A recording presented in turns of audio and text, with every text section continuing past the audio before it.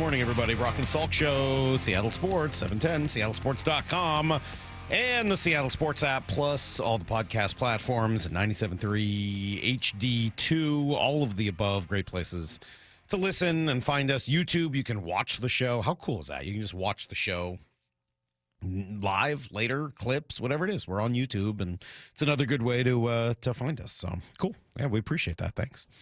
I thought maybe, as the Mariners win again last night, bizarre win. I think if you were to watch, and I watched both of those two games against the A's, I think that the Mariners might have deserved to win game one, and the A's might have deserved, like if you watch those two games, I think you might have thought they would have gone the other way. The A's sort of stole game one due to some mistakes I think the Mariners made. Mariners kind of steal game two due to some relief pitching, a couple other things. So, I mean, whatever, kind of works out even. And now, once again, you get a rubber match tonight. I got a whole bunch of thoughts and observations and things that come out of yesterday. But I thought before I would do that, I would go through some of the texts that came in during the Mariner game last night. This, by the way, could be a fun thing to keep doing.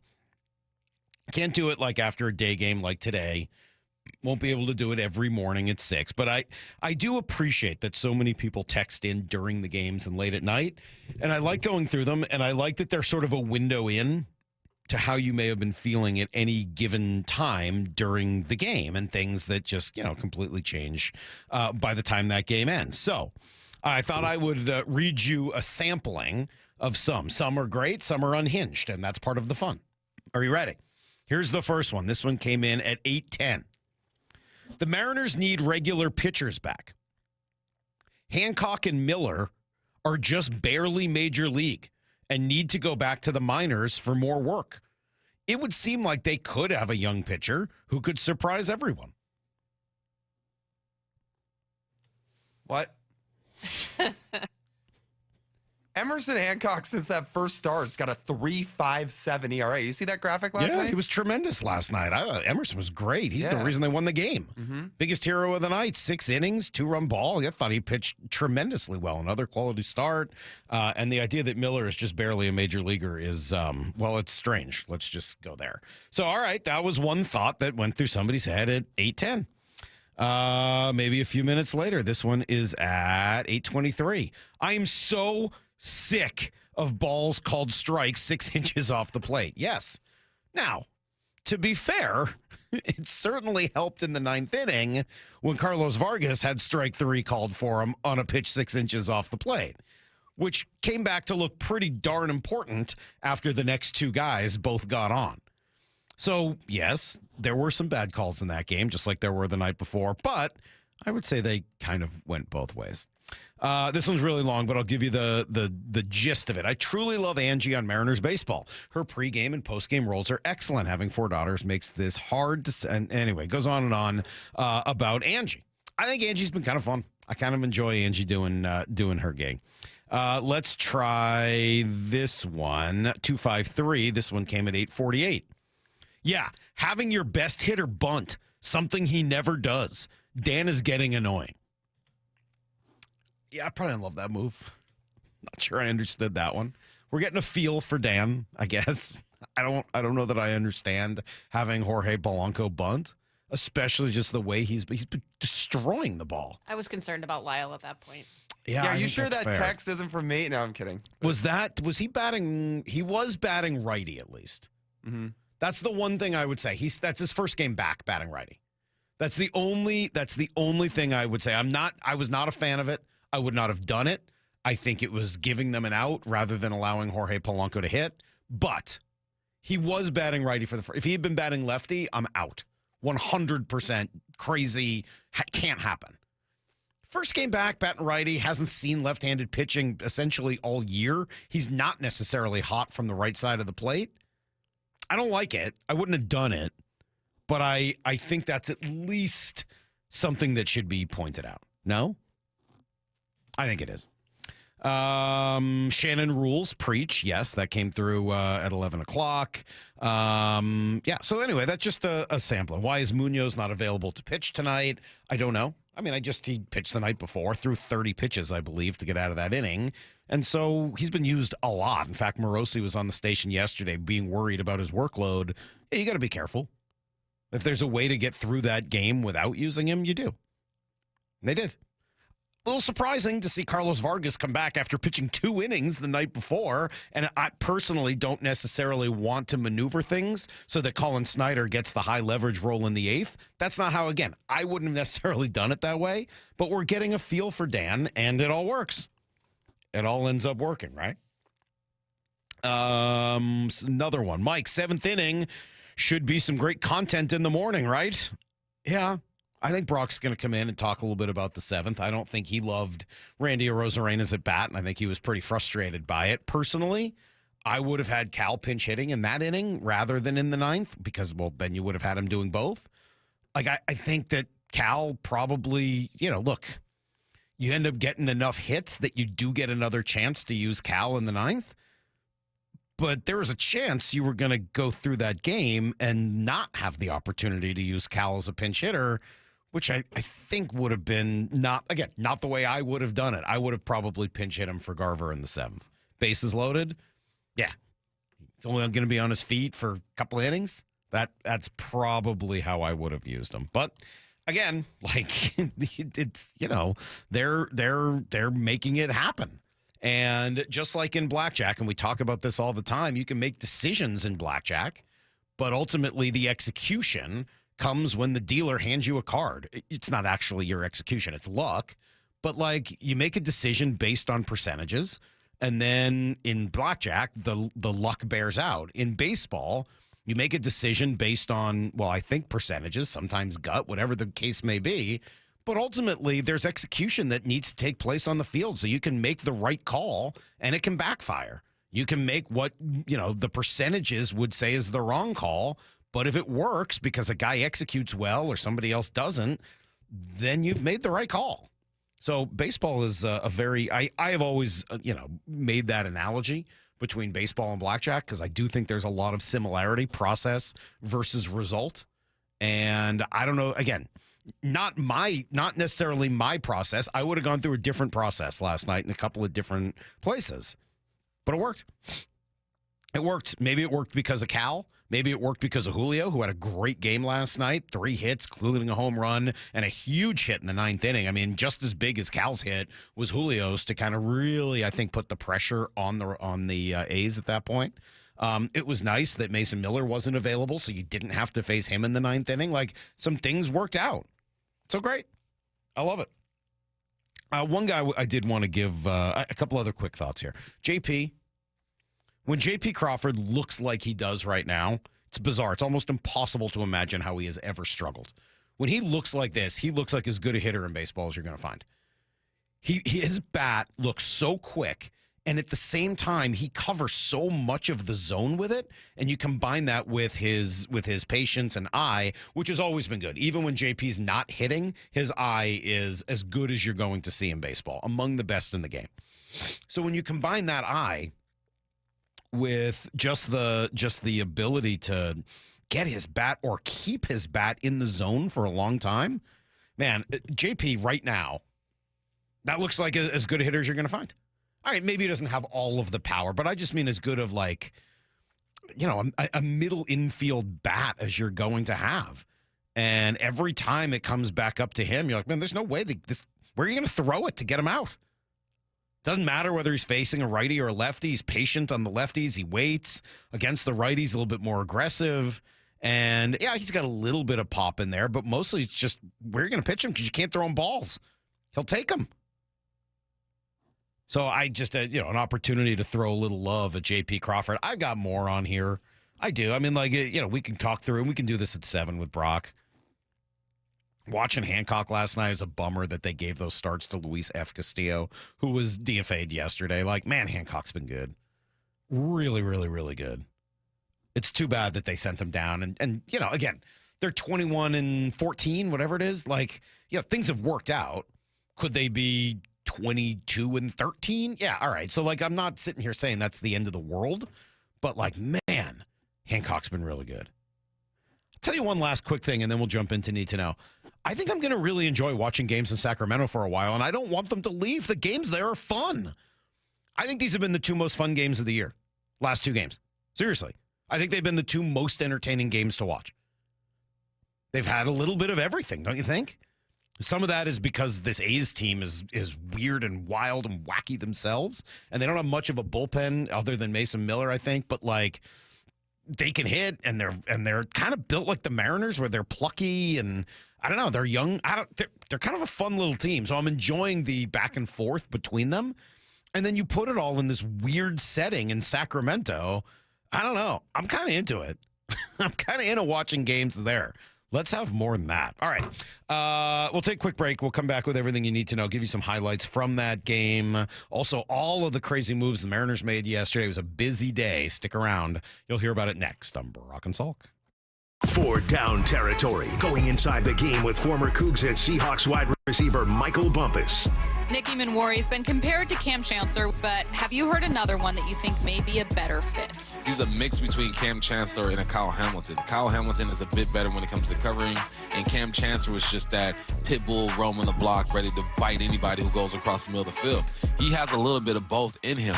For Down Territory, every day at 11:15 and 1:15 on Bump and Stacy. At O'Neill Plumbing, we've been exclusively plumbers for over 100 years. No corny mascots, no out-of-town owners. Just clean, fast, and professional plumbers out to your home fast. All rooter and all trenchless. O'Neill Plumbing. Safety comes first. When money is tight, Buc-ee's has you covered with available financing. For oil changes, wiper blades, brakes, tire rotation, tune-ups, and factory maintenance, it's Buc-ee's Complete Auto. No appointment necessary and financing's available. Check Buc-ee's.com for the location near you.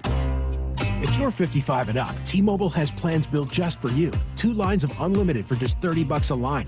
That's a 45% savings compared to Verizon and AT&T. But don't just take our word for it. It's not just the savings that are great with our T-Mobile plan. There's all this value from all these other things that T-Mobile offers. T-Mobile has been such a savings for us. We love it. Switch today and get 2 free 5G phones like the Motorola Edge with Turbo Power charging that gives you power for the day in just 15 minutes. And customers 55 and up can get 2 lines of talk, text, and data for only $30 a line. Go to T-Mobile.com/55 to learn more.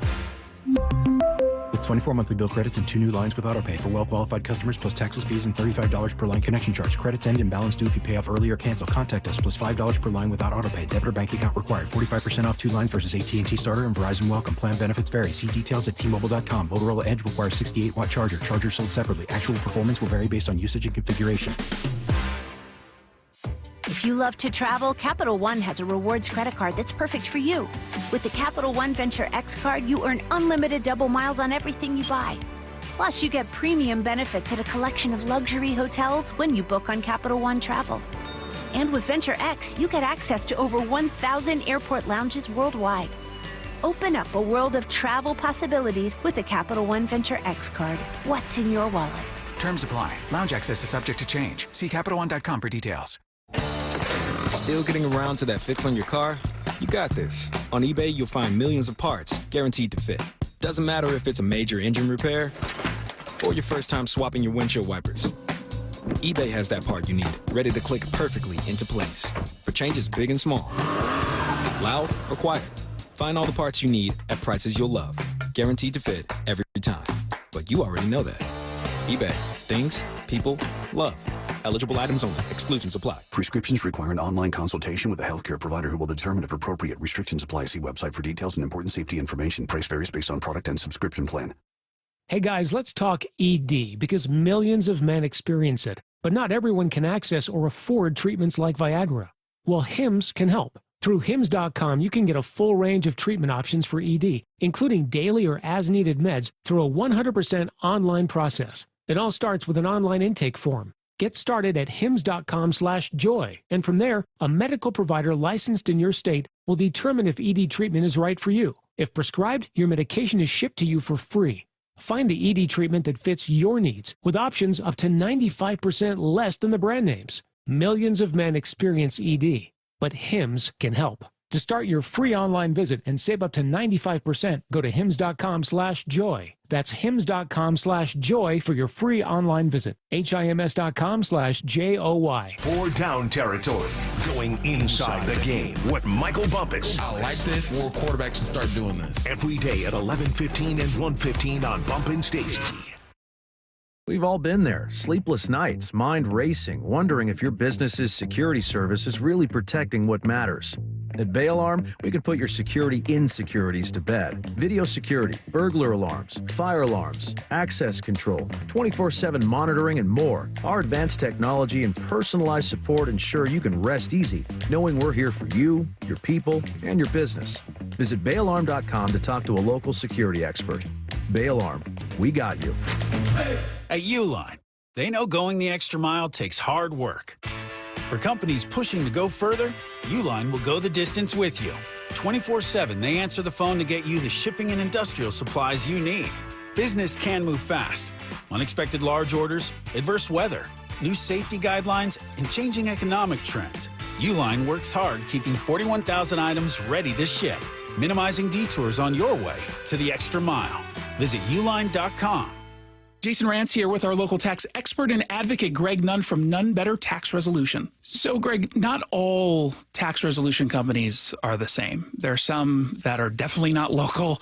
There are others that don't quite know what they're doing even. Well, I tell you, these ads that all of us hear, Fresh Start program, they make you feel like, hey, man, I can just easy peasy get my taxes written off. No.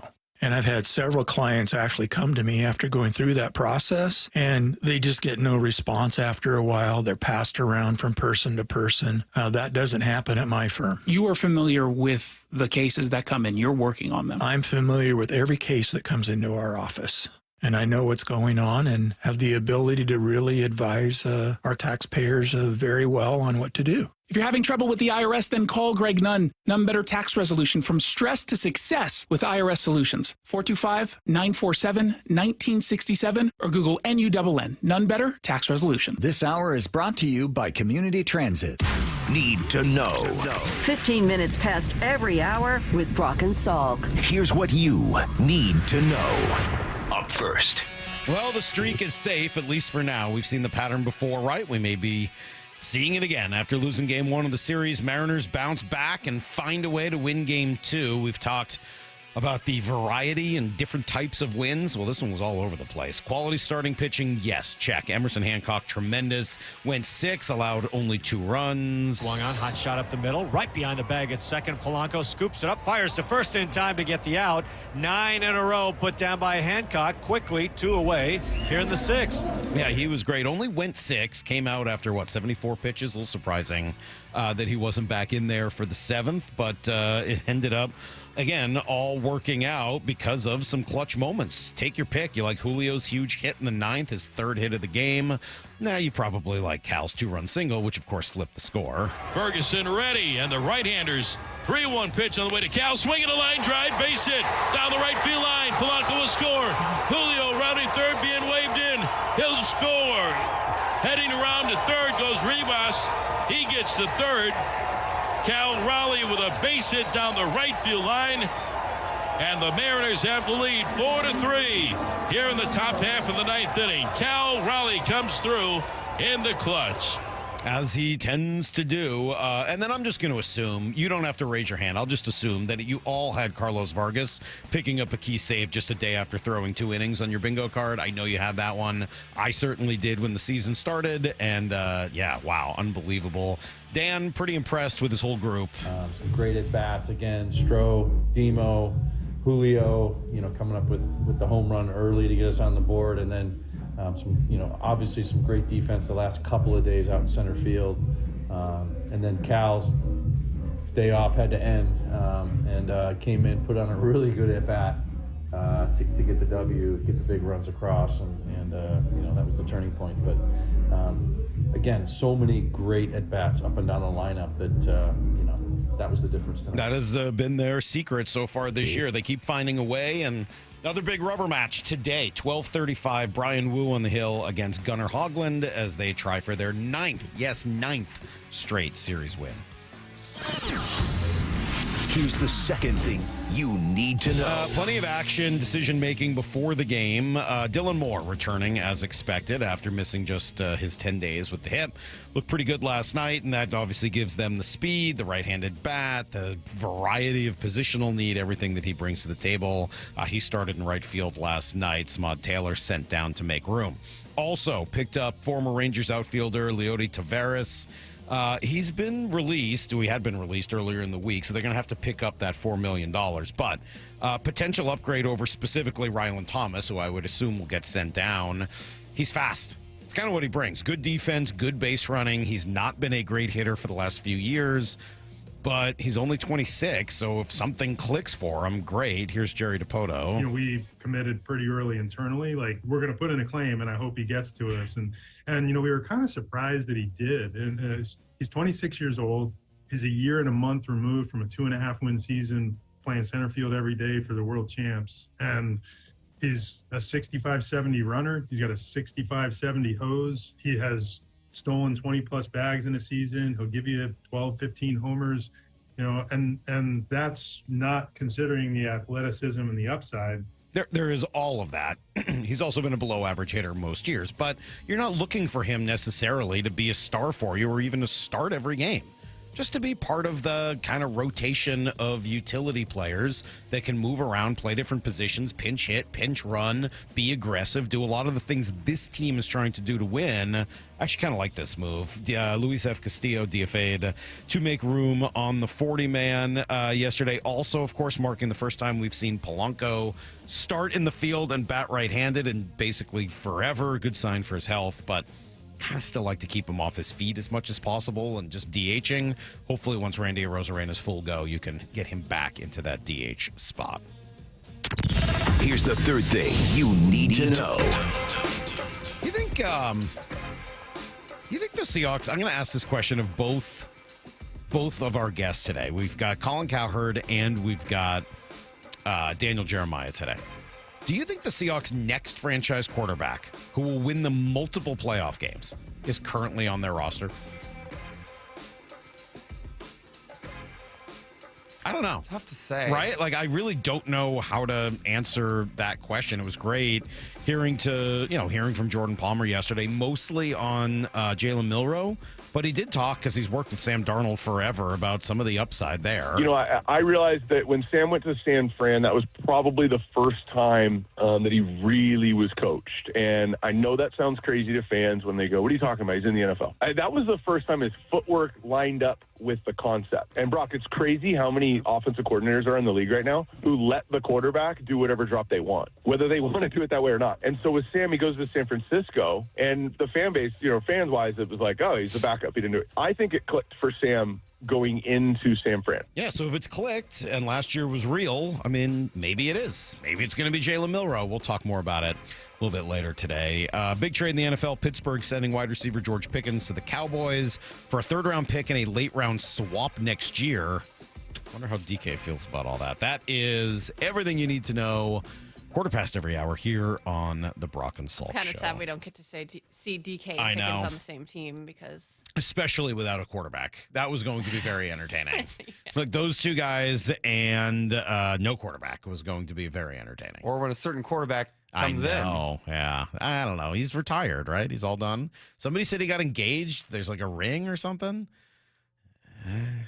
Sure. Let's just move it along. We don't need to delve too deeply into that today. There's no reason to. We've got plenty of great Mariner content. I'm going to be looking that up. All right, more. Get on that. We will, in the meantime, take a listen to our buddy Jeff Passan, who is getting old, is losing things, and yet has a lot of cool, interesting stories and things to tell you about the Mariners. Stick around. It's next on Brock and Salk.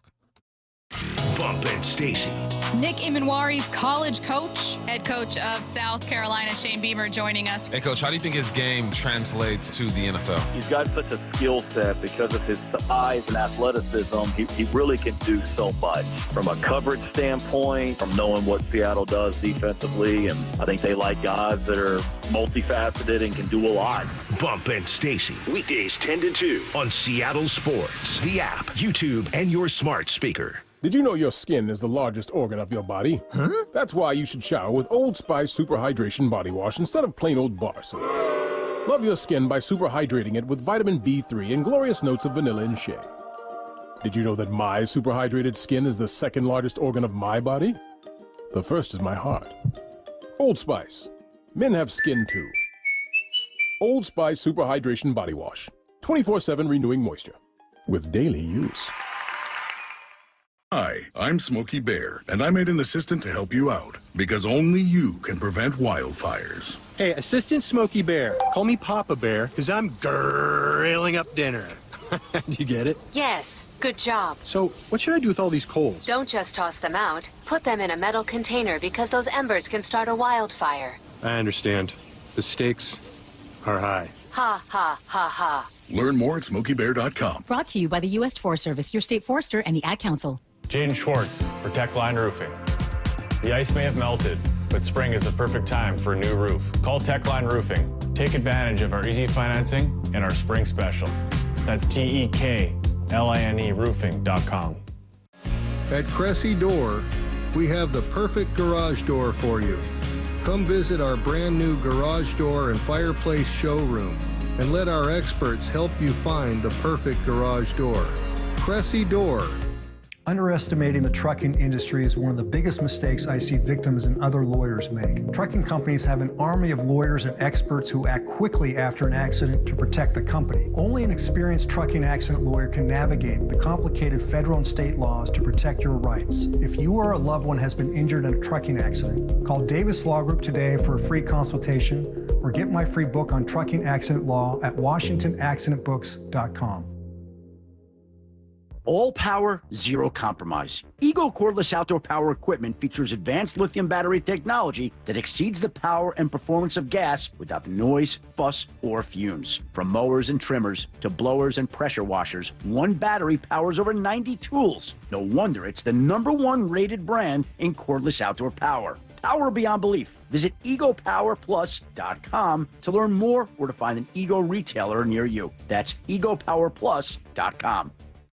Hey, Chris Candy here. My mom goes out of her way to make me happy, so this year I'm returning the favor with a bouquet from the Books Company. Their flowers are cut fresh from the best farms, so they grow bigger, brighter, and last way longer. It's easy. Pick your bouquet, delivery date, and done. Mother's Day is May 11th, so order your Books now. Go to Books.com. Use promo code CANTY for 25% off. That's BOUQS.com, promo code CANTY. Books, promo code CANTY. Warmer weather, more sunlight, and your new car. That's right. At Toyota of Kirkland and Toyota of Renton, summer starts here. With their combined inventory of new, used, and certified pre-owned inventory, you're in for a summer to remember. Their fantastic teams will set you up with a test drive so you can ride off into that summer sun the same day. Summer starts here at Toyota of Kirkland and Toyota of Renton. Whether you're in the north or the south, they got you covered. Visit their incredible showrooms today or online at toyotaofkirkland.com and toyotaofrenton.com.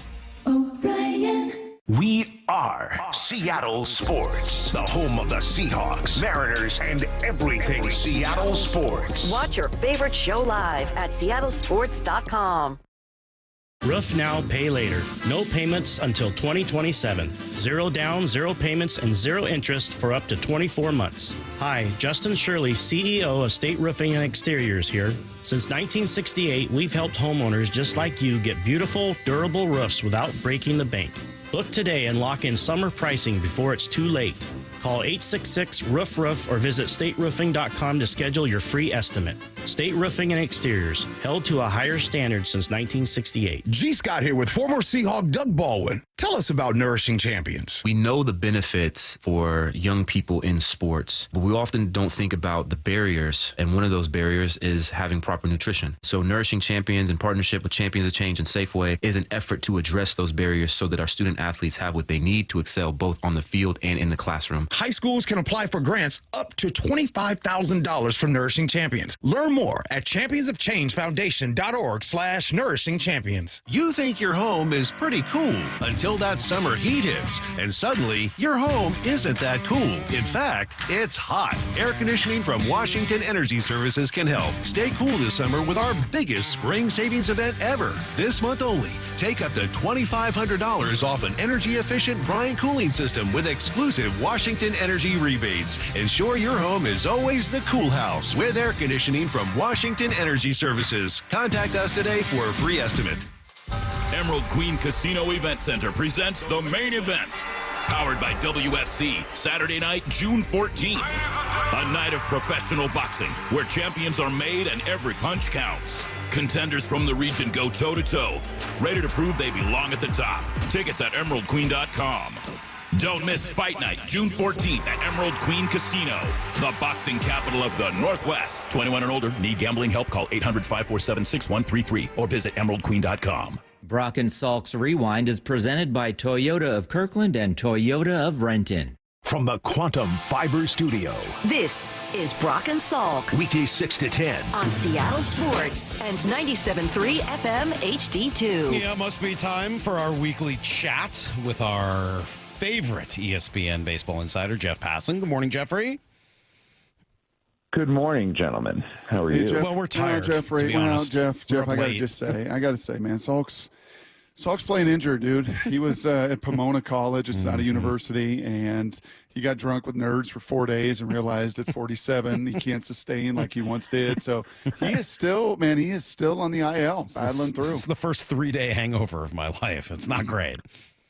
I am losing my mind right now. I'm not joking with you guys when I'm saying that, and I'll walk you through what's happening, and you can tell me how to handle this. I haven't had my AirPods for a couple of days. You know what happens? They kind of like go missing, and you don't think you need them, and you go through, and everything's fine. Today I'm finally like, okay, I got to find these things. And if you have an iPhone, you probably know what the Find My app is. It's the thing that for all of us old people helps you track down things that you forgot where you put them. And so I hit the play sound button on my AirPods, and I hear a beep, and it's like, I'm like, okay, I'll go and track it down.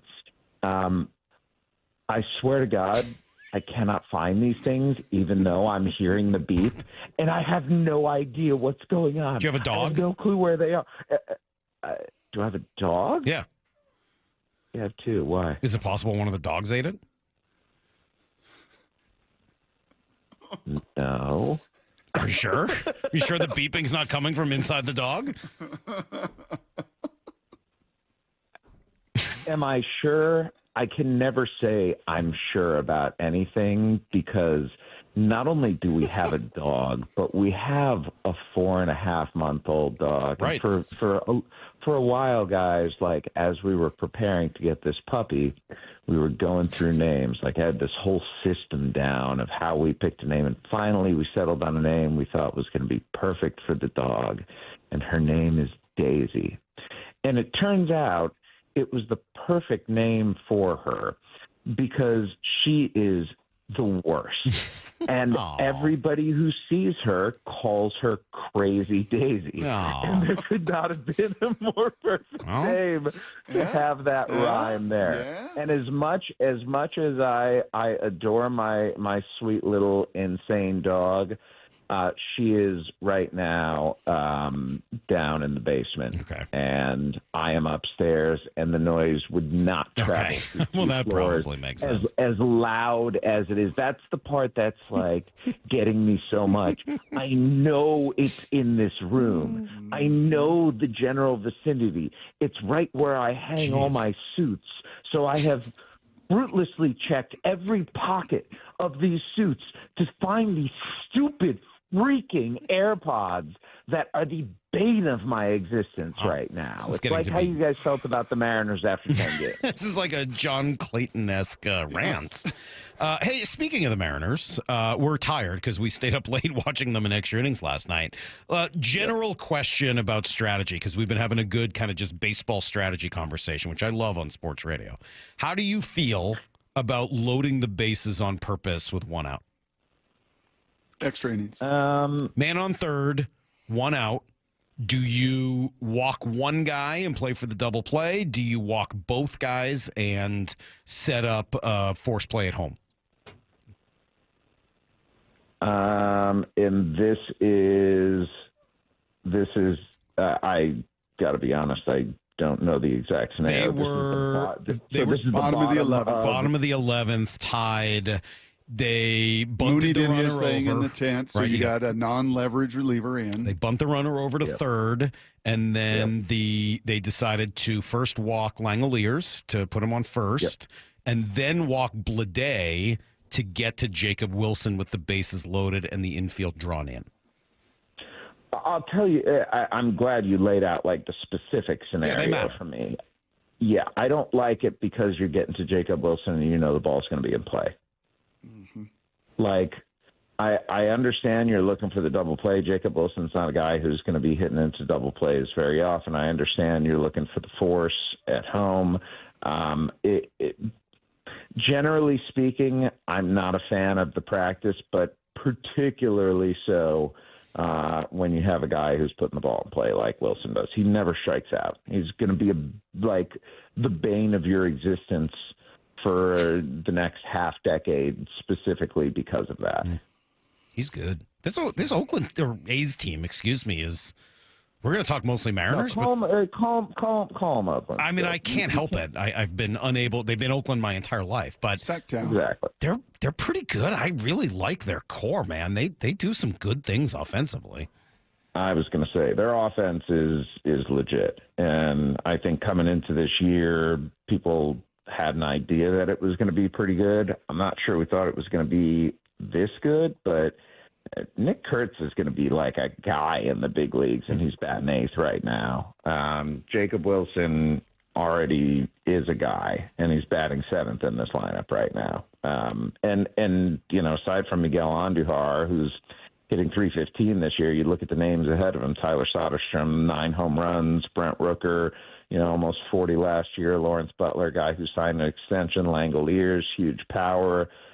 Blade hasn't been very good this year, but he was last year. Like, if they can get some pitching, they're going to be a problem for the next few years. Mm-hmm. Okay, so big picture with the 20 and 14 Seattle Mariners. As you look at numbers, as I know you do, as you kind of look at trends, and we get a chance week to week to talk to you, what jumps out now through 34 games of this journey with this crew? They're good, and I know I'm not telling you guys anything you don't know already, but this is a team that's 17-6 since it started 3-7. To me, the biggest number, though, and the one that matters the most, this is a game that, because of the offensive environment, guys, is going to be based around how many home runs you can hit and how many home runs you can prevent. And over the last calendar month, since they bottomed out at 3-7, Seattle Mariners hitters have hit the most home runs in all of Major League Baseball, and Seattle Mariners starters have allowed the second fewest. And that right there is how you go on a 17 wins in 23 games run. So not small ball. Not small ball, no. And thank goodness for Cal Raleigh, who's got more than a quarter of the home runs by himself. But I dare you to say that to Jay Buhner. Yeah, we had Jay Buhner on last week. He said it was small ball. I dare you to say that right to Buhner's face and see what he does. I dare you, Joe. Wait, Jay Buhner said this team needs small ball? He said that's why they were winning, was because of small ball. The way that really, really good Major League power hitters revere small ball will never make sense to me. It's like you have this panel on the postseason in the postseason on Fox of Alex Rodriguez, David Ortiz, and Derek Jeter combined like 1,500 home runs in their career. And they're like, got a bunt in that situation. No, guys, you don't. You hit the ball over the fence, and that is how you win games. If you are bunting to try and score, you stink. Period. End of story. Like, get with it. I will not for the life of me understand the reverence for small ball among players who made careers hitting the long ball. I got an idea. You know what we should call it, actually? And actually, the more that Jay kind of talked about it, it wasn't small ball. It's not. It's situational ball. This team is playing good situational ball. When it calls to get somebody over, they get them over. When it calls to hit a sacrifice fly, when it calls to get the runner home, when it calls for what the game calls for, they're doing it better over, this stretch of 30-some games than they had the last few years. Can we call it situational ball? Yeah, just how about do your job ball?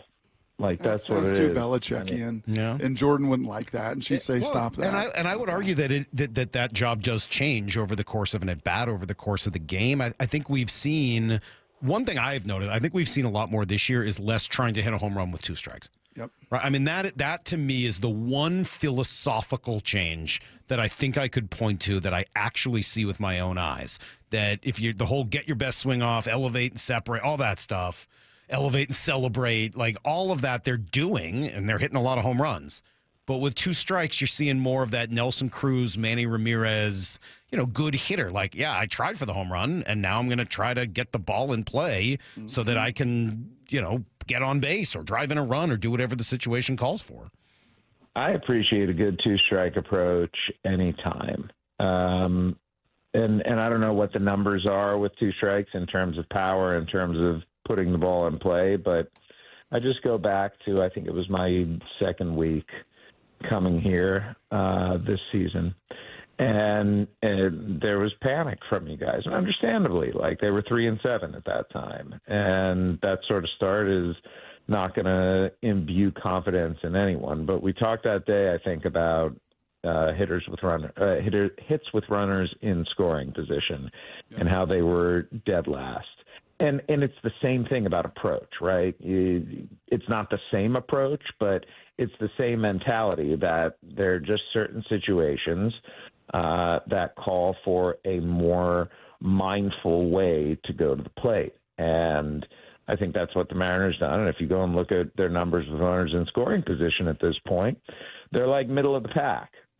They've done a really nice job of figuring that out between then and now, and that plus the power combined really are the things that are helping propel this.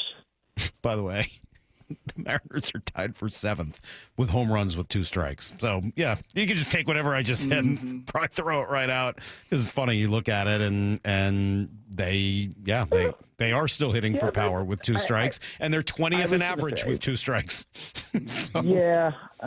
Well, listen, it's early, Mike. It's early. All that tells me is that our eyes lie. Yep. And you don't know ball. Oh, thank you. That's nice. I appreciate the second part of it. That's nice of you. Thank you, Jeffrey. That's a really, really nice thing to hear from you this morning. It's pretty rich when you can't find your freaking AirPods. Really, I was pretty going to rich. say, I don't know how to find a noise. So who's the real idiot here? Maybe both of us. You were famous originally for writing a book about an arm, but that arm is connected to the mind. And you said mindful, and it struck me of something that Bryce Miller said yesterday, Jeff. This has been a stretch now of 4 or 5 starts that we have not been accustomed to seeing out of Bryce. And he's a pretty introspective guy. Here he was yesterday post-game talking about some of what's going on between his ears. It's tough because this game is extremely mental. And, it's like even before today, 2 of my last 3 starts, I didn't give up any runs, but I still haven't felt like myself. And I think there's also, you have to have the battle within yourself to not press too hard and just to trust your stuff. And I think as the game went on, I did that, but it's a tough game. And at the end of the day, I got to just go out and execute and trust that I prepared. And, it's can't get too mental. It's difficult to do, but at the end of the day, you just got to go execute and not think too much. Not think too much, can't get too mental. When people in my life experience are saying that, it is absolutely mental, and you're absolutely pressing and thinking too much. Anything that resonates and really stands out from the numbers, not just our eyes, but as you look at his numbers, or anything that jumps out to you in particular? Yeah, the walks. Walks are just such the enemy of pitchers because that's something that most of the time, guys, is in your control. And I think one of the things that has made this Mariners staff so exceptional over the last few years is that they have a staff full of guys who strike batters out with premium stuff and throw strikes and do not give free passes. And I think there's probably, like, if you execute a pitch and someone gets a hit off you or someone even hits a home run, I'm not saying you can be happy with it, but if you are a process-oriented person, you can accept, you can acknowledge, you can recognize that sometimes in this game, a guy's going to get a really good swing off and going to beat you, even if you have good stuff, or a guy's going to get a really bad swing off and still beat you if you have good stuff. And that I think is where Bryce Miller is at right now. We can look at the walks, and 19 and 34 and 2/3 innings. It's almost 5 per 9 when this is a guy who over the course of his career coming into this season was averaging 2.1 per 9. He's more than doubling his walk rate. But at the same time, I think he takes solace in the lack of home runs he's given up this year. Only 2 in those 34 and 2/3 innings. So, Jeff, what would cause that? Small sample. Until I see more evidence that this is something that he's done for a half as opposed to 7 starts, that's what I will attribute it to. I think our concern is that it's either something physical, right? He's talked a little bit about, the back has been sore, something like that. You're talking about the walks. I thought you were talking about the home run. No, the walks, and just, watching him last night, really the last couple of starts, I don't want to use this. He's labored a little, and he has looked, for him, very ordinary, which is not something I would have ever said about watching Bryce Miller pitch. Just didn't really have like an out pitch. Couldn't really finish. I'm gonna counter any concern right now, and maybe this is gonna be egg on my face, but I look at those 2 outings that he was referring to where he gave up no runs, right? He threw only 83 pitches in the first and only 78 in the second. The second in particular I thought was impressive because of his strike total, but I love an outing where a guy does not have his best stuff, does not have the feel of the ball or the strike zone or particular pitches, and still has the gumption to go out there and put up zeros, where he's got traffic and he's pitching through guys with runners in scoring position and stranding guys, and still has a 0 at the end of the day.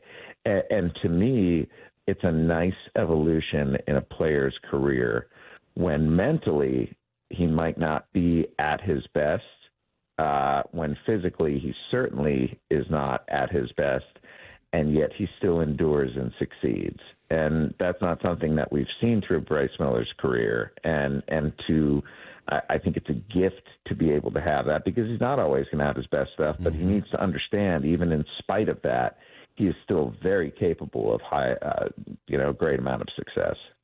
You ever bird hunt, turkey hunt, Passan? Ever done any of that hunting? No. I went a couple weeks ago. I don't know if I told you guys this, but I've been coaching baseball, or I coached baseball when my older son was younger, and another assistant coach. One day we were just lamenting. I think it was after a loss, and the kids were like, "This is such psycho behavior." The kids were like 9 at the time, and we were sitting there and lamenting how soft our kids are. And we were like, they need something. And he's like, well, my dad lives out in the country, and we can take them out there, and they can learn to do things in the country and have country common sense. And 8 years later, finally, we had country common sense camp a couple of weekends ago. Don't you live in Missouri? You're basically in the country to begin with. I live in the suburbs, you turd. But it's There's not. It's Missouri. It's all country. First off, I live in Kansas. My kid goes. I'm sorry. Well, the Missouri. Kansas. I've always referred to Kansas as really the big city. Oh, So yeah, I'm going to really defeat the idea that there are coastal douches who go and judge where other people live. no, I'm not going to defeat that idea at all. I'll prove that idea 100%. As coastal as it gets. Unbelievable. Why were you asking him about this, Brock? All of this is to say I shot guns a couple weeks ago, but no, I've never killed animals, Brock. Okay. No, I was just thinking when You're you do a coastal bird hunt, elite at heart. you do a turkey hunt, it takes a group. And I think you need your wife. If you're going to find this AirPod, you got to kind of circle it. You got to circle where the turkey Can I try to ask Jeff a couple quick baseball questions? Okay, fine. How many All-Stars on this Mariner team right now today? Season ends today. Well, part of the season doesn't have to end. It would just be the All-Star voting that would end. But yes. All-Star voting ends today. Cal? Yeah, Cal and Munoz. JP? Nope. Wow. 150 WRC plus leading shortstops. Polanco? With JP, I don't think it's a JP thing. I think it's he's not going to get voted in thing. And then with the Mariners already having multiple guys, they will be loath to pick another. Polanco? No, not enough volume. Okay. Woo? Yeah, I think Wu would have a pretty good shot right now, actually. I think if there's a third, it's probably him. And Crawford could play his way into it if he keeps doing this. He's been awesome, man. Incredible. We were kind of going off of Bradford Doolittle's ranking, and he sort of wrote about the Mariners potentially being in the market for first base help, which would make some sense. The Solano-Tellez combo has not done a lot, but you're hitting, so obviously you can afford to wait a little while. If they try Locklear and that doesn't work, and eventually they want to acquire first base help, I came up with 3 names just looking at teams at the bottom and who had first basemen that might be for sale. And the 3 names I came up with were Nathaniel Lowe in Washington, and then from Baltimore, either Ryan Mountcastle or O'Hearn. Any thoughts on any of those 3? Let's go through all 3. Nathaniel Lowe is solid. He strikes out a lot, though. And I don't know how much better production you're going to get from him against right-handed pitchers than Rowdy Tellez. Tellez hasn't been bad, guys. Like he's hit home runs at least. And when you have a lineup that right now, it's like you're getting the on base from Polanco and Crawford, and even like guys like Leo Rivas and Mitch Garver. Like that's the thing, the guys you're not expecting and who aren't playing full time are getting on base. And really, like when it comes to those secondary guys, I think it's reasonable to want them to be good at one skill. Like these aren't the guys who are hitting 1, 2, 3, 4, 5, even 6 a lot of times in the lineup. Do one thing well. And, hang your hand on something well. Yeah. And Rowdy Tellez has provided some power this year. So that being said, Nathaniel Lowe, sure, it would be an upgrade. Good defensively at first base too. So that certainly helps. Mountcastle, I mean, if you can get Mountcastle and O'Hearn together, that would be awesome. just because the weaker side of the platoon for the Mariners right now is the right-handed side. And I love Ryan O'Hearn. I think he's a really, really good hitter, but he tends to be a guy who succeeds only when he's facing right-handed pitching. So it's not going to be a full-time solution. But of the 3, O'Hearn to me would be the best guy to go after. It's a great Jeff Passan joins us, of course, every Tuesday at 8:30 during baseball season. We'll replay Wednesday morning. which is great for anybody who misses it on Tuesday. The 6 a.m. crowd gets a little opportunity to hear Jeffrey on Wednesday morning. All right. We got guests coming up, man. We got Colin Cowherd at 8 o'clock. We've got Daniel Jeremiah at 8:30. Tomorrow, I think we're going to talk to the greatest sports columnist in America, Dan Wetzel, who's got a new book coming out that I just bought yesterday. So we'll talk to him. I think, not confirmed yet, but I think we got a shot at Kevin Seitzer on Friday. That's the goal anyway. And then, should I say who we're going to talk to next week, or should I wait for Brock? No, I'm going to wait. I'll wait for Brock. Well, all right. Well, I'll tell you what. Brock and I have an interesting guest coming up next week. Somebody you guys know. And I'll tell you who that is, in addition to a lot of Mariner reaction next on Brock and Salk. Wyman and Bob, afternoons 2 to 7. Nick Ebenwari is with us. Nick, how are you, man? Super blessed, super grateful, but yeah, I feel like I should have gone a little sooner, but I landed in the right spot ultimately. Had a great connection with them, so I'm glad I ended up going to the Seahawks. But in my notes, in my phone, like I kind of had like the NFL, it's personal list, so like that's a funny thing I for myself. Dave Wyman and Bob Stelton, afternoons 2 to 7 on Seattle Sports, the app, YouTube, and your smart speaker. Lake Washington Windows and Doors makes it easy to enjoy new windows with clean glass technology now and defer paying for them until 2026 with 0 down, 0 payments, and 0 interest for 12 months. Visit LakeWashingtonWindows.com. Want to get rid of clutter and reclaim your space? John here with Happy Hauler, Seattle's eco-friendly junk removal.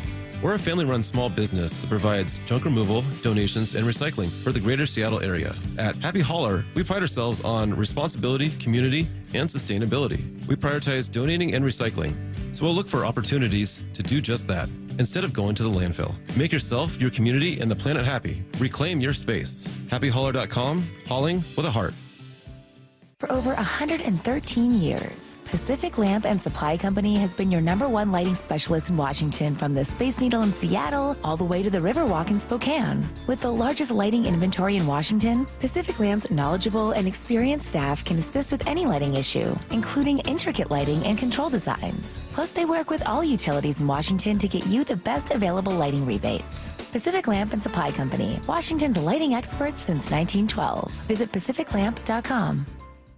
Why choose a Sleep Number smart bed? Can I make my side softer? Can I make my side firmer? Can we sleep cooler? Sleep Number does that. Cools up to 8 times faster and lets you choose your ideal comfort on either side. Your Sleep Number setting. It's the Sleep Number Everything Smart Bed sale. Every smart bed and base are on sale during our Memorial Day event. Up to 50% off, plus free home delivery. Limited time. Exclusively to Sleep Number store near you. Learn more at sleepnumber.com. Find mom's best gift at Target.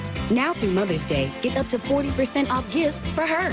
Discover trendy apparel and swimwear that'll elevate any wardrobe. Jewelry that'll make her smile shine brighter, and even chocolate that'll turn any moment into something sweeter. There are endless options to choose from to show her she's the best. Hurry! Save 20 to 40% on select apparel, jewelry, chocolates, and more this Mother's Day only at Target. Restrictions apply. You've heard the saying, you never get a second chance to make a first impression. Since 1926, my family's been helping local businesses make great first, second, and long-term impressions. We know how to make your company look good with quality uniforms, logoed apparel, floor mats, linens, and more. If you're paying for linen service or doing it yourself, let's have the conversation. The information and quote are free, but the savings and service can really add up. Visit suplinen.com. Superior Linen Service. It's what we do. Are you looking at diversification and stability with your investment portfolio, especially with the volatility right now in the stock market? Hi, I'm Scott Rirecka, CEO of Legacy Group Capital based in Bellevue. We've been running local real estate investment funds for over 18 years. We've had 0 investor losses and have averaged double-digit returns since inception. Maybe it's time to take a little risk off the table given market conditions. For stability, there's no better option than Legacy Group's Northwest Fund, a fixed return of 9%. Legacy's Northwest Fund also accepts IRA accounts as well. Find out why over 1,000 local investors have invested over $250 million in our Legacy family of funds. Get in touch with us today. Legacy's Northwest Fund, returning 9%, has limited opening for new investors right now. Call 425-635-4700 or visit legacyg.com. That's legacyg.com. This is not investment advice. Legacy investments available to accredited investors only. Details at legacyg.com. Hey, it's Jason Rantz. Our local tax expert Greg Nunn wants taxpayers to know the IRS is now going after older cases very aggressively. If you received Form CP-504 from the IRS, do not ignore it. Be proactive and resolve your situation with Greg Nunn, N-U-N-N, None Better Tax Resolution. Summer is better with True Green, especially at a price this low. For a limited time, get 75% off of your first treatment and enjoy your lawn without overspending. With True Green, you get expert care and a plan tailored to fit your lawn's needs. So it looks like the best while you save big. Let the pros handle the hard work while you enjoy the result. Relax more and keep more money in your pocket. A great lawn has never been this easy or this affordable. Sign up now at TrueGreen.com. Restrictions apply. Evan Cohen here. When the draft clock is ticking, you've got to pick the best talent, regardless of position, to fit your team's needs. Well, if you're hiring for your business, you want to find the best talent for any of your roles. That's why you need ZipRecruiter. ZipRecruiter's powerful technology hustles to find qualified candidates for your job immediately. And if you see a standout candidate, ZipRecruiter lets you personally invite them to apply. Try ZipRecruiter for free at ZipRecruiter.com/USL. That's ZipRecruiter.com/USL. Let's go! This is Seattle Sports. Streaming through the Seattle Sports app. KIRO AM Seattle. KIRO FM HD2 Tacoma. Home of the Seahawks, Mariners, and everything Seattle sports.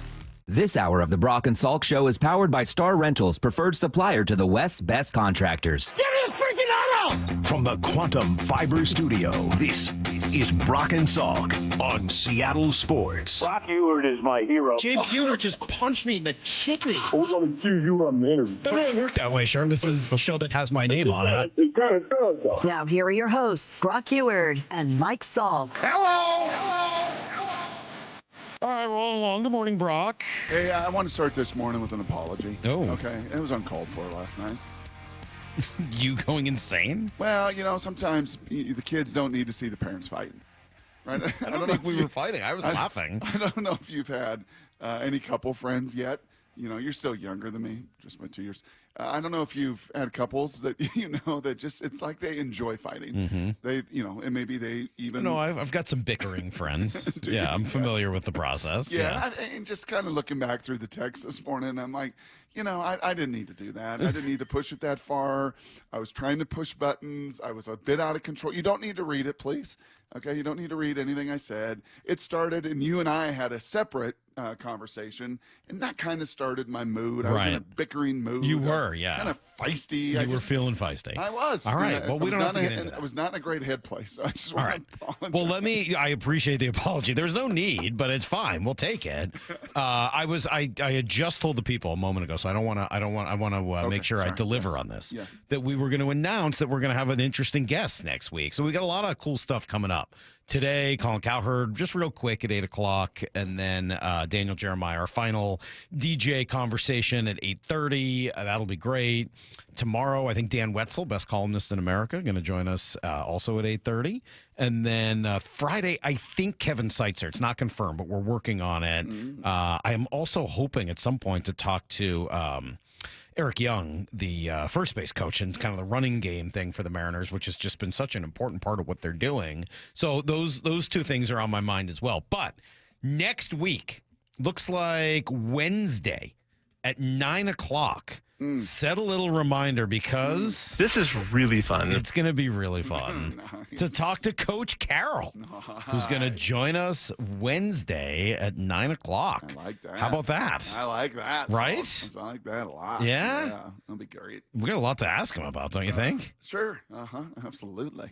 That'll be fun. I know that you've been staying in touch with him and working that process, and just when is the time right now that the hay's in the barn with free agency and the draft and all that good stuff, and they're getting going. He's got to be pumped, psyched about Ashton Genty as well. So yeah, it'll be a lot of fun. Good job. 32 number looking so good. Looking so good. Looking so good.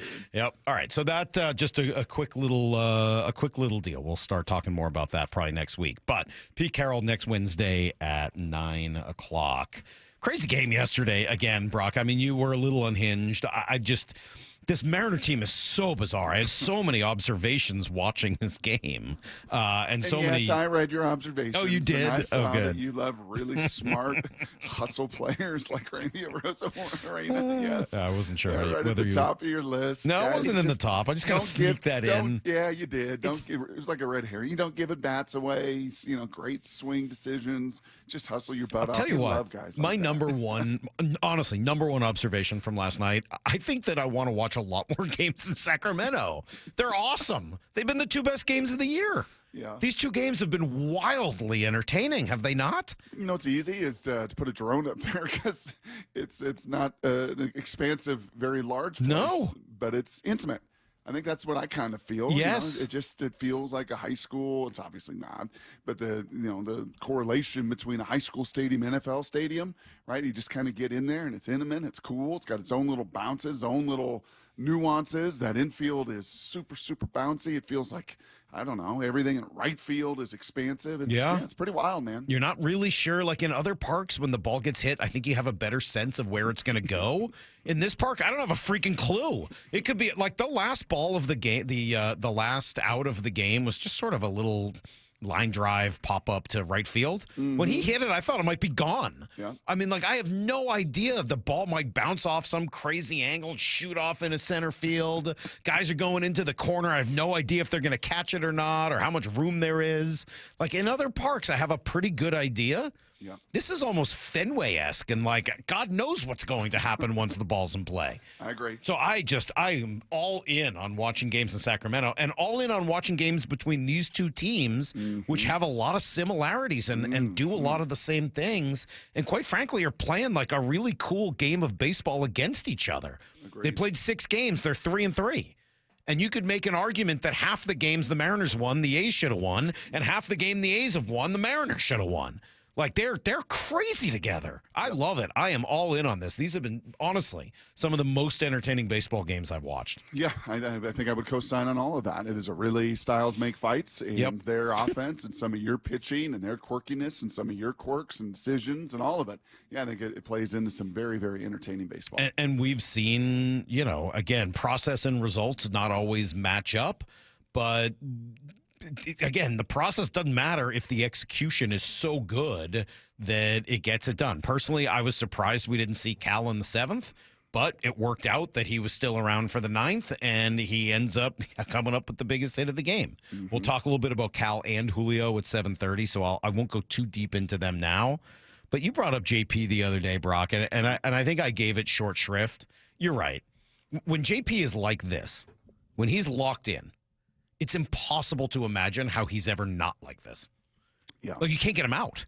I mean, you John Bon Jovi'd me with the whole, it's Polanco. It's not even a conversation. I was wrong. I just apologized to you. Great. I appreciate that. And you know what else he does, Salk?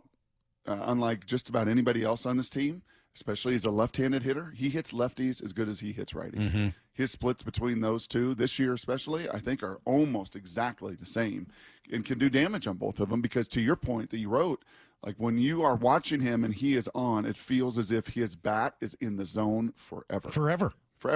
Like forever, ever. So I have this player profile from Lyle. I'm curious if you can figure out who this is. I saw this morning as I was digging around a little bit. This is a baseball savant player profile. Thanks for putting your Ebenezer's. And it's still not very bright because it was in color and then printed out not in color. Okay. So if you've never seen a baseball savant profile, they give you a what would you call it? A percentile. Yeah, just like three answers. One on your batting run value, your base running value, and your fielding run value. Yeah. And so if you choose to, there's a bunch of other stuff too. Yeah, but just that's the very first snapshot they give you of a player. Where are they in the league in terms of what they're bringing to the table, hitting wise, base running wise, and fielding wise? Mm-hmm. What Mariner player has an 80th percentile right now for this year in terms of batting, 35th percentile, so just slightly below average in base running, and a 13th percentile for fielding? According to Baseball Savant. Top 20% of the league in hitting, middle of the pack in base running, bottom 15% of the league in terms of fielding. Who you got, Lyle? Feels like I'm thinking. Jeez. Come on, Lyle, let's go. I don't need dead air. Who you got, buddy? It's 7:08 a.m. and Lyle's already done with Brock. Jeez, give me an answer. This isn't a podcast. It's a Mariner. My it is a answer Mariner. my guess here, I guess, would be JP, although I feel like he usually runs the bases better than that. JP Crawford. Absolutely right. Isn't that crazy? Good job, Lyle. 80. Would you have gotten that, Brock? No. Who would you have guessed, just out of curiosity? Randy. Yeah, Randy would have been an interesting guess. I think he's probably a lot higher in base running value than that. True. But, yeah, it's so crazy. Like, for all the conversations about JP, got to keep his glove in there, but the bat, I don't know. Well, right now, it's the exact opposite. Yeah. Just the exact opposite. What did Jeff Passan say? Your eyes lie. They often do. Just one last piece here, and then we'll move on. And there's a lot more baseball to come today. But the little consortium of Rivas, Moore, and Mastroboni, yep, they've been really key for this team. I mean, all three of those guys, I would say, hitting well above your expectation of them. All three seem to actually embody the style the team wanted to commit to this offseason. And I get what Shannon has said before. Not everybody can be that style. Yep. But when you have an opportunity, if you've got a philosophy, then you've got to, like, when given an opportunity, find people that fit it. And Especially those three young guys people, have really done their job. Especially with young players. It's interesting. Benetti was here. The Tigers in town. Had a great If they're time young with him players, yesterday. Moore's not a young player. Mastro's not really that young. Yeah, Mastroboni's still kind of young. Rivas is still kind of young. And I remember the first time around, early in the year, when the Mariners were struggling, when they were in that 3-7 start, and Detroit just handled them. They were fortunate to even get one game from Detroit. And I said, what did your guys say about them? Right, when they kind of leave town, what is AJ? What is the pitching? Like, what do they say about this team? And he was like, they're just too predictable offensively. They're just too similar. There's just not enough variance, you know. And I think that's been some of the story the last few years. A lot more variety now. Yes, Yeah. and with that mix right there that you mentioned, kind of playing that style, and yeah, there is a whole lot more variety than we've seen the last few years. All right, we're coming back to the Mariners here in about 20 minutes. Want to talk through two of the biggest stars on this team, their expectations, their popularity, and how sometimes the eyes can lie. That's coming up in 20 after everything you need to know next. Wyman and Bob, afternoons 2 to 7. Even the guys that, if you look at their average and go, they're not off to a good start, look at the on base. This team has been outstanding at working the pitcher, at taking walks. You look at Randy Arozarena, for instance. He's had huge hits. He's had some big moments that have been game-winning moments, but overall, he's not hitting that well. He's hitting 208, but he's got a 359 on base. Dave Wyman and Bob Stelton, afternoons 2 to 7 on Seattle Sports, the app, YouTube, and your smart speaker. This is Matt Coker from West Coast Men's Health. Has Viagra stopped working for you? Do you hate the side effects? If you've taken Viagra for any length of time, you already know that pills are not the solution to ED. Here at West Coast Men's Health, we have a better approach to ED. Acoustic wave therapy creates blood flow circulation by safely removing the plaque in your arteries and restoring function naturally. No pills, no shots, no surgery. We can also treat Peyronie's disease. Our non-invasive treatment for ED is painless and highly effective. We have treated thousands of men just like you. Stop living with this problem and do something about it.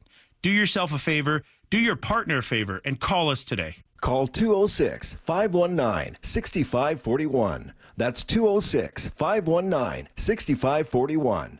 206-519-6541. Online at westcoastmenshealth.com. HSA cards welcome and financing available. Jaden Schwartz for Techline Roofing. The ice may have melted, but spring is the perfect time for a new roof. Call Techline Roofing. Take advantage of our easy financing and our spring special. That's TEKLINE roofing.com. This is the story of the one. As a lineman, he does whatever it takes to keep the power on in his community. And he wants a partner like Grainger who does the same. Grainger offers the professional-grade products he needs, from voltage detectors to harnesses to hard hats, plus fast, dependable delivery, so he can rise to every challenge. Call 1-800-GRAINGER, click Grainger.com, or just stop by. Grainger, for the ones who get it done. Get ready for Camping World's Red, White, and New Trade event, May 15th through the 18th. Get the highest value for your RV guaranteed during the biggest RV trade event of the year. Shop the best RV deals in America with new RVs starting as low as $92 a month. Get ready for the holiday weekend with up to 45% off grills and 25% off product installation. Plus, we'll have free hats, free propane refills, free food, and fun for the whole family. Don't miss the incredible Red, White, and New Trade event, May 15th through the 18th at your local Camping World. See dealer for full details and disclaimers. Get ready for Camping World's Red, White, and New Trade event, May 15th through the 18th. Get the highest value for your RV guaranteed during the biggest RV trade event of the year. Shop the best RV deals in America with new RVs starting as low as $92 a month. Get ready for the holiday weekend with up to 45% off grills and 25% off product installation. Plus, we'll have free hats, free propane refills, free food, and fun for the whole family. Don't miss the incredible Red, White, and New Trade event, May 15th through the 18th at your local Camping World. See dealer for full details and disclaimers. This is the story of the one. As a safety manager at a manufacturing plant, he does everything he can to keep his coworkers safe. From finding ways to reduce risks to keeping safety supplies in stock. And for that, he relies on Grainger. Grainger offers a broad range of quality products and next-day delivery, so he can always play it safe. Call 1-800-GRAINGER, click Grainger.com, or just stop by. Grainger, for the ones who get it done. Did you know that your windows and doors are your main source of energy loss? At Lake Washington Windows and Doors, our windows with triple weather stripping and gasket seals are up to 25% more efficient than Energy Star standards. LakeWashingtonWindows.com, a name you can trust. Subscribe to the Seattle Sports YouTube page to find new and exclusive content from your favorite shows and personalities daily. Just head to YouTube, search Seattle Sports, and click subscribe. All month long at a casino not far away, a share of over $98,000 in cash and prizes is rocketing your way. Embark on an epic quest for cash every Saturday in May at Silver Reef with 2 winners destined to be drawn every hour from 7 p.m. till midnight. It's the return of the envelope, and that means galaxy-sized fun. Claim 1 free daily entry. Don't forget, your Reef Rewards card can save you up to 25 cents per gallon at Lummi Bay Market next to Silver Reef. Silver Reef Casino Resort, located off I-5 exit 260. Have you considered surgery or even joint replacement? Hey, it's Dave Wyman, and before you make that decision, see Dr. Mark Wagner, MD, at Seattle Sports and Regenerative Medicine. Why? Because he gives it to you straight. Dr. Wagner said my right knee needs replacement, and I appreciate his honesty and expertise. My left knee is fine right now, but the minute it isn't, I'm heading to Dr. Wagner for his expert opinion. I want to avoid another surgery, and I've heard so many patients rave about results from their 90-minute outpatient stem cell procedure with Dr. Wagner. He's a board-certified Seattle physician with over 30 years of experience and has performed more than 20,000 stem cell procedures using a person's own stem cells to regenerate cartilage in their own joints. People with severe osteoarthritis, even bone on bone, are back doing what they enjoy without pain and without surgery. Whether it's a shoulder, hip, elbow, ankle, wrist, or knee, before choosing surgery, see Dr. Mark Wagner first. Go to drmarkwagnermd.com. Safety comes first. When money is tight, don't neglect maintenance on your vehicle. Keep it safe. At Bucky's Complete Auto, we have you covered with available financing. For over 50 years, Bucky's Complete Auto has been servicing and repairing cars and trucks with modern-day technology and good old-fashioned customer service. There's a Bucky's just about everywhere for oil changes, wiper blades, brakes, tire rotation, tune-ups, and factory maintenance. No appointment necessary and financing's available. Check Bucky's.com for the location near you. Need to know. 15 minutes past every hour with Brock and Salk. Here's what you need to know. Up first. Well, they saved the streak, at least for now, Brock. Wasn't looking good late as the Mariners were down, but they're at least in play to win a 9th straight series today. Why? Well, a whole bunch of reasons. Let's start with the quality starting pitching. Emerson Hancock was very good yesterday. Did exactly what they needed him to. Went 6 innings, only gave up 2 runs. You know, this is an aggressive team. We've talked about that. And you know, they were up there swinging, and his sinker was really good. He was getting a lot of those first pitch ground outs, and it kept his pitch count way down. And, you know, that was the difference. I think, you know, there were a couple innings there that were really quick because he was able to just put that sinker, you know, either at the bottom of the zone or just below the zone, and they were, you know, driving it in the ground, and some great defense on the infield. Polo with several plays, Ben Williamson with a lot of plays, JP, a great backhand play, Donnie with some picks over at first base. I mean, defensively, the guys did the job behind Emerson too. Yeah, he was good. A little surprising to see him lifted in after 6, Brock, with only 74 pitches, but it worked out because he was really good last night. Yeah, I think that's give him a quality start. You have it lined up then for your leverage guys that you didn't use the night before, right? You had Brash, you had Spire, you didn't have Mooney at the end of it, but I'm going to guess that played a role. And I'll tell you where I'm going to often look at these old box scores, and that is that first pitch strike. You know, you talk about be who you say you want to be, and some of the struggles that we've seen with Bryce and others. That first pitch strike, 19 of 22 last night. For Pretty good. Emerson. Just awesome. Just amazing. Awesome. Yeah, so that's obviously the pitching side of it. There was a little offense as well. Julio home run early, a huge hit in the 9th. Eventually, it set it up for Cal Raleigh with the bases loaded. Ferguson ready, and the right-handers 3-1 pitch on the way to Cal. Swinging a line drive, base hit down the right field line. Polanco will score. Julio rounding third, being waved in. He'll score. Heading around to third goes Rivas. He gets to third. Cal Raleigh with a base hit down the right field line. And the Mariners have the lead 4-3 here in the top half of the 9th inning. Cal Raleigh comes through in the clutch. Of course he does. Yeah, of course he does. You know, I hear that call, and I hear Goldie even on the TV. I think they're both Rick and Gary and Aaron are trying to figure that stadium out too. I could just picture Rick like looking down the right field. Where is that ball? Yeah, it's a weird spot. It is. All right, well, the Mariners find a way again. Rubber match today at 12:35. Brian Wu, Gunnar Hoglund, as they'll try for their 9th straight series win. Either way, off day tomorrow, and then they return home for a homestand with both the Blue Jays and Yankees. That's kind of a fun little test yourself homestand. So a good opportunity to get out there in what should be some decent weather against those two teams. Here's the second thing you need to know. They're kind of busy before the game, too. Series of moves, decisions. Dylan Moore returning as expected after he missed just his 10 days with the hip injury and looked just fine last night, running and hitting and playing defense, everything else that makes him a big part of this team. Samad Taylor sent down to make room. Also picked up former Ranger Leody Taveras, who was released earlier in the week. Jerry DiPoto on with Baseball Isn't Boring to explain why they liked him. You know, we committed pretty early internally, like, we're going to put in a claim and I hope he gets to us. And you know, we were kind of surprised that he did. And he's 26 years old. He's a year and a month removed from a 2.5-win season playing center field every day for the world champs. And he's a 65-70 runner. He's got a 65-70 hose. He has stolen 20-plus bags in a season. He'll give you 12, 15 homers. You know, and that's not considering the athleticism and the upside that he still brings to the dance at 26. And he's making a little bit of money this year, but he's under club control for the next 2 years, which makes it even more appealing to us. And right now, with so many players banged up and injured, we had real opportunity. And we thought this is an opportunity to try to cash in on a young guy in not too dissimilar a way to what we did last year with Victor Robles. Yeah, I think it fits. And I think it's also a little bit of a sign, Salk, that the rest of baseball is watching their pocketbook. I think the reason that he falls down that waiver claim is he was not minimum, right? I mean, what was it, $3-4 million that you're going to be on the hook for? And he said, yeah, what's that?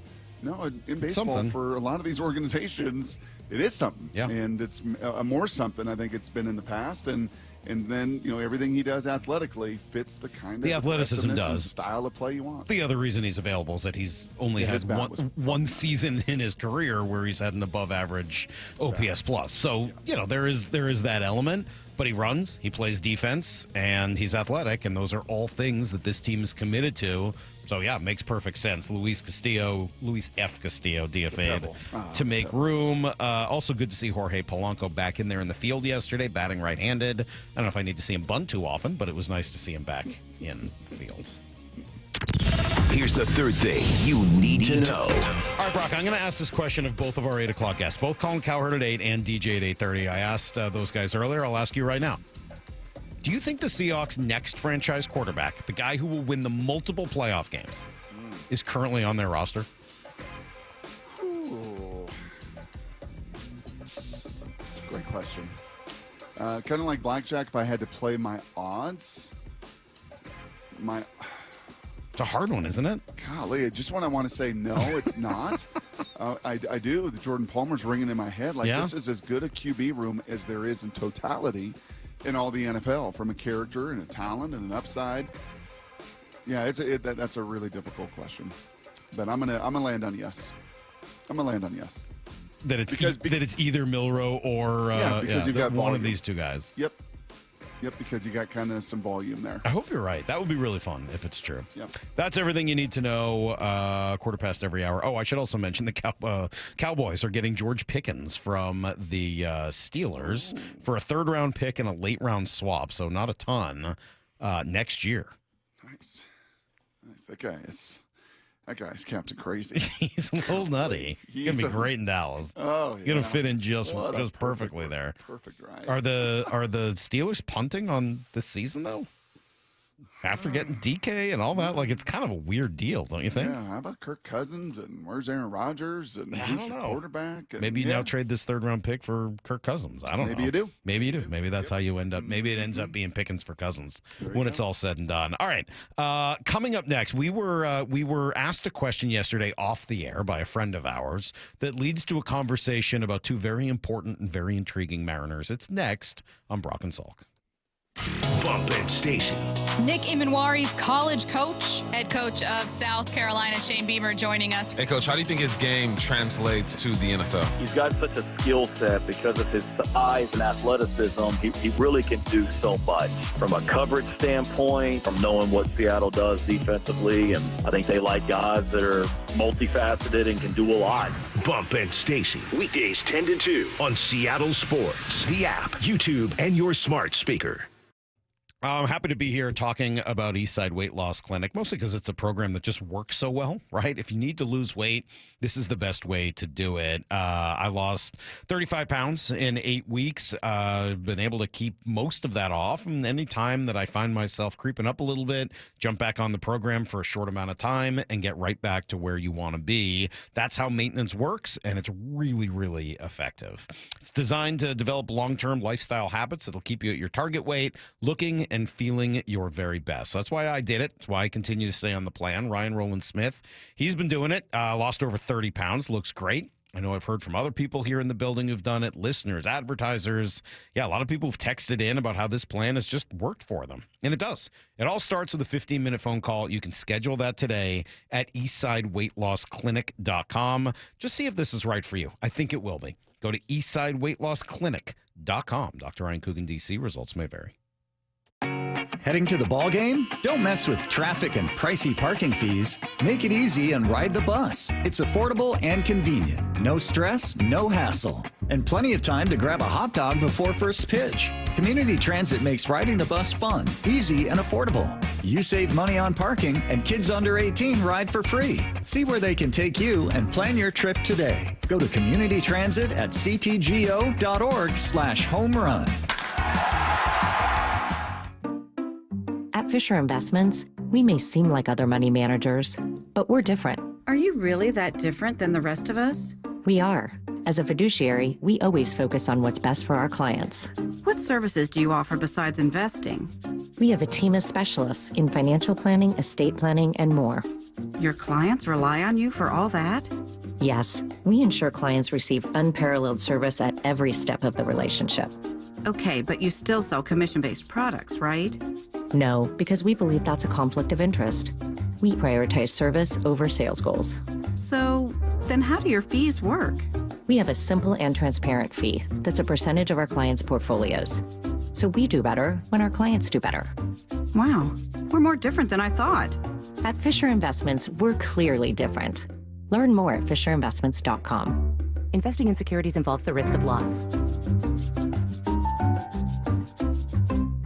There's nothing better than having a big fish on your line. You'll hear that sound a lot at Queen Charlotte Lodge. Experience a luxury resort, breathtaking wildlife, spectacular wilderness, and amazing fishing at Queen Charlotte Lodge in British Columbia. Reserve now for peak king salmon runs and plentiful halibut this May and June. At Queen Charlotte Lodge, it's fishing first class. Go to fishqcl.com. That's fishqcl.com. And remember, our dollar is worth $1.40 north of the border. Bonneville International radio station contests are open to participants 18 years of age or older that are residents of Washington State unless otherwise specified. Employees or agents of the station, Bonneville International Corporation, other area radio stations, or any entity associated with the contests are not eligible to win unless the station otherwise specifies at its own discretion. Persons who have won in the last 60 days from a station contest or event may not be eligible. Full general contest rules are available on seattlesports.com or in person at the station during regular business hours. 4 Down Territory, going inside the game with Michael Bumpus. I like this. More quarterbacks should start doing this. Every day at 11:15 and 1:15 on Bumpin' Stacy.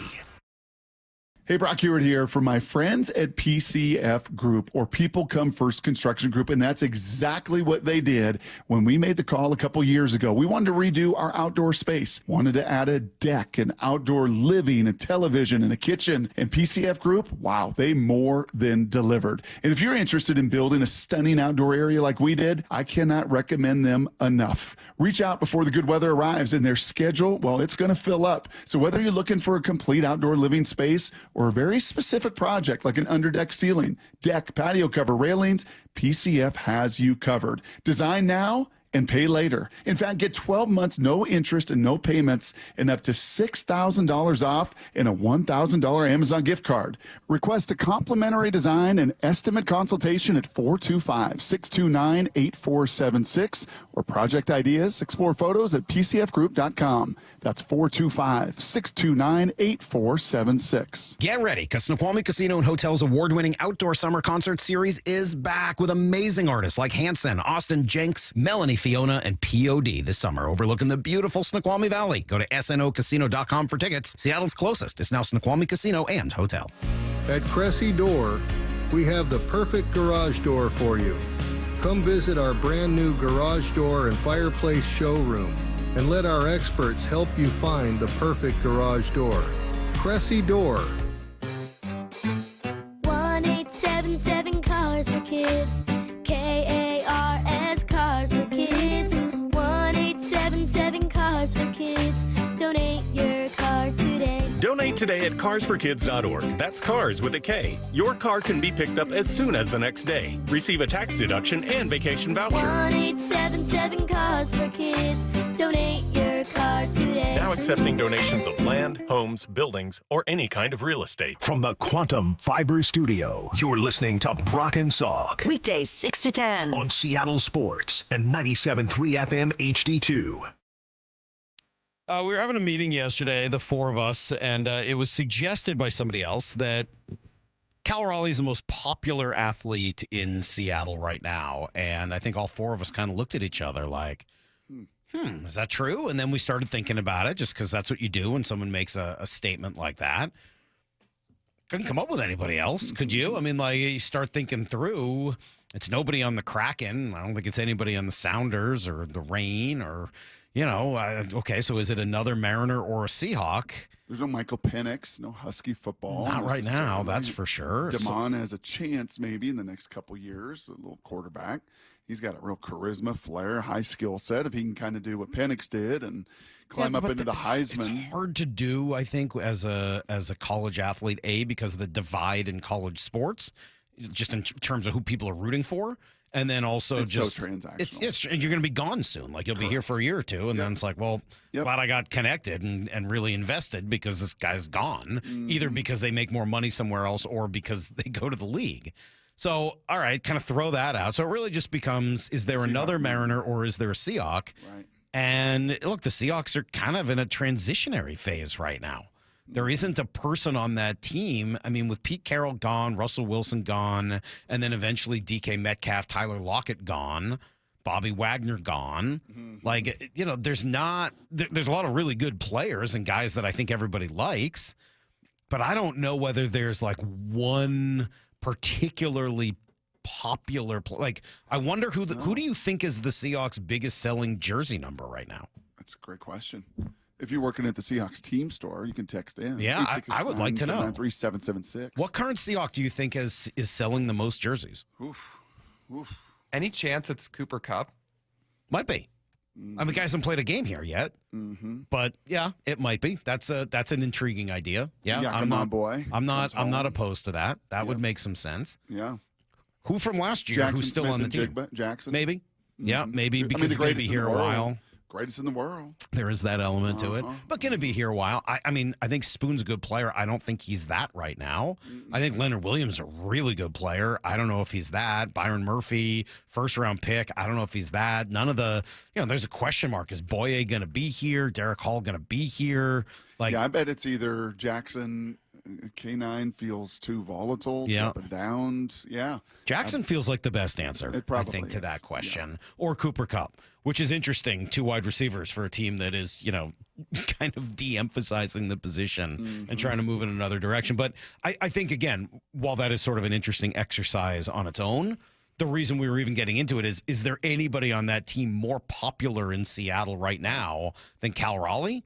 I think the easy answer to that is no, right? So, all right, so then it just becomes a Mariner question where I think Cal takes it hands down, and it is a little... Whoa, easy. No, maybe not. Okay, maybe there's others. Hands down. All right, what other... I mean, nationally, Julio Rodriguez. I was about to get into that. Okay, yes. I mean, I think if you surveyed 100 baseball fans across the country and said, who's the star on the Seattle Mariners, I think 90 of them across the country would say, oh, Julio Rodriguez is your star. Absolutely. If they even knew who the Mariners were, which would be impressive. I think a lot of them might say Felix Hernandez or Ichiro. Ken Griffey Jr. But no, and that's why I'm not asking people around the nation. We're just talking about people here in Seattle.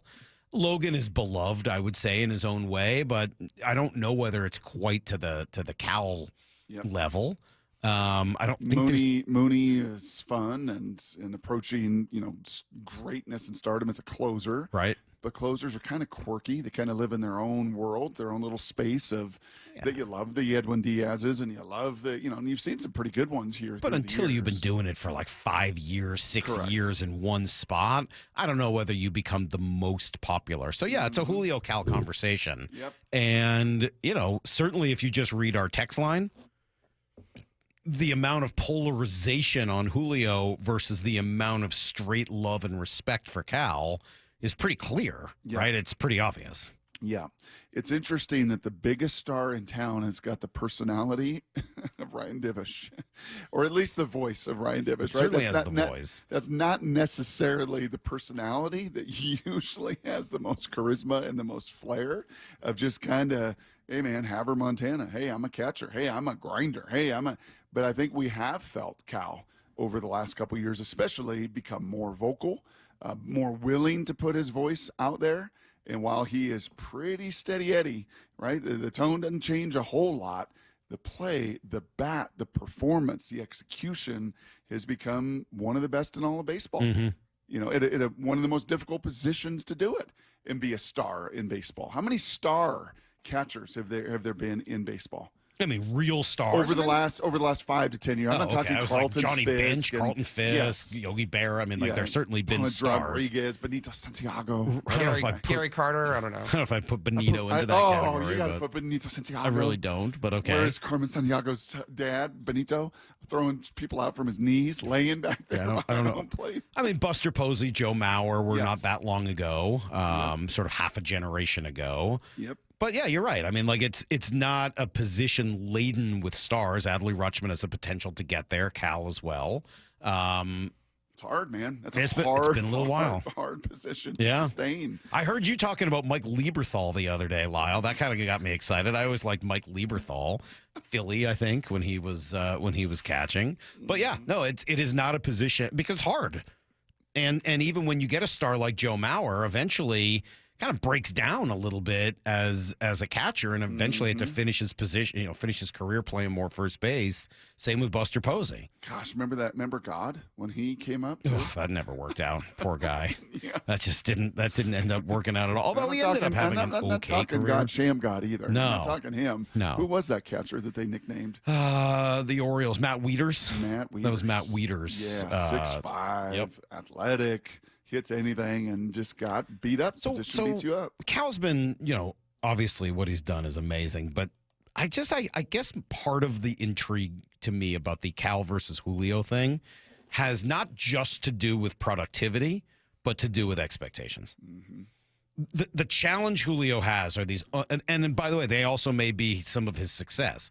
as a popular player. The expectations for Julio are like Hall of Fame level. Yep. Right? This is a guy who's got Hall of Fame talent. Your top 10 NFL pick. Top 5.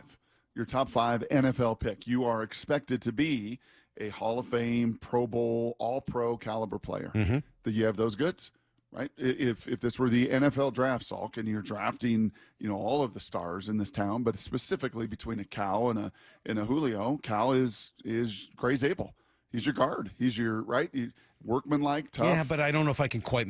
Let's ditch the comp though, just because he can do so much more than what a guard can do, right? I mean, like, he's still going to hit in your lineup. He still delivers game-winning hits like he did last night. He's not going to disappear. He's got to handle a whole pitching staff. Fair. Yeah, I mean, I think he just does. But Julio's a top 5 pick, and the expectations and the money that come with it. You're expecting him to be the best, and I think that expectation versus the reality has been some of the challenge, and it's easy then to overlook a lot of the good things Julio does. I mean, he's been an 80-plus percentile hitter every year of his career.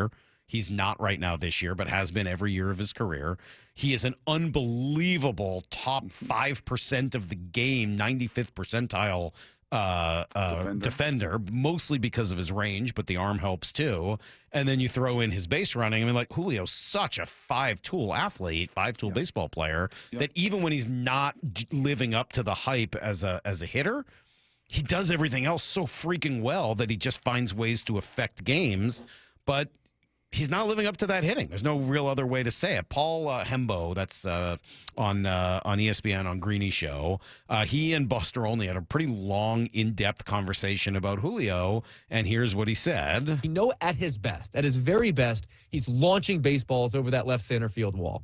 But there are 2 reasons why he's not doing it hardly at all. The first of which is the fastball is consistently beating him to the spot. Buster, his average launch angle against fastballs this season is 2.1 degrees. It's 25 grounders, 10 fly balls, and 8 line drives. He is not meeting that baseball out front.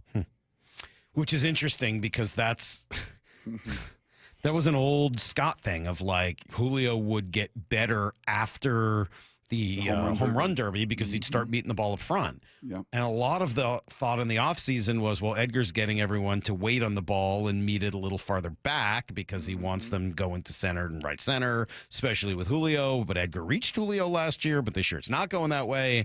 So I'm not entirely sure what to make of all of that. Here's a little more from Hembo. The second reason is he's just not nearly a good enough bad ball hitter to justify his chase rate, which of course is astronomical. Since the start of the 2023 season, he has chased 386 pitches. That is the 5th most in baseball. Of those 386 swings, he's got 17 hits, and they're all singles. Sheesh. He's not Salvador Perez or Jose Ramirez or Jose Altuve or Rafael Devers or one of these legendary bad ball hitters whose bat-to-ball skills justify you expanding the zone. And Vlad, obviously, would probably be number 1 on that list, but he's right. And your eyes see that, by the way. Of course they do. Let me give you 2 other numbers to accompany those. And this has been the one that's driven me crazy. Just of the simplest stat, forgetting about even chase. Just how many times you're swinging. It's gone up again this year. It was already so the league average is 47.2%. Julio for his career is at 53.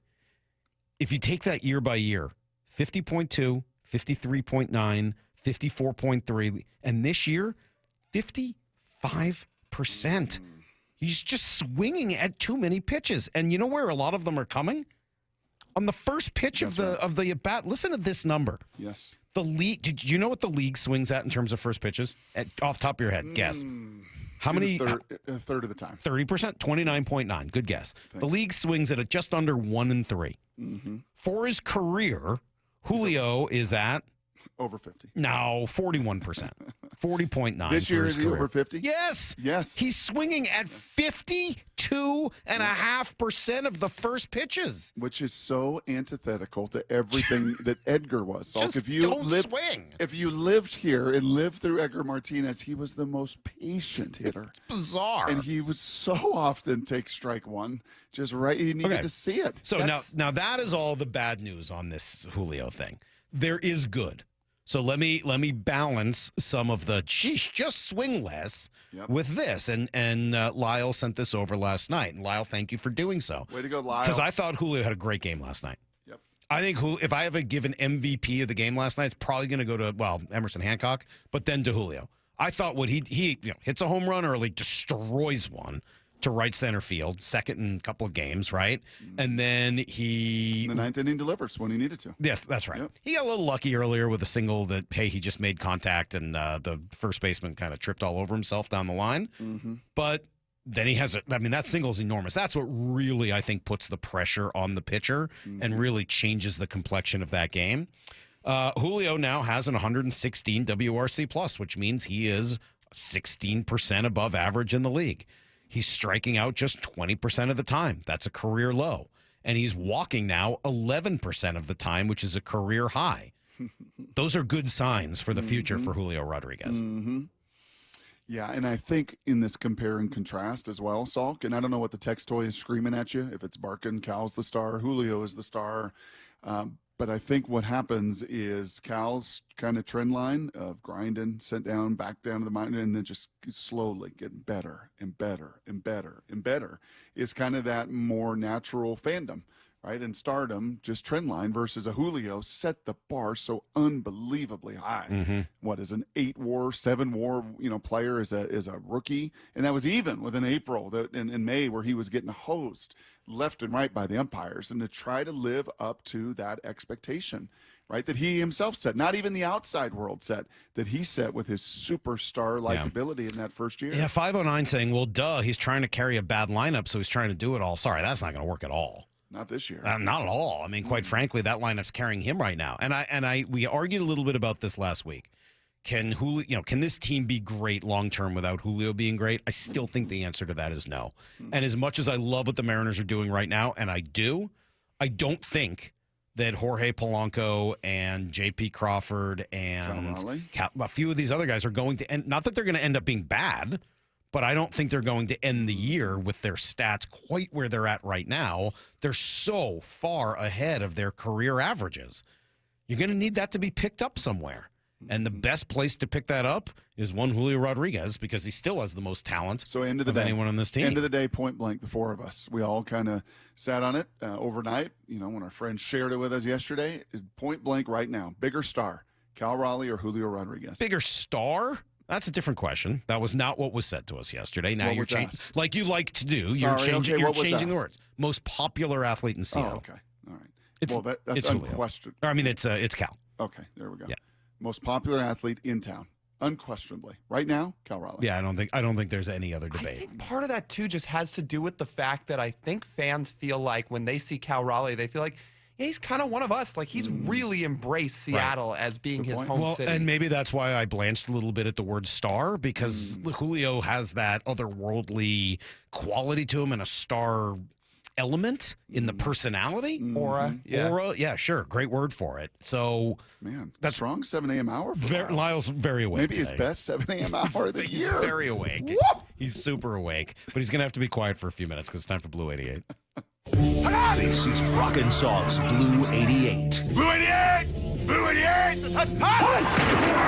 We take you to the field as Brock Heward breaks down 3 football questions as only he can. Now here's your hosts, Brock Heward and Mike Salk. Hey, by the way, Colin Cowherd coming up in 15 minutes, and we will talk to DJ, Daniel Jeremiah, at 8:30 this morning. Brock, question number 1. We used the word magnetic yesterday. Jordan Palmer did, talking about Jalen Milroe. But I think what jumps out and makes me feel like Jalen has, the trajectory that he does is actually not even physical. I just think it's who he is as a guy, and the coaches obviously felt that in the front office. That's why they drafted him. The teammates will feel that as they get to know him better. And I think you guys in the media will as well, that as unique as his physical traits are in terms of his explosiveness, top-end speed, arm talent, and just how dynamic he is, I actually think the traits that are most unique are, on the personality side of things, in terms of he's like a magnet. He's incredibly likable. All right, so Brock, I'm excited to hear your answer to this. Who's the most magnetic player you've ever been around? I had to spend some time on this one. I would imagine. Thinking through it, because I'm also curious who you think is the most magnetic in the league right now. Okay. When I was around them, their magnetism was not at their career highs. when I was around Matt Hasselbeck, he was trying to figure out what kind of magnet he wanted to be. Am I going to be kind of Brett Favre? And because Brett Favre was, the mentor there in Green Bay, who was obviously, had kind of his own way. Say what you will off the field and in his later years, but man, what a gunslinger and so much fun to play with. And then when I went to Indy, Peyton was still a younger player, was incredibly demanding of a magnet on everybody. So I'm going to circle back to 05 and being around the Seahawks and in my final year in 04 actually on the IR as well. It's Matt Hasselbeck. He's the life of the party. He could relate to anybody. G. Scott, if he's in the room, is like a bobblehead right now. His head's just bobbling all over the place. Nobody like Matt Hasselbeck. Nobody treated anybody like. And Matt did. Matt was that guy with everybody in the building. Didn't matter who you were. Didn't matter if you were security, if you were G. Scott washing cars out in the parking lot, if you were a star player. Like that dude just kind of had that Northeast fun, an edge, and then just perfectly melded with the Pacific Northwest and everything out here. And yeah, it would be Matt Hasselbeck. Who do you think it is in the league right now? Who's the most magnetic in all the NFL right now? I think it's Lamar. Might be Josh Allen. Yeah, I think they're probably Joe Burrow. If he was not in Cincinnati, that is such hard a there. tough place. Just something about watching all those interviews with Lamar afterwards and the way his teammates come up to him and the way he interacts with them and just, I don't think he likes to be, but to do that, you also got to kind of put yourself out there, and I don't think he likes all that attention in a great way. I think there's a humility to it. Right. I think Josh embraces more of the, Bills Mafia. I think it's more just something about the way I see his teammates with him. But I don't know. Sure. I don't know that we know. Just sort of speculation there. Right off the top. That's probably why they're 1 and 2 in the MVP voting last year. Question number 2. Pretty sure I know the answer to this question also, Brock, but the football story here in town that we've not nearly discussed enough the last couple of weeks. It's what Jed Fish is doing. Yeah. Jed's getting it done, man. Jed did it at Arizona. Now, C-Raj didn't like the ending there in Arizona, and I understand that, but he assembled talent. Tedorola McMillan was a top 10 pick. He's got and Jonah Sabanaya, top 35 offensive lineman, had a first rounder the year before to Green Bay. Like, he knows talent, and he's getting it done. He can sell. He can recruit. To flip a 5-star from Oregon, West Coast left tackle, and usually 5-star tackles, they hit pretty well. In all my draft profiles this year, you often heard me say that, right? About Connerly and Banks, and what were they all? 5-star, because their body type, their athleticism is that unique. To flip a kid from Oregon here took obviously some money, some convincing, and some leverage to get it done. And then the number 1 player in the state of Washington, an edge player from Kennedy Catholic, that I'm not going to say is JT level of athleticism, but he's way up there. And instead of going to Ohio State and going to Oregon, he's staying home.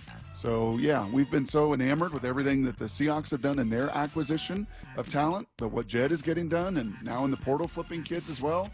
Yeah, Jed's getting it done, a top 20 class yet again. Question number 3. We're going to talk to Colin Cowherd in just a moment, but he weighed in, Brock. Are the Seahawks playoff contenders right now? I think the Rams are going to win it. I think Seattle's defense, I thought Seattle had the best draft in the NFL. I thought Arizona and Cleveland had the second best drafts. Arizona's defense is going to be a handful. Their offense is fine also. Yeah, he had them as a playoff team.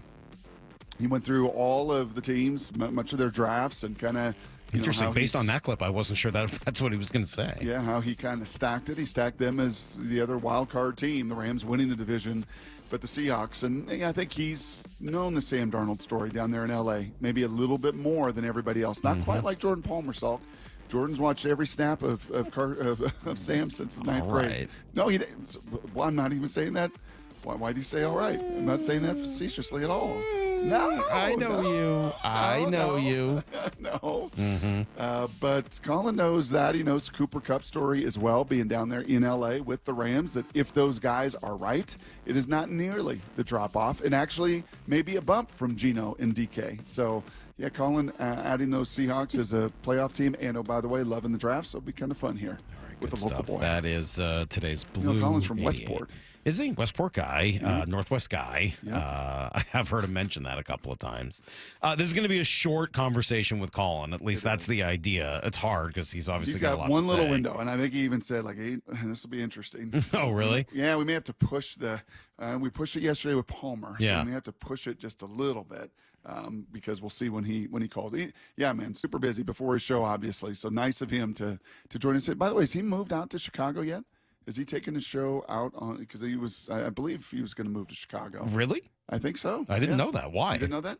I don't know. Just do something different. One of his colonisms. Just so he could be a Chicago guy. Yeah, be a Chicago guy. Northwest guy, LA guy, Chicago guy, East Coast guy. But he did Vegas say within that 4 or 5 minutes, Salk, looking at everybody else. Yeah, he did say, I believe, what you have asked a number of guys.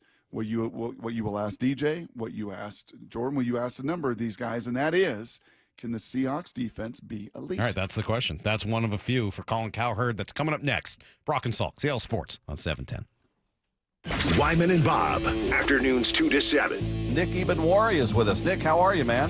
Super blessed, super grateful, but I feel like I should have gone a little sooner, but I landed in the right spot ultimately. Had a great connection with them, so I'm glad I ended up going to the Seahawks. But in my notes, in my phone, like I kind of had like the NFL, it's personal list, so like that's a funny thing I for myself. Dave Wyman and Bob Stelton, afternoons 2 to 7 on Seattle Sports, the app, YouTube, and your smart speaker. Are you trying to buy a new home, or are you a local real estate agent seeking financing for a client? We're all tired of dealing with banks, credit unions, and endless guidelines. Wouldn't it be nice to go back in time when we had common sense lending? Hi, I'm Scott Rireka, CEO of Legacy Group Capital based in Bellevue. We are one of the largest local private portfolio lenders in Washington.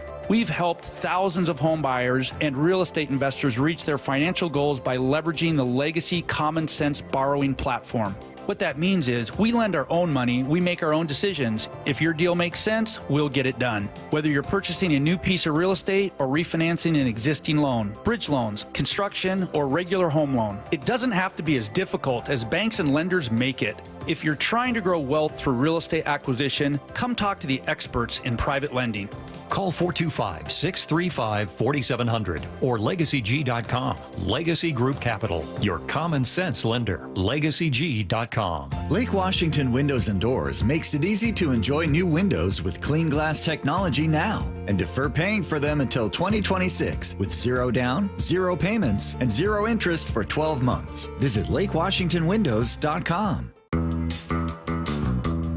Comcast Business is celebrating Small Business Month by giving you a $1,000 small business bonus when you switch to a qualifying gig speed package from the company with over 99.99% network reliability. Just imagine the thousands of possibilities of a $1,000 prepaid card. Like possibility number 1, company merch for staff. Styling. Or possibility number 24, the latest software, upgrade. Or possibility number 192, new equipment powered by gig speeds. Or possibility number 555, a 3D printer. Rapid prototyping, anyone? Switch to Comcast Business for over 99.99% network reliability, advanced cybersecurity, and now get started with a $1,000 small business bonus. Comcast Business, powering possibilities. In 6/22/25, new customers only with 2-year agreement. Other restrictions apply.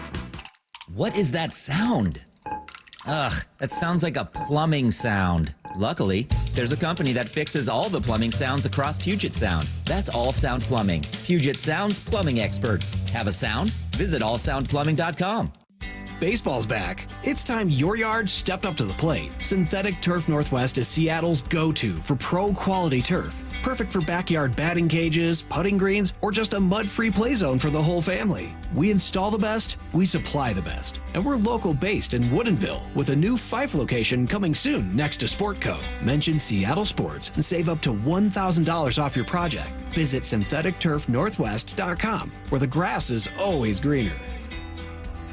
Hey, Brock Heward here, along with IRG Physical and Hand Therapy President and CEO Shannon O'Kelly. Well, the seasons, they're changing. The guys are playing the sports outdoors. I know many are starting to maybe pull the lawnmower out and get back to the landscape and the outdoor work. I'm going to guess, Shannon, at IRG, maybe a little busier season? Oh, absolutely, Brock. You know, we know when the seasons change, particularly when it gets warmer, people are in their houses pretty much all winter long with our cold weather, rain, et cetera, particularly here in the Puget Sound. And everybody's excited. They want to rush out and get going with their activity. I'm telling you, as a physical therapist for 35 years here, you need to prepare your body. So take time to warm up, increase some flexibility, do some stretches, because if you prepare your body and prevent injuries, those activities outside, particularly that exciting thing, mowing your lawn, is going to be healthier and it's going to be a lot more fun. And you feel better. For more info or to book your appointment today, simply go to irgpt.com. It's all waiting for you right there at irgpt.com.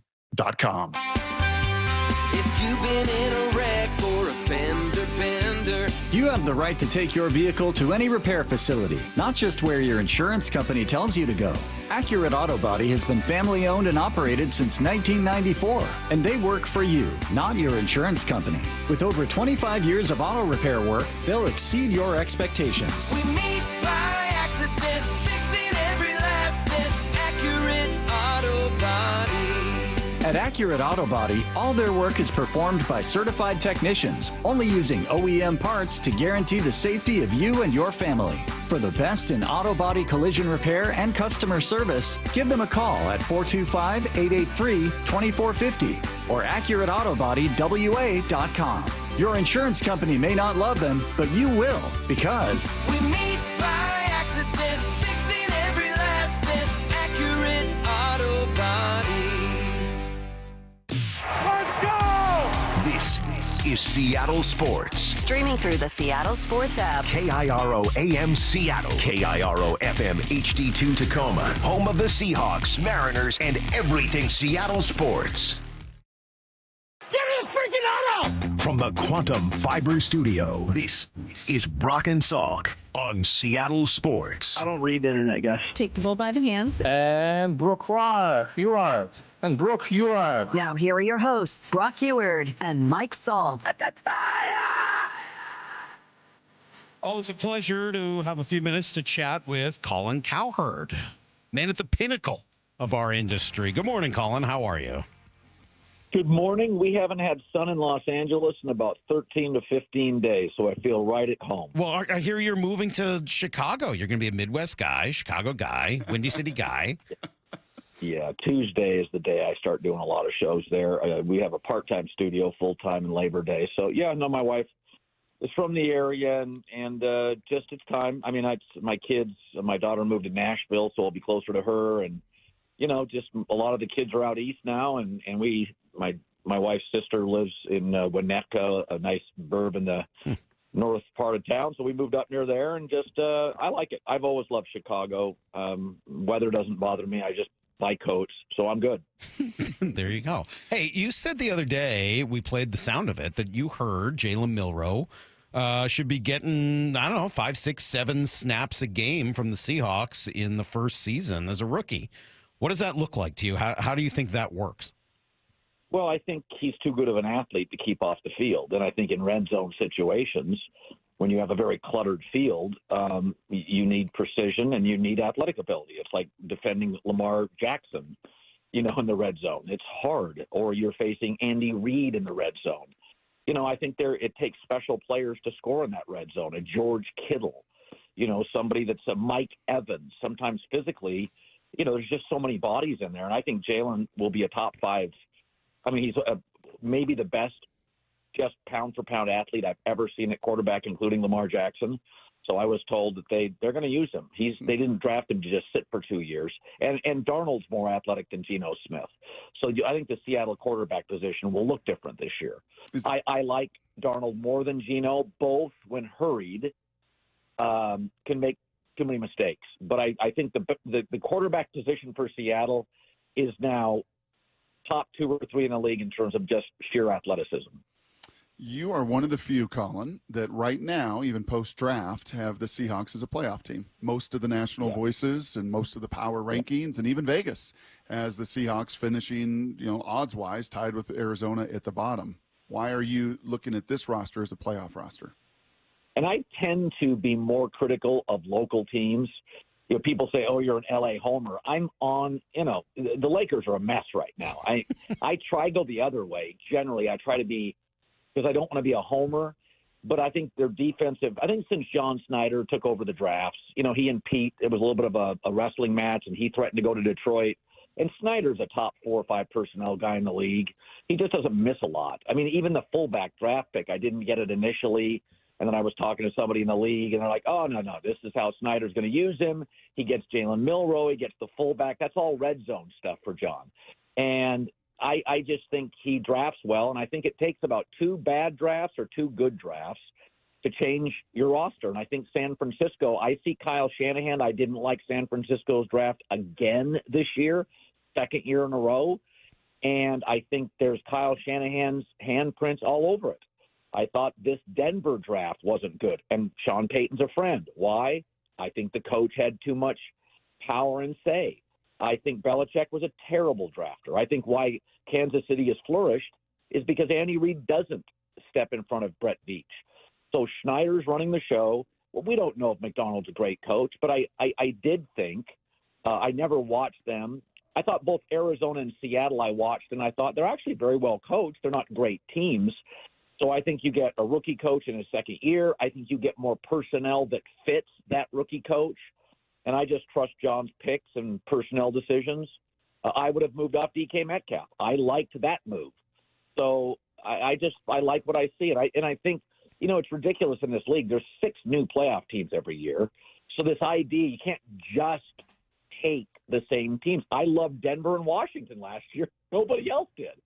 I like Seattle this year a lot. I like New England this year a lot. So I think they'll both be playoff teams.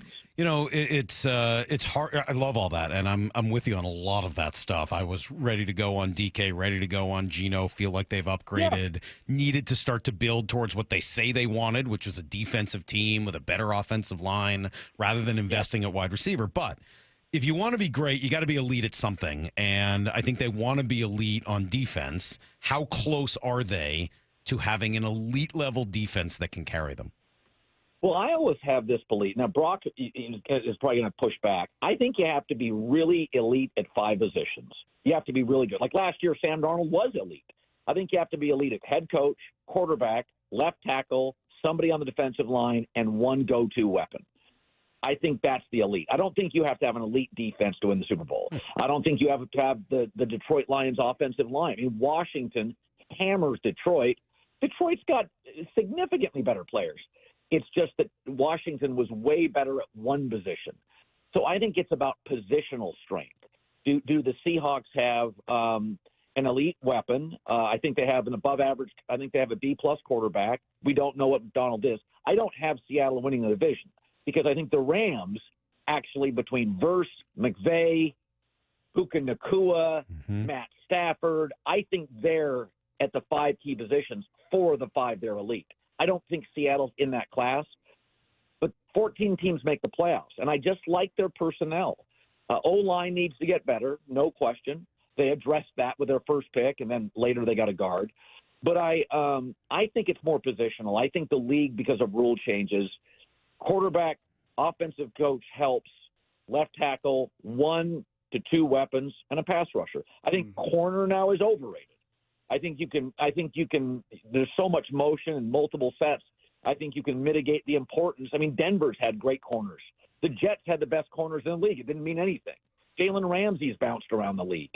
So I think it's just a positional excellence that matters to me.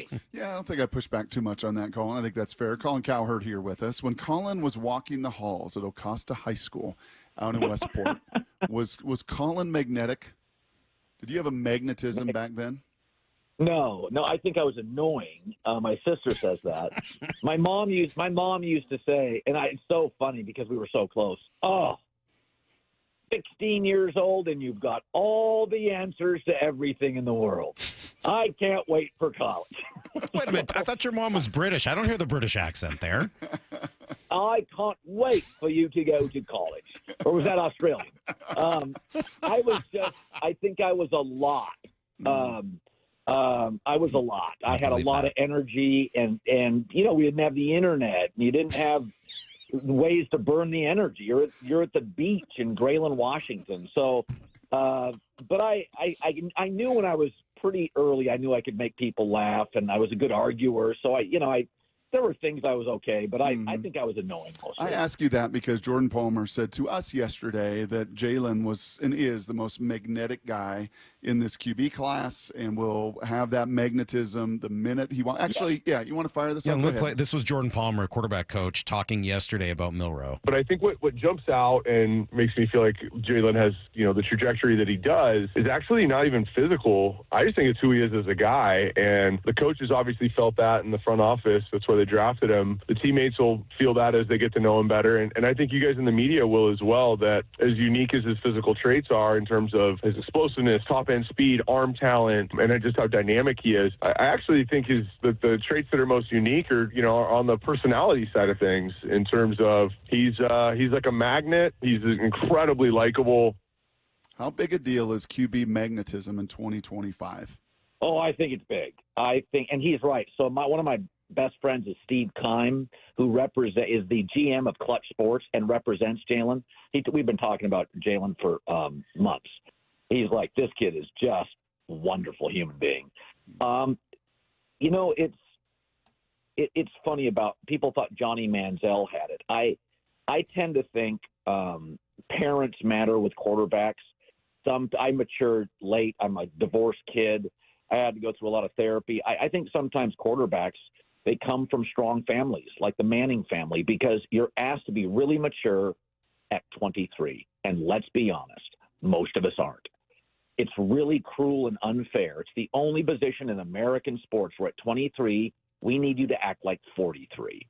And so, and Jalen's got a great background, great family. He's just a really thoughtful adult, little inconsistent, little mechanical for me as a quarterback, bit mechanical, but easy draft pick. I think there is, how if you're going to go with 3 or 4 guys on a road trip, it's sort of the executor of the will gene. Like if you have 5 kids in the family, who do the parents make executor of the will? Like you have funnier kids. No, it's my sister. Exactly. Yeah. All right, I get it. That's why my sister should have been the quarterback, not me in high school. All right. So who's the executor of the will in the family? I need you to be a great athlete and have that DNA. And that's a lot to ask. That's why there's, Brock is a classic example. Brock, you're very mature. You've always been very mature. That's why broadcasting is easy for you. You're a studier. You're a grinder. You're focused. We ask a lot of quarterbacks, and it's just not really – we don't ask that. We don't even ask that from 23-year-old whiz kids in Silicon Valley. We don't ask them to be adults. We ask them to be brilliant. So Jalen's got that makeup. 30-second answer, which could probably go for an hour, but just based on all of that conversation about him, about Darnold – do you think the Seahawks' next franchise quarterback who will win them multiple playoff games is currently on their roster? I think Sam Darnold can win playoff games. I think the AFC is harder to win playoff games because the quarterbacks are better. So like Minnesota, and I think Seattle's roster is better than Minnesota's actually, they just don't have Justin Jefferson. I think Seattle's capable of winning multiple playoff games. I think Seattle can do it. The Rams can do it. Philly can do it. Detroit can do it. And that's about it. I have high hopes. And I also think part of life is not you just ascending. It's somebody else descending. I think the Niners have peaked. I said it 2 years ago. They're too old, brittle, and expensive. I picked them for 4th in the division. And I said it last year. I said last year, guys, they have peaked. Mm-hmm. If you're paying Brock Purdy $52 million, you have made an egregious error in finance. He is not that. Darnold at mid-30s is a team-friendly deal. I'm excited for you to move to Chicago. I'm excited for you to add this. Now you're going to have Northwest guy, Vegas guy, Portland guy. Of course, you've been a East Coast, Connecticut guy, and now you're just gonna throw Chicago into that Midwest list. guy, yeah. But I was never magnetic guy. Thanks, Colin. We appreciate it. So good. There you go. There's Colin Cowherd, a guy who was, again, the top of our profession, certainly, and the amount of leverage Sometimes and juice and everything great he's hosts got. don't always give great guests. Yeah, he does. Colin Cowherd gives great guest. He is a great guest. All right, we're going to take a quick break. Come back with everything you need to know. Then another great guest, Daniel Jeremiah, will be with us, of course, on video as well. Stick around. It's a lot still to come this hour on Brock and Salk. Wyman and Bob, afternoons 2 to 7. Even the guys that if you look at their average and go, ugh, not off to a good start. Look at the on base. This team has been outstanding at working the pitcher, at taking walks. You look at Randy Arozarena, for instance. He's had huge hits. He's had some big moments that have been game-winning moments. But overall, he's not hitting that well. He's hitting 208, but he's got a 359 on base. Dave Wyman and Bob Stelton, afternoons 2 to 7 on Seattle Sports, the app, YouTube, and your smart speaker. Hey, Brock Heward here, and one of the fun things about a reunion or a golf tournament, get to see some of my old teammates, some of my old peers, and I'll tell you, my teammates in their 40s and 50s are pretty beat up, living in some orthopedic pain because of the game of football, but you don't have to play pro sports to know what I'm talking about. I know many of you on this Wednesday morning wake up with painful joints from arthritis, and it affects you. It affects your quality of life. And you don't want to do anything. Well, that is where then you need to call my buddy, Dr. Daniel Nelson, MD from Eastside Pain and Regenerative Medicine over there in Kirkland, 425-823-4000, 425-823-4000. I say this to you all the time when I talked about Dr. Nelson. Many have jumped aboard lately. The whole regenerative medicine deal, it's become very, very popular over the last decade. Well, for Dr. Daniel Nelson, this has been his business, his passion, his heart for the last 30-plus years. So no matter what walks through the door, he's got tools, including right now stem cell therapy. So give him a call if your pain is affecting your quality of life. 425-823-4000 or DanielNelsonMD.com. That's DanielNelsonMD.com. Did you hear? A recent stash of $10 gold Liberty coins from the 1800s has been found. These gorgeous gold coins are as bright and shiny as the day they were struck in the late 1800s, and less than 200 of these gold coins are available. Coin experts are calling this gold find an incredible opportunity. Call 1-800-917-4635, and you are guaranteed a $10 gold Liberty coin minted by the U.S. Mint in the 1800s. But with extremely limited availability, you must call now. These gold Liberty coins from the 1800s are still in uncirculated condition. That is history you can hold in your hand. To learn more, call 1-800-917-4635. Call now and you'll receive a free American Coin Collector's Bonus Package, a $40 value, free with every order. Call 1-800-917-4635 now to secure your $10 gold Liberty coins dated from the 1800s before they sell out. That's 1-800-917-4635. We've all been there, sleepless nights, wondering if your business's security service is really protecting what matters. At Bay Alarm, we can put your security insecurities to bed. Our advanced technology and personalized support ensure you can rest easy knowing we're here for you. BayAlarm.com. Safety comes first. When money is tight, Buc-ee's has you covered with available financing. For oil changes, wiper blades, brakes, tire rotation, tune-ups, and factory maintenance, it's Buc-ee's Complete Auto. No appointment necessary and financing's available. Check Buc-ee's.com for the location near you. You've heard the saying, you never get a second chance to make a first impression. Since 1926, my family's been helping local businesses make great first, second, and long-term impressions. We know how to make your company look good with quality uniforms, logoed apparel, floor mats, linens, and more. If you're paying for linen service or doing it yourself, let's have the conversation. The information and quote are free, but the savings and service can really add up. Visit SUPlinen.com. Superior Linen Service. It's what we do. Pacific Power Batteries understands batteries for golfers, batteries for your car, your golf cart, and your bag's electric cart. We also sell good, used, 5-year-old E-Z-Go and Yamaha golf carts with a written satisfaction guarantee starting as low as $17.99. Located in Everett, Marysville, Mount Vernon, Bellingham, Monroe, and Wenatchee, you'll find our staff is well-trained in batteries and the latest charging technology. Pacific Power Batteries, with batteries for golfers. We are Seattle Sports, the home of the Seahawks, Mariners, and everything Seattle sports. Watch your favorite show live at seattlesports.com. Michael Bumpus here, and have you ever thought, I'm not good enough to get a golf handicap, or I don't play enough golf to get one? Maybe you just like to have fun and don't think you need one. Think again. Any golfer, whether they're highly skilled or just starting out, can get a handicap. It can turn any round into a competition, for fun, or for a club trophy. You can get a handicap in 3 easy steps. Sign up for a handicap ID, post your scores, and after 3 18-hole rounds, boom, you got it. To learn more, visit wagolf.org/710. At Uline, they know firsthand the road to success is an uphill climb. Uline started in the family basement, and through hard work is now North America's most trusted shipping and industrial supplier. They get what it means to have the support of reliable, hard-working partners. So they keep 41,000 items ready to ship. Whether your company is still in a basement office or expanding cross-country, Uline will be there on your road to success. Visit uline.com. So I formed Davis Law Group about 30 years ago, and I would get, the same questions from people about what to do in the case of an accident. Do you need a lawyer? To the point where I decided that I would at least write a book which would answer the common questions that I would receive as a lawyer. Once I wrote my first book, it proved to be hugely popular. I decided to write then a series of books in different accident cases so that we could really teach people about their rights, how to protect them, and how to decide on whether they need a lawyer and what lawyer to hire. I've found in my career that having a client that is educated and knowledgeable about their particular type of case really helps the client and also usually ends up making the case or the claim more successful. To get your free copy of any of my Washington accident books, visit WashingtonAccidentBooks.com. Need to know. 15 minutes past every hour with Brock and Salk. Here's what you need to know.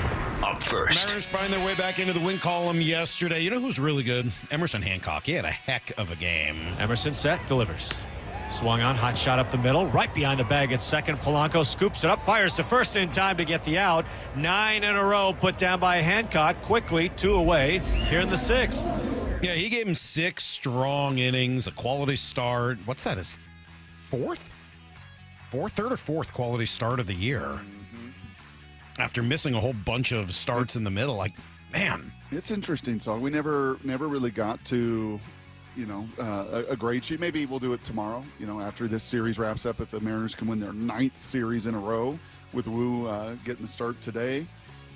But maybe, just maybe, as you look at it on the surface, is a mistake to send him down and give the Pebble a couple starts and everything else. Maybe, just maybe, that demotion and that send down was just a little impetus to come back and be incredibly sharp. We never know. You never know. Maybe. I generally don't think baseball works that way. I know. I generally don't think that wake-up calls I don't think it goes that way. Now, if there was something that was going on that we don't know about, maybe, but I don't know. But these results since he's been back? And by the way, I dug into that and never heard anything like that. So, I mean, that would surprise me if there was any question. I'm not saying it was punitive, that he was doing something wrong, discipline. He's not any of that. I am just saying, hey, man, don't take this for granted. You're not going to get another start. Either that or he had one bad start, and since then he's been really good. That seems to make a lot more sense to me. Yep. I love to see Cal with another huge clutch base hit.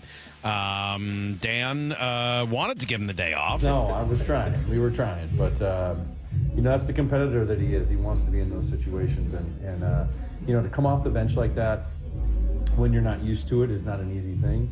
And he put up a really good at bat there, not chasing, and able to get the big hit and score a couple runs that gave us the difference. That was the big hit. Carlos Vargas gets the save. Mariners find a way. Yes, rubber match today, 12:35. Brian Wu, Gunnar Hoglund as they go for their 9th straight series win. Here's the second thing you need to know. They were busy before the game as well. Dylan Moore returned. Samad Taylor sent down in order to make room. They also picked up former Ranger outfielder Leody Taveras. He was released earlier in the week. He's only 26. Kind of like a speedy defense first, running first center fielder who could play some right. Not entirely unlike what they were expecting to have with Victor Robles, right? And obviously an upgrade over Rylan Thomas, and plus he's a switch hitter, which I think does just give you a lot of that flexibility that they like. In their championship year, wasn't he? In that run, yeah. Yeah, I remember him at the bottom of the lineup, and the envy I had with look at some of these teams you're competing against and the length and lineup they have, and guys at the bottom that disrupt and get on base, and he can do that, but that was about it, right? That was the only year that he had any consistency with the bat. Yeah, he's not been a great hitter. I mean, just if you want to just look at OPS plus, that year 2023, he was essentially league average at 101, and that's the only year he's been above 93. Yeah. But that year, I will say, it was propelled by a first half where that's when you saw the peak of what Leody Taveras, who was once a real prospect, can be. So I'm not saying he's going to get back to that, but the he's only 26. Right, like the 122 WRC plus he had in the first half of that year, like it's not, it's there. Like Victor Robles never got going till he got here. Here's the third thing you need to know. Huh? Lyle bringing it back. He's on fire tonight. Dude's totally on fire. I asked Lyle, I said, it's one of two things. There's no in between. There's no lukewarm here. You either got no sleep or you got a lot of sleep. And he got no sleep. And he's functioning on caffeine in a tremendous way today. I think you found a new hit, Lyle. I think caffeine's going to be your new friend. I don't like to rely on it. I just don't. I don't know what to tell you. I've tried to talk him into the caffeine bandwagon before. Come on, Lyle, just do it. I had one cup of Earl Grey tea, which I just that's everything you need to know. Lyle, I think the people have spoken. The people are like, man, I like this, Lyle. We can win with this, Lyle. This is a WRC plus of Lyle today of 138 compared to it's a pretty good mark to board op average. So crushing it. So all right. So can I read this out loud? Oh, this should be good. Oh no, what? I told you guys that I booked Coach Pete for next Wednesday. Pete Carroll going to be on the show. Really looking forward to it. You could definitely read it out loud. Did you just say he's Hi, out? Mike. This is Monica with the Raiders. Coach Pete gave me your number. Just wanted to confirm that he'll be on your show at 9 a.m. today. Is this the number you call in? We'll be calling from a landline. Let's do it. Hell yes. And I said, no, we said next Wednesday. And she says, oh, okay. He thought it was today. Gotcha. Oh, wow. So let me make sure he can still do next Wednesday. Right. Because otherwise we're talking to Pete in a half hour. So let's see where this goes. This is an adventure. Yeah, you never know. Plus, I generally like to prep for interviews like this. So we'll see. We'll see what happens. This could be a wild ride. Could be Cowherd, DJ, and Pete Carroll. Oh, Talk man. about caffeine. All right, well, we'll be right back with DJ for sure. That's next on Brock and Salk. Wyman and Bob, afternoons 2 to 7. Even the guys that if you look at their average and go, they're not off to a good start. Look at the on base. This team has been outstanding at working the pitcher, at taking walks. You look at Randy Arozarena, for instance. He's had huge hits. He's had some big moments that have been game-winning moments. But overall, he's not hitting that well. He's hitting 208, but he's got a 359 on base. Dave Wyman and Bob Stelton, afternoons 2 to 7 on Seattle Sports, the app, YouTube, and your smart speaker. Attention! If you owe money to the IRS, this is an urgent message. The IRS is cracking down by sending out collection letters, garnishing paychecks, seizing bank accounts, and putting liens on homes and businesses. They call it enforced compliance, and you better watch out because penalties and interest on unpaid taxes compound daily, making it even harder to get out of debt. Don't let tax debt destroy your life. You need to call Optima Tax Relief, America's #1 tax resolution firm. They're experts in taxpayer assistance programs that can save you thousands if you qualify. A+ rated by the Better Business Bureau, Optima's resolved over $1 billion of tax debt for their clients. Let them fight on your behalf, helping to put your tax problems to rest. Call the tax professionals at Optima now for a free consultation. Call 800-783-8055. 800-783-8055. 800-783-8055. Optima Tax Relief. Some restrictions apply. For complete details, please visit OptimaTaxRelief.com. Hey, Mike Salk here, and love giving you guys a chance to win $1,000 off. To get $1,000 off from Riverside Roofing on a new roof replacement. It's a great incentive, right? It's a good time to do it. Days are super long, post 8 p.m. sunsets. The crews can get your roof done super quick, so take advantage before demand spikes over the summer. Now, to claim the $1,000 off from Riverside, easy. Book a free estimate from the website, riversideroofingllc.com, and then you'll meet with Brandon, that's Don, the owner's son, and tell him you heard the message here on the station. You'll get $1,000 $1,000 back in your pocket. You'll get a brand new roof over your head. How great is that? And you can ask them about 35 years of local experience, about GAF Master Elite certification. Yes, ask about the catch-all system, too. That'll keep your yard and driveway totally free of debris like nails or shingles. Pretty easy. Go to riversideroofingllc.com, and remember, they are the roofing company you can trust. This is the story of the one. As a safety manager at a manufacturing plant, he does everything he can to keep his coworkers safe. From finding ways to reduce risks to keeping safety supplies in stock. And for that, he relies on Grainger. Grainger offers a broad range of quality products and next-day delivery, so he can always play it safe. Call 1-800-GRAINGER, click Grainger.com, or just stop by. Grainger, for the ones who get it done. Wesley Financial Group is not a law firm. Do you find yourself stuck in a timeshare? Get the real facts about the timeshare industry and your options for cancellation. Chuck McDowell, founder of Wesley Financial Group, has put together a free information guide that reveals the secrets the timeshare industry doesn't want you to know, including the 5 ways to get rid of your timeshare. Call now and get this timeshare cancellation guide absolutely free. Call 800-838-6161. That's 800-838-6161. 800-838-6161. Hey Cougs, Michael Bumpus here, inviting all WSU alumni and friends to the Cougs First Show and Career Expo, Friday, May 9th at the Maidenbauer Center in Bellevue. For education, networking, jobs, and Cougs swag. It's free to attend and all are welcome. Register at cougsfirst.org.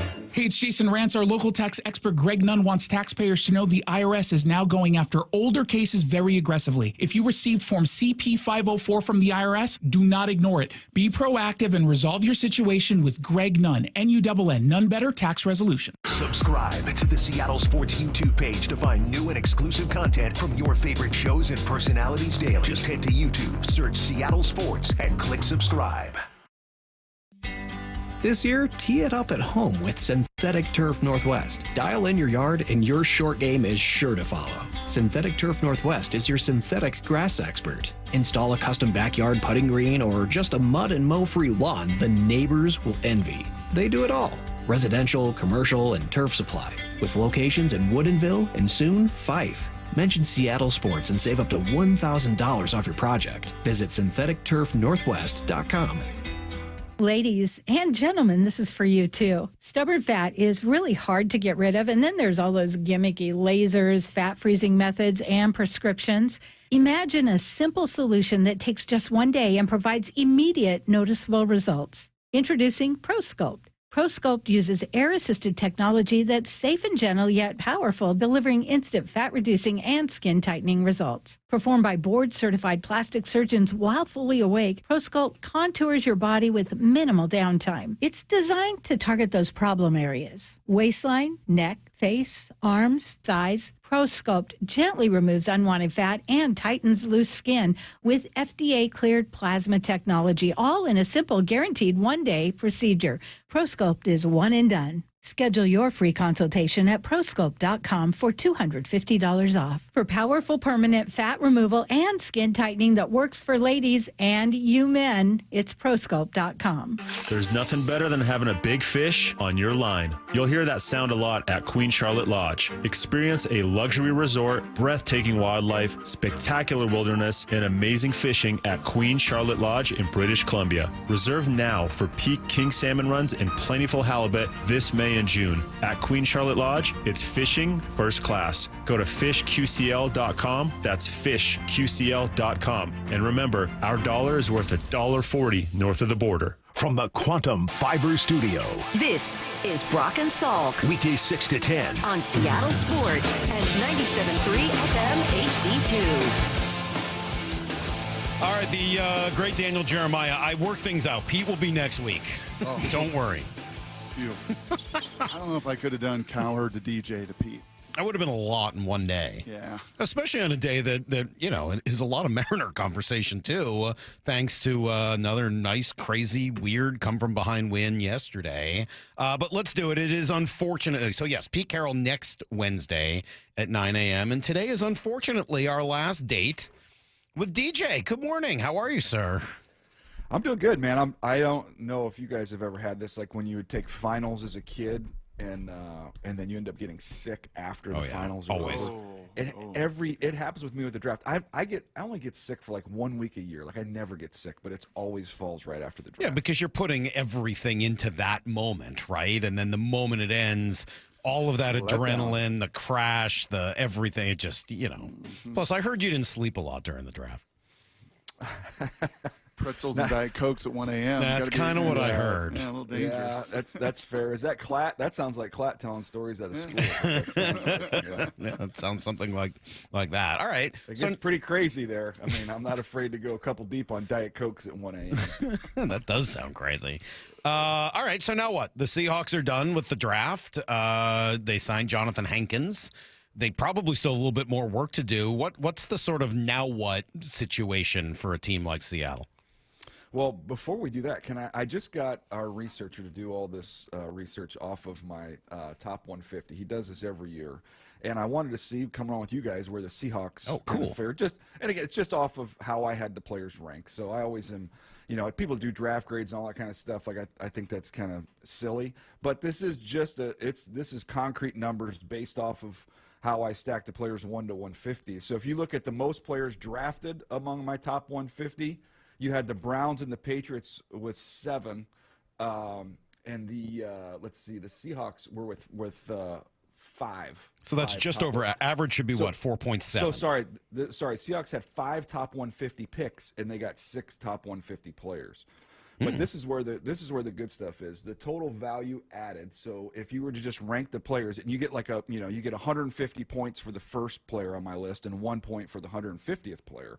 So if you just kind of look at it that way, in terms of the most added value, the Seahawks were 3rd with 547 points behind the Browns and the Patriots. And then lastly, one of the other things they do is they go points over expected. So if you had the first pick, the expected value would be 150, and you can kind of figure it out as you go.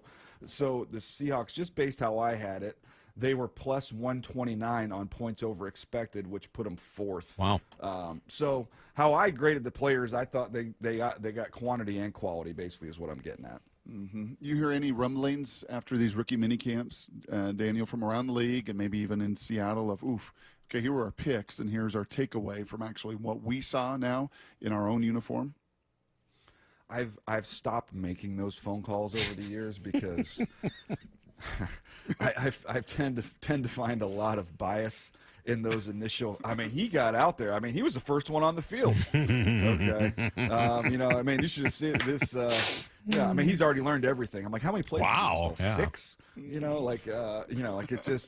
tends to be a little hyperbole coming out of these early mini camps. So I've stopped kind of paying attention. All right, well, let me ask you this then. This is a go the opposite way for a moment, because I think every stat you just gave about what your researcher came up with is super positive about the Seahawks. Brock and I have been incredibly positive about this Seahawks draft. I think we all really like what they did. But Mike Sando, who we love, did a piece where he interviews and gets a lot of information from other execs, anonymous execs around the league. And they also had some nice things to say about the Seahawks draft. But this was the other side of it. So I'll ask you what you think of it. Yeah. The catch. Seattle targeted non-premium positions with its first 3 picks, getting the second guard, the second safety, before taking Arroyo, who was consistently one of the most praised players in the Seahawks class. So essentially taking a guard, a safety, and a tight end, 3 non-premium positions with their first 3 picks. Should we be more concerned about that than we've been? I don't think so, because I don't think they forced it. And I know, you always want to try and load up on the line of scrimmage, but you just can't force that. And I think you've even seen, to me, and I'm biased, and I readily admit it, because the 2 teams that I worked for that I feel like have been as good in the draft game as anybody are Baltimore and Philadelphia. And you look at Baltimore, took Malachi Starks. You look at Philadelphia, they took an off-the-ball linebacker and Jihad Campbell. Like, the draft, you can go in there with a plan in place, and we're going to address the premium positions. But if it falls a certain way, you get in trouble when you're trying to just force it and jam it in there. At the end of the day, the goal is to have blue players. You want to have elite players scattered across your roster. And depending on who you talk to, they'll tell you, we need to have 8 to 12 like blue caliber players, guys that could be considered in the top 10 of their position in the NFL. In order to win it, you've got to have those elite players. So if you can get one of those elite players at one of those non-premium positions in a draft like the one we just had, that's just doing it smart, in my opinion. How big a deal is magnetism at quarterback in your evaluation as you go through this process and have over the last couple decades, DJ? Yeah, and I love that word. I always go back to this conversation that I had with Steve Young, decades ago, when I was just a young kid, and I just remember asking him, hey, in your opinion, I've talked to a bunch of different people about this, but what makes a great quarterback? And the way he explained it was that quality of being able to go into the huddle and to look everybody in the eye and say, over my dead body, are we going to lose this game? And so whether you want to describe that as, this big energy that fills the room and everybody wants to be around them, or to me, I lean more towards just there's that competitive greatness inside of these guys that attracts people. Maybe that's the magnet that attracts people. But that always, I heard that over 20 years ago, and that always stood out to me. I think Jordan Palmer said to us yesterday, there's not going to be a better QB room than what Seattle has now. From that regard, from a character standpoint, and even an upside of talent, obviously Jordan biased because he's worked with Sam and now working with Jalen. But when you now look at that room with Drew Lock, obviously Jalen Milroe and Sam, my goodness gracious, from a just QB character quality, is there a better room in the league right now? Those are all good dudes. Those are all really good dudes. Josh Allen is as good as it gets in terms of how he is and what he's all about. I always assumed, I don't even know, I think Matt Barkley might have retired, but I always assumed that Matt Barkley was just always going to be the 3 wherever Josh Allen was, because he literally was such a good dude that he kind of survived on that. But no, I think it's important. I think there's having the competitiveness of, like, we all want to play. Let's not hide that. Let's be honest about that. But there is also that, hey, this is the pecking order, and my job is to try and get myself ready to play as the 2 or the 3, but I also need to serve the starter. And I think you get some bad rooms when those lines aren't really drawn that way, and it's I'm out for blood as the number 2 quarterback, and I don't know if that always makes for a good room. Yep. If you were to have an opportunity to chat with any one member of this Seahawks draft class, you got 11 guys in the draft class, and you could give them some advice on, hey, if you want to make this team now, if you want to be successful, if you want to be even more successful maybe than where you were drafted, which one player would you love to just have a quick conversation with and give him one good piece of advice that you think would help him and the team? Yeah, I would probably start, and I think we've talked about him being one of my favorite guys that they got in terms of the value, but I would probably start with Horton, and I would go tell him that at your first, and I've done this, I've actually told this to some people before, is, hey, at the first mini camp, I want you to, as soon as you get on campus for the first time in the building, I want you to walk down to the special teams coach's office. First of all, look it up and figure out who it is before you go in there. Go in there and just tell him, use me however you want to use me. I want to be a gunner. I want to return kicks, which he's done. Like, I want to go and I'm going to start right there. I'm going to dominate that universe, and then I'm going to figure out once I dominate in that universe, the other universes are going to expand for me. So I've always said, if you're not a first or second round pick, one of your first moves should be to walk right down into the special teams coach's office and try and make an impression. Because you're a little under the weather today, DJ, and you're fighting, because you come on this show serving us with information. It's a battler. I'm going to play to your strengths. I'm going to throw you a couple here in your wheelhouse. The 2 places you've been. We played some Howie Roseman sound yesterday from the War Room, where Howie really put a charge into his guys on that 3rd day and said, find me starters. I want 2 starters. I don't want depth. I want to take some swings here. So on day 3 picks of the Seahawks, 7 of them, right? 7 guys in this draft class. Who would you put stock in to be in a possible starter or 2 out of those 7 picks? Well, I'm when he gets healthy, Riley Mills to me has starter ability, and he carried a starter grade for me. So let's take our time here, and maybe that's a year down the road, but we're going to take our time. We're going to get him healthy. But that to me is, and I agree with that philosophy. If hey, let's chase the upside a little bit versus the the stability and the high floor on day 3. So that one first and foremost is one. I think Damien Martinez can carve out a role. You got to make the team first, but I think he's someone who can carve out a role, can be a short yardage back, can be a 4-minute back, put some games away. when you hear the rumors pre-draft, like Kenneth Walker might be traded, and where what kind of good graces is he in? Like, to me, if I'm Martinez, I'm sniffing some opportunity there to try and carve out and find a role on this team. And again, it starts on special teams, but I could see him eventually getting to the point where he could earn some carries. So those would be a couple that would come right to the top of mind. Well, Salk's a blink scout. We've talked about that, right? Blink analysis. This is I'll admit right here, I'm doing a total blink analysis. I'm taking a 20-second clip of John Benton, the old line coach, working with the guys, and just praising Bryce Cable, and just with some of his movement skills, just in this one little 20-second clip. Can you tell me why a guy that's 6'5", 300, started 50 games, ran sub 5, why that guy was a 6th-round pick? Well, we can start first of all. He was not a combine invite, so correct. That's telling you kind of what the league is saying, because a lot of that comes from that. I'm pulling up my notes on him. The issues that I had with him, just struggle with speed. So I don't think the athletic testing necessarily showed up on the tape. I thought the toughness was there. I have in my notes just the redirect issues, beat by speed. I do love his effort. He looks to finish. That's going to be something that's going to gain you a lot of popularity with an offensive line coach, with a strain and an effort and a want to. So that to me was kind of the pluses, where he tested out of the gym, and then you love the effort, the tenacity, the toughness. Now the issues that showed up were he's getting beat on the edge with speed, and then some of the redirect athleticism stuff gave him issues. As a tackle, not a tackle, but slide him in the guard where he's going to be. He needs neighbors. He needs to play with neighbors. So but that's kind of gives you the whole holistic picture there. Gotcha. But that's why I've always said I've always gotten trouble with that with offensive line grades. If I were to be self-critical and go back and evaluate, self-scout, I think we've even talked about this. I've gotten trouble when I've overvalued athleticism and when I've undervalued intelligence and toughness at those positions. Those guys find a way to play. Do you have any concern about Jalen Milroe's decision-making after he ends up in number 6? What's the significance of? It's just the worst quarterback number. It's just awful. Well, I think Bubby Brister would. I think Bubby Brister would have something to say. That's exactly right. I think Bubby Brister he literally defines this. Yes. Who else is a 6? It's Baker Mayfield, Cutler? Bubby Brister, and that's it. Jay Cutler. Exactly. Yeah, that's what I'm talking about. What's our level of concern here? It's kind of a kicker number. It's a horrific quarterback number. Yeah. Horrific.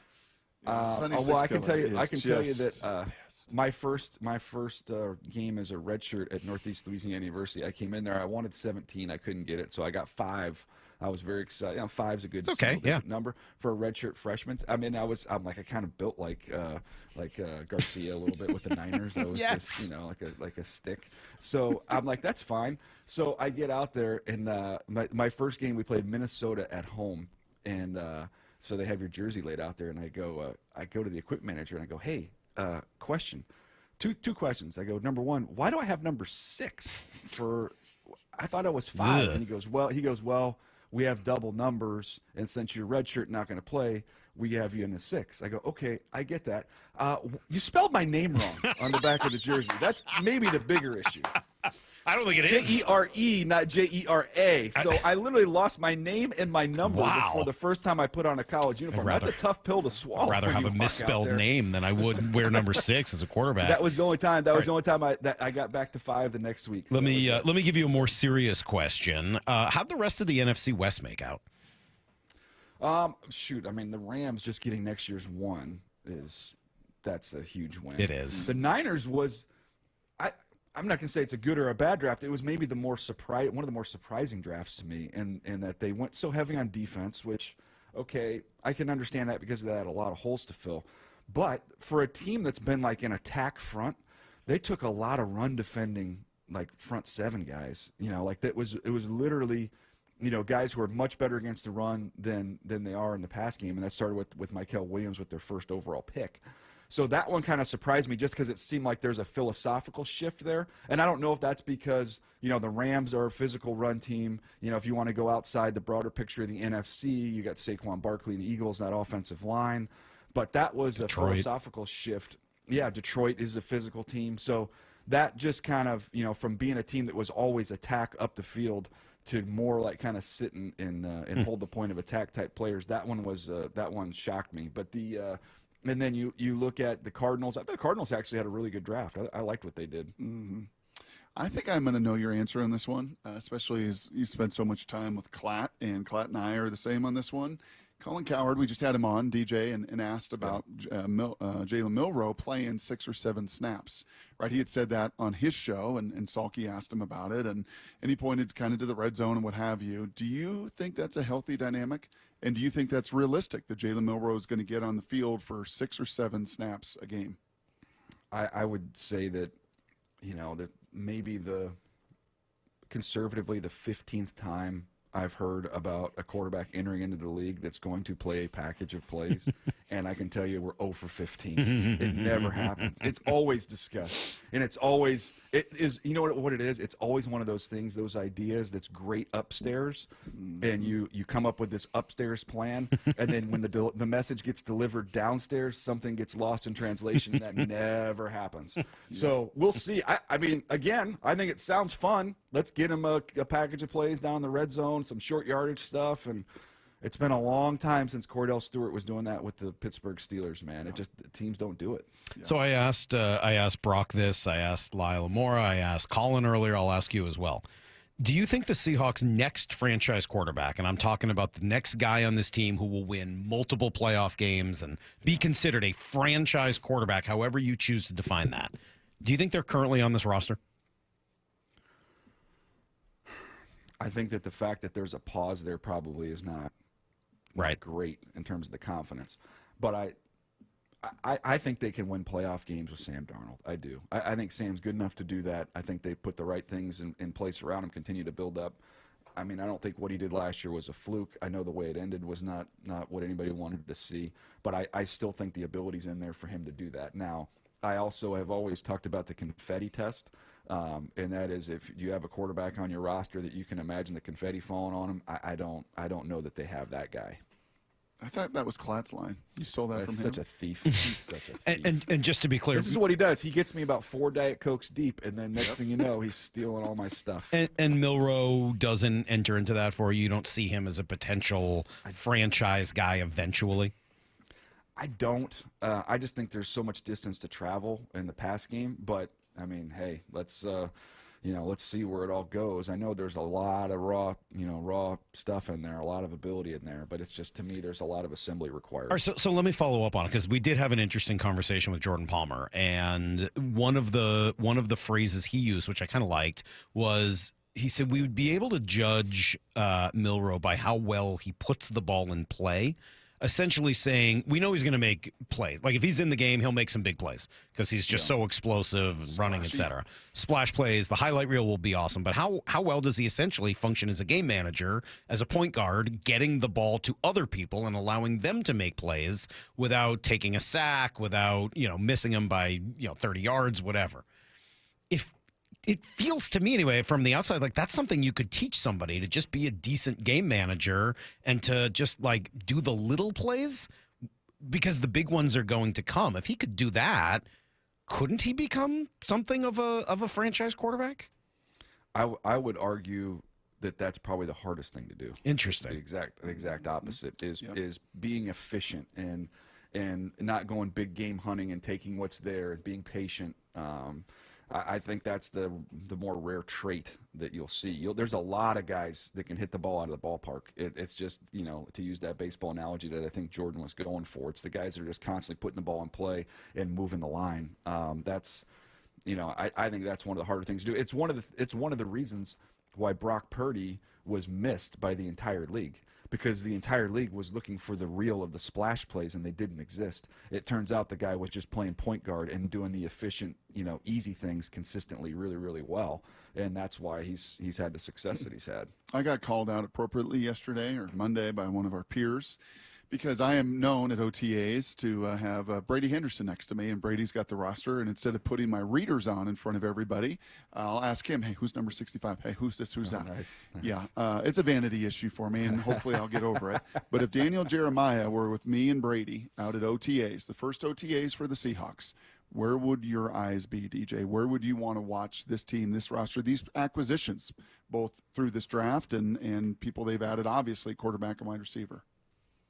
Well, for me, if you're looking at the whole team being out there, I don't really get anything out of watching the trenches in these mini camps because it's just not, you're not padded up. There's nothing full speed. I just don't think you're going to get anything out of that. I want to see how they're going to utilize Cooper Kupp versus Jackson Smith and Jigba. I want to see kind of how they carve out, because they're very similar players. They do a lot of the same things really, really well. So how do they complement each other, and how are they going to use those two guys? That's probably where my eyes would go first and foremost. That's good. Can I sneak a question? Because we're starting to see some moves. And by the way, John Schneider told us, like in the acquisition phase, there's free agency. They were quiet in, obviously, with big money. Yeah. There was the draft, which they were very active with 11 guys that we're all loving. And then there's this phase right now that we're seeing as we see Pickens get traded. We see Gabe Davis get released. This other acquisition phase with salary cap moves. Is there a corner out there? The Seahawks did not get that in this draft. It just did not fall that way, especially in the third round where they like some guys. Is there a corner possible salary cap? They got a lot of money. Can make some moves here. Is there anything that you'd like to see added, if not corner? Receiver Gabe Davis just gets released as well. Do you see a move or two possible? I mean, everybody's been talking about Jair Alexander, pre-draft. I mean, that was kind of the big name at that position that you could see, get pried out of Green Bay. So that would be the one that just comes, completely top of mind. I think we are going to see other moves. It's been very quiet on a guy like Bryce Huff, who did not really fit for the Eagles. It just didn't make sense, but he's still on that roster. I think it's one of those guys that, as an edge rusher, that I think they have to wait till June. Mm-hmm. But that, to your point, there's a lot more moves that are coming. And so at the corner position, off the top of my head, that Jair is the only one that comes right to top of mind. Usually, teams are not looking to discard any talent at that position at this point in time, but that's one that you have heard. Padres are only half a game back, huh? Oh, we're right there, man. We just got Merrill back yesterday. Have you watched our Mariners? They're going for their 9th straight series. You guys have an offense now. What happened? Huh? Putting the ball in play. Just like Jalen Not Milroe striking out like they normally do. Just put the ball in play, DJ. It's that simple. In baseball and quarterbacking, just put the ball in play. Who like with you? We just tee it up for you too. Just put the ball in play with DJ and let you go, man. Seriously, what can we thank you? This is coming to an end. Yeah, it's a bummer. Well, we'll negotiate about maybe the season again. Yeah, no one said it was over forever. Just sort of this run of draft conversations. Right. I will say, I know Brock wants to say thank you, but I will as well. Just thank you so much. This was awesome, enlightening every single week. Tremendous content for our listeners. Educational, certainly for me, and I know for Lyle and Maura. We've really enjoyed this, so thank you so much. This has been awesome. Well, I enjoy both you guys. I enjoy your company. I feel like I learned a lot through this whole process, including how to pronounce your name. So that was good.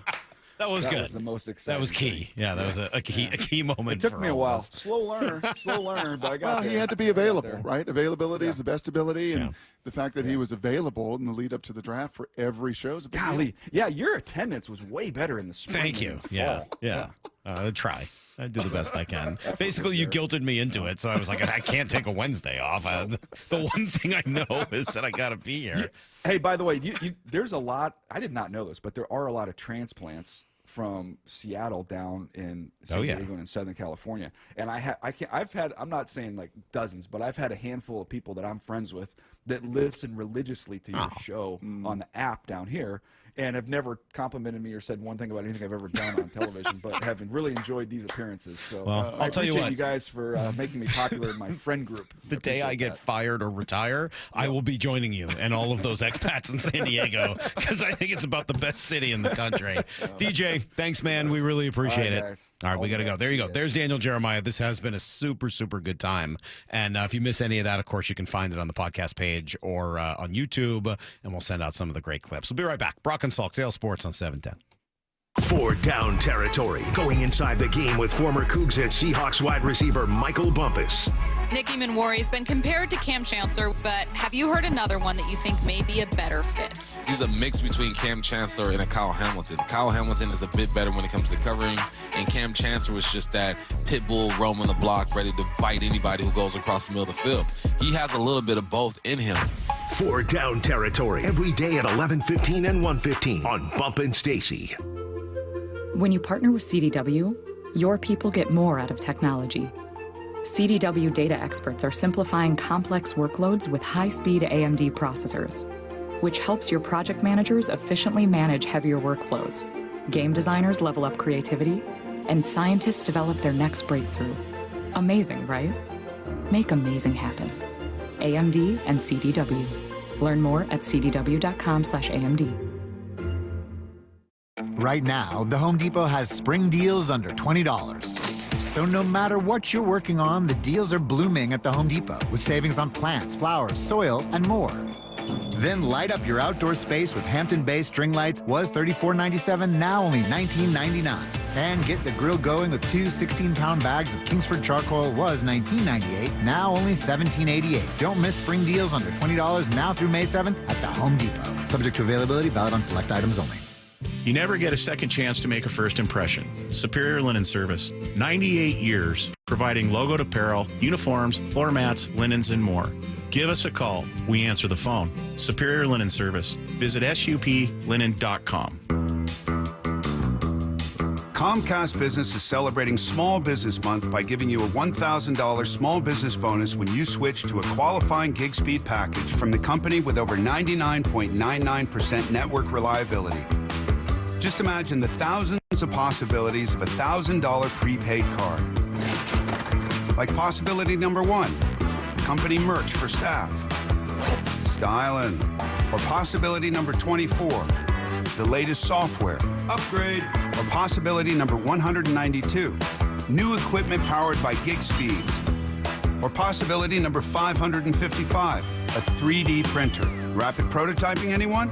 Switch to Comcast Business for over 99.99% network reliability, advanced cybersecurity, and now get started with a $1,000 small business bonus. Comcast Business, powering possibilities. And 6/22/25. New customers only with 2-year agreement. Other restrictions apply. Emerald Queen Casino Event Center presents the main event. Powered by WFC, Saturday night, June 14th. A night of professional boxing where champions are made and every punch counts. Contenders from the region go toe-to-toe, ready to prove they belong at the top. Tickets at emeraldqueen.com. Don't miss Fight Night, June 14th at Emerald Queen Casino, the boxing capital of the Northwest. 21 and older, need gambling help? Call 800-547-6133 or visit emeraldqueen.com. Hey, Brock Heward here, along with IRG Physical and Hand Therapy President and CEO Shannon O'Kelly. Now, Shannon, I need to ask you if what I've been hearing is true. You don't need a referral, really, to see a physical therapist in the state of Washington? That's exactly right, Brock. The state of Washington is a state that has what's called direct access. That means that if you get up in the morning, for example, and you hurt your back or did something to your muscles or tendons or joints, you can call a physical therapist directly, and we can get you in that same day and start your care and your recovery process. How can patients get scheduled with IRG? Oh, it's easy. You just contact us at irgpt.com. We'll direct you to our concierge service, and we'll take care of all that for you. We handle all the authorization, verification. We want our patients to understand their insurance benefits and what the outcomes are going to be with their visit to IRG Physical and Hand Therapy. Please, please, please don't let injuries keep you from your passion. Schedule online today at irgpt.com and start the journey back to your best self. Safety comes first. When money is tight, don't neglect maintenance on your vehicle. Keep it safe. At Bucky's Complete Auto, we have you covered with available financing. For over 50 years, Bucky's Complete Auto has been servicing and repairing cars and trucks with modern-day technology and good old-fashioned customer service. There's a Bucky's just about everywhere for oil changes, wiper blades, brakes, tire rotation, tune-ups, and factory maintenance. No appointment necessary and financing's available. Check Bucky's.com for the location near you.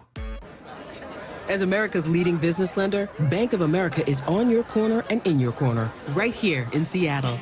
With $215 billion in business loans and over 3,700 business specialists across the nation, we help businesses thrive so communities prosper. What would you like the power to do? Learn more at bankofamerica.com/local business. Bank of America, official bank of FIFA Club World Cup 2025. Copyright 2025 Bank of America Corporation, all rights reserved.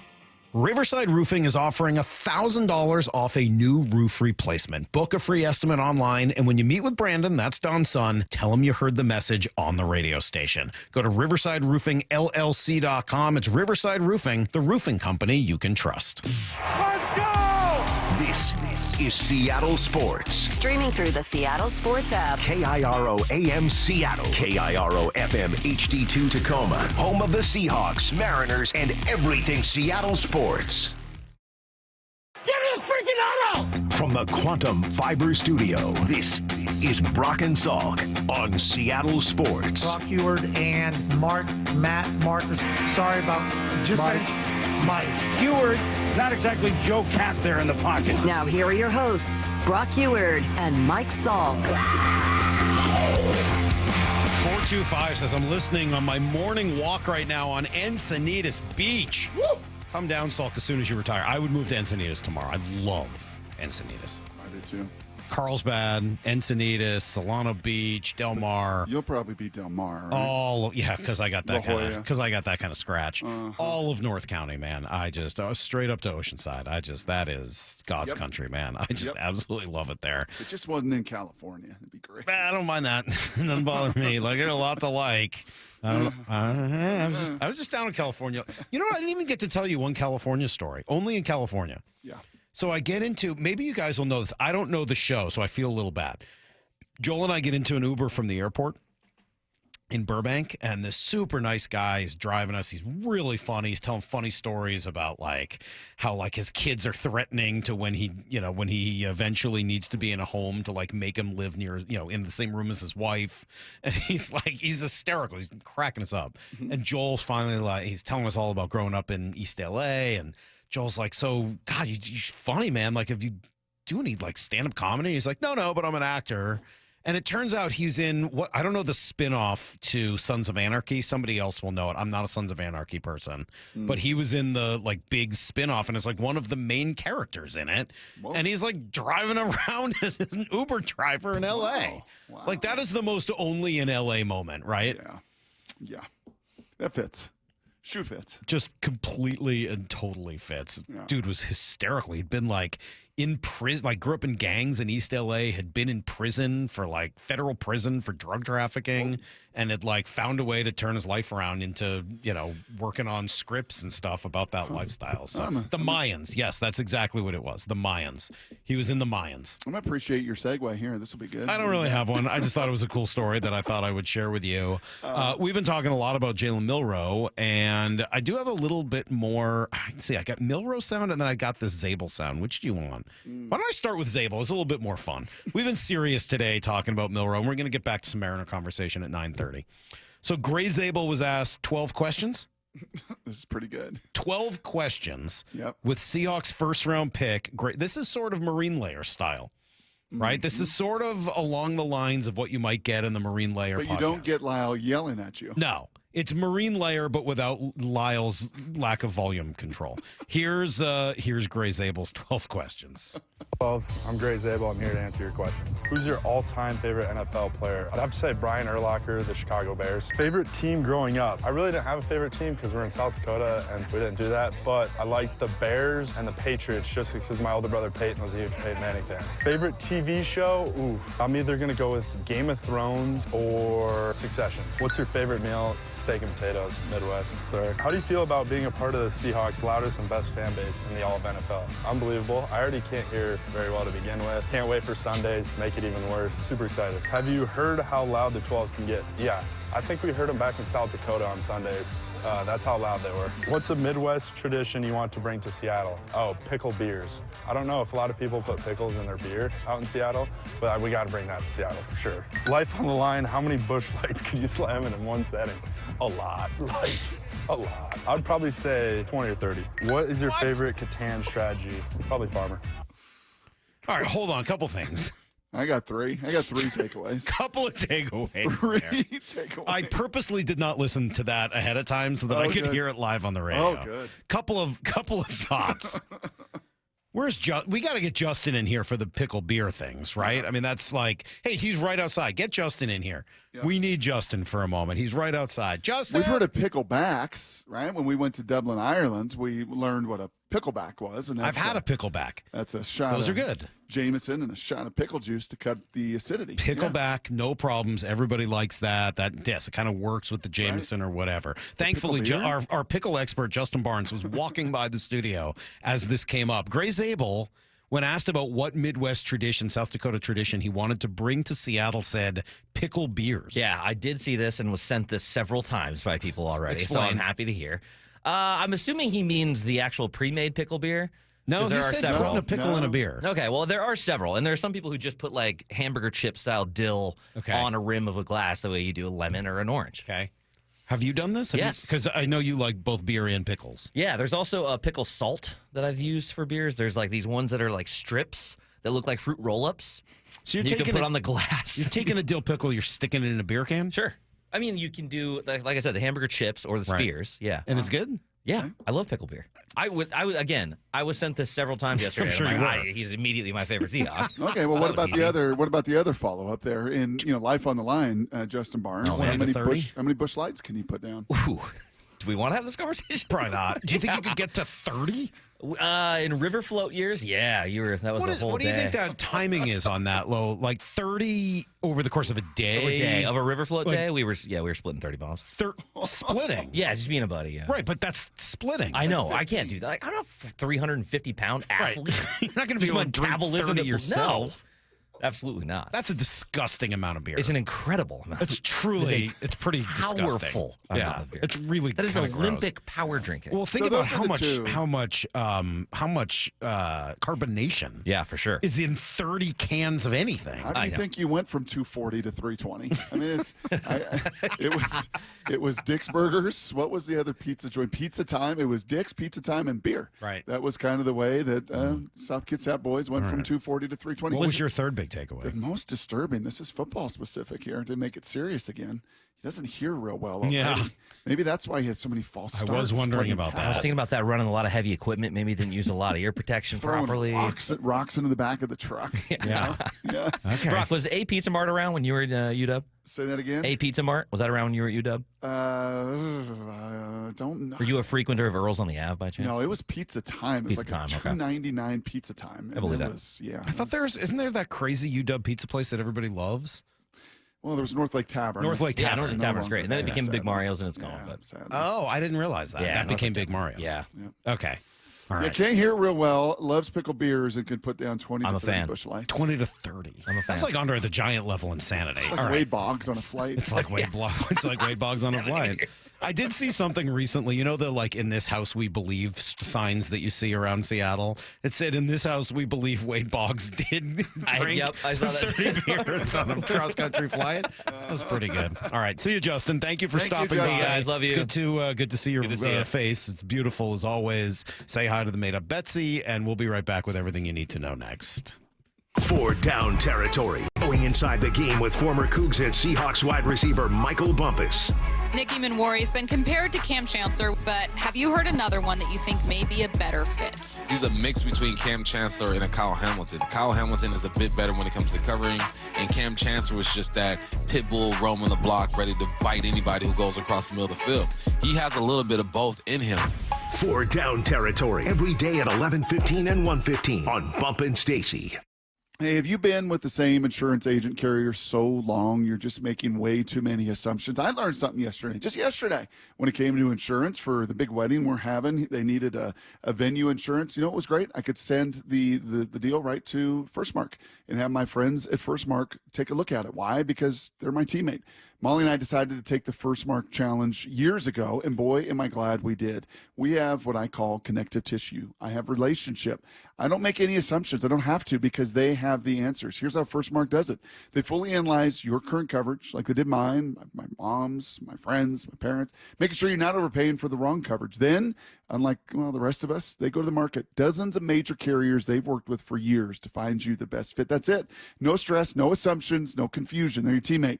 And they spent the last 30 years helping thousands of families navigate this world of insurance. So don't wait a morning longer. Take the FirstMark Challenge I mentioned.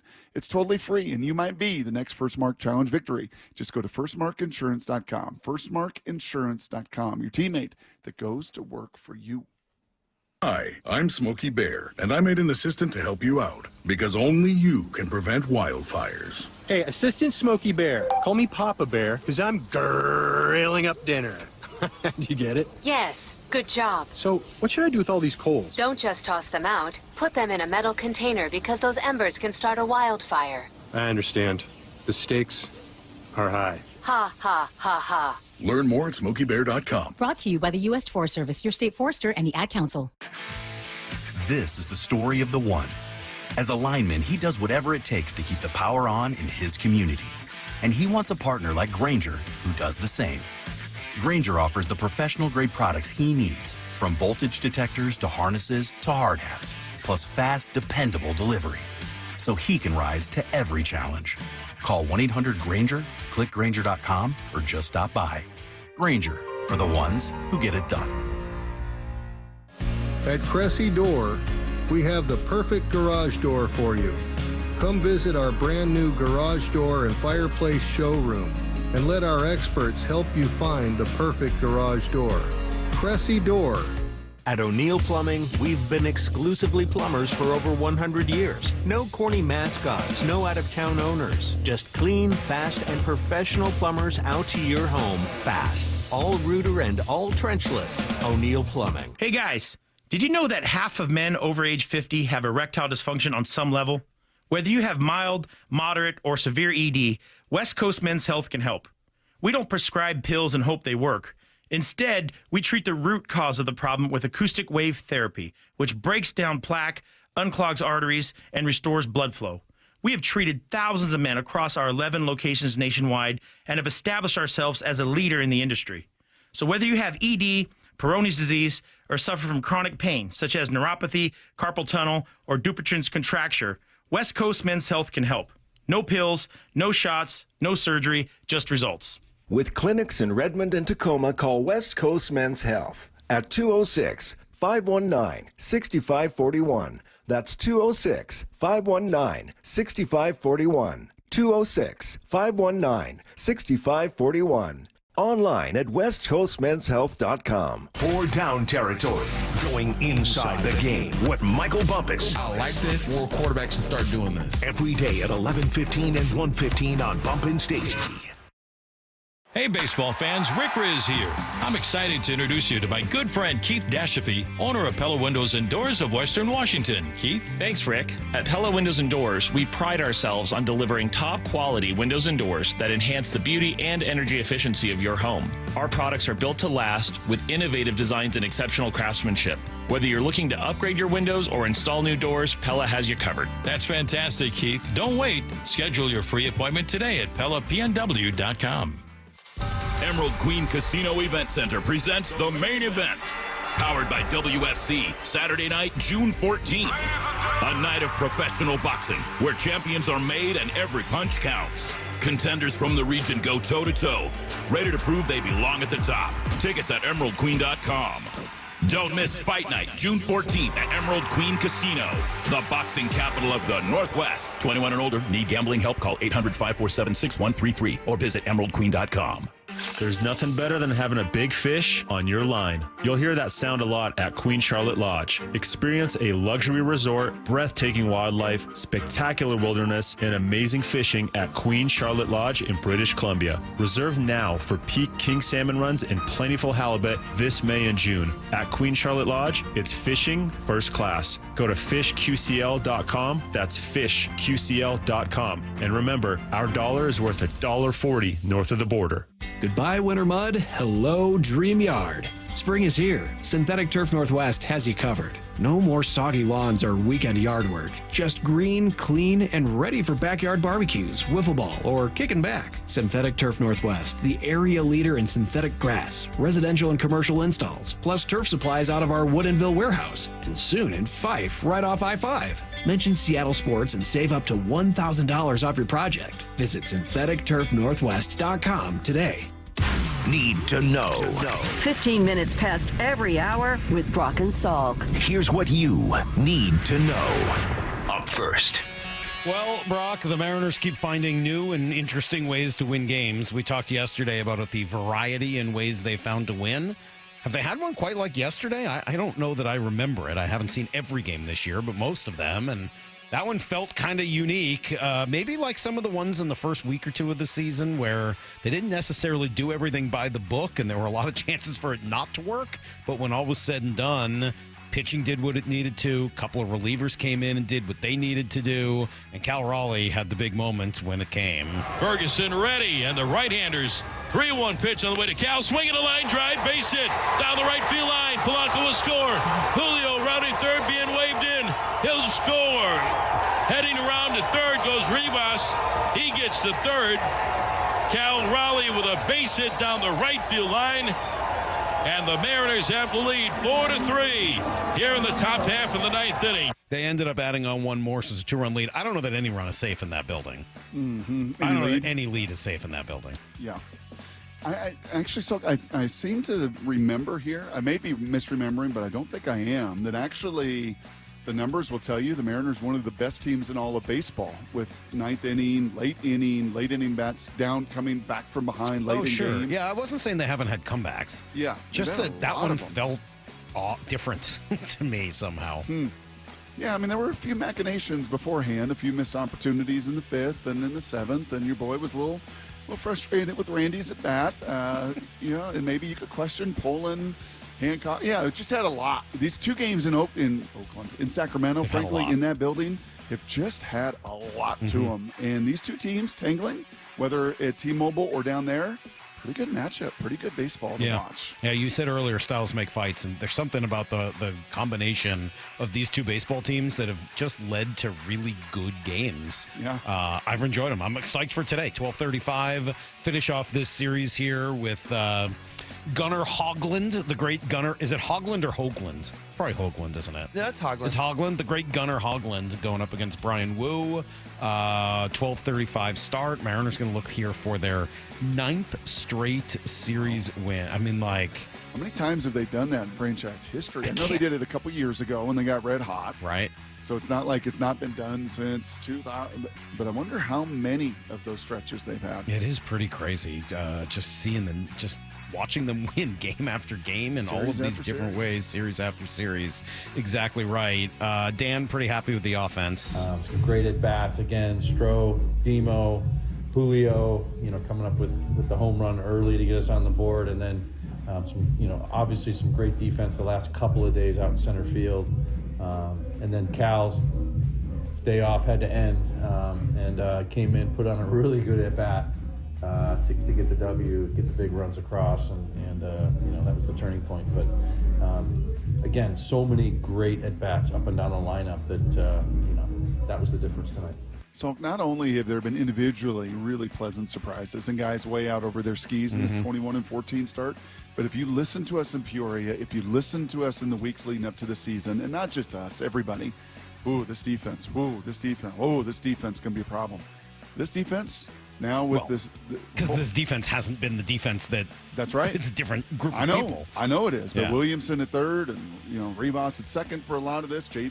Man. Williamson makes a lot of great plays at third base. Sure does. Just watching him is a treat. You can see why the conversation about him is what it is. He is very, very smooth. Here's the second thing you need to know. A busy team before the game as well. The big news, I guess, is the acquisition of Leody Taveras, who is only 26 years old, and I think everyone's a little surprised when he was released, put on waivers earlier this week in Texas. And according to Jerry Dipoto, the Mariners were psyched to claim him. We committed pretty early internally, like, we're going to put in a claim, and I hope he gets to us. And we were kind of surprised that he did. And he's 26 years old. He's a year and a month removed from a 2.5-win season, playing center field every day for the world champs. And he's a 65-70 runner. He's got a 65-70 hose. He has stolen 20-plus bags in a season. He'll give you 12, 15 homers, and that's not considering the athleticism and the upside that he still brings to the dance at 26. And he's making a little bit of money this year, but he's under club control for the next 2 years, which makes it even more appealing to us. And right now, with so many players banged up and injured, we had real opportunity. And we thought this is an opportunity to try to cash in on a young guy in not too dissimilar a way to what we did last year with Victor Robles. You excited about that 65 hose, cannon of an arm, 65-70 speed. Yeah, just, the style you want to play. There are some traits there, and worth, what is it, about a $4 million? That's why I think also he was available when put on waivers. Yeah, it's a little money. It's a little bit of money. It's not nothing. Not nothing. It's not nothing, but not a ton, and it's probably a good bet, again, for what will probably ultimately be, play the... Look, I don't know whether Victor Robles is coming back this year. Right. We just don't know, and we're not going to know for a few more weeks whether or not he's even an option to return at all this year. So...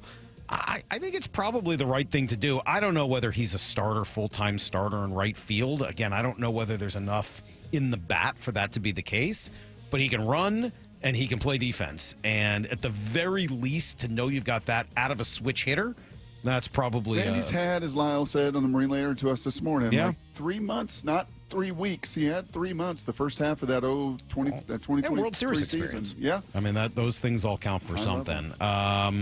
Let's see. It's good to get Dylan Moore back yesterday, and nice to see, I think, Jorge Polanco start in the field and hit right-handed. It shows that at least he's kind of improving his health. Once Randy's ready to go back to left field, I'd like to see Polanco still as the DH as often as possible. I don't need to see much of him at second base. I would be happy to keep him off his feet. I don't need to see him in the field a whole lot. Here's the third thing you need to know. I told you earlier I was going to try to play some of this sound here about Milroe? Jalen Milroe. I guess we could save it for tomorrow, but I could play you a little bit. Here's a little bit from Greg Cosell on with Ross Tucker. So I ended up watching 8 games of Jalen Milroe, and I thought he showed meaningful improvement as a pocket quarterback. He missed some deep throws, no question. But I thought he showed more patience. I thought he showed more poise. I thought that his feel for playing with timing and rhythm was a little more refined.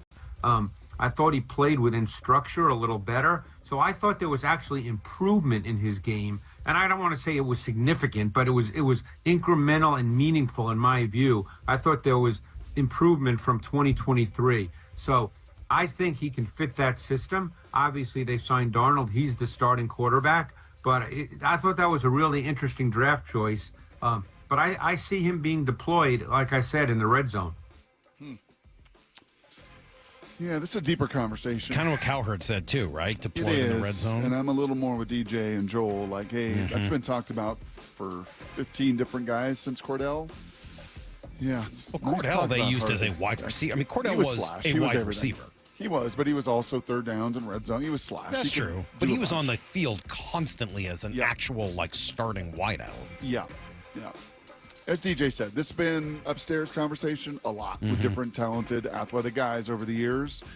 To see it come to fruition on the field consistently, game in, game out, that's a different It's a little different. History not on that A little bit more of a challenge. Yeah. All right, that's everything you need to know. A quarter past every hour here I would also on the Brock and Salk Show. I would also say when I hear that, if that was the case, he's not the 92nd pick in the draft.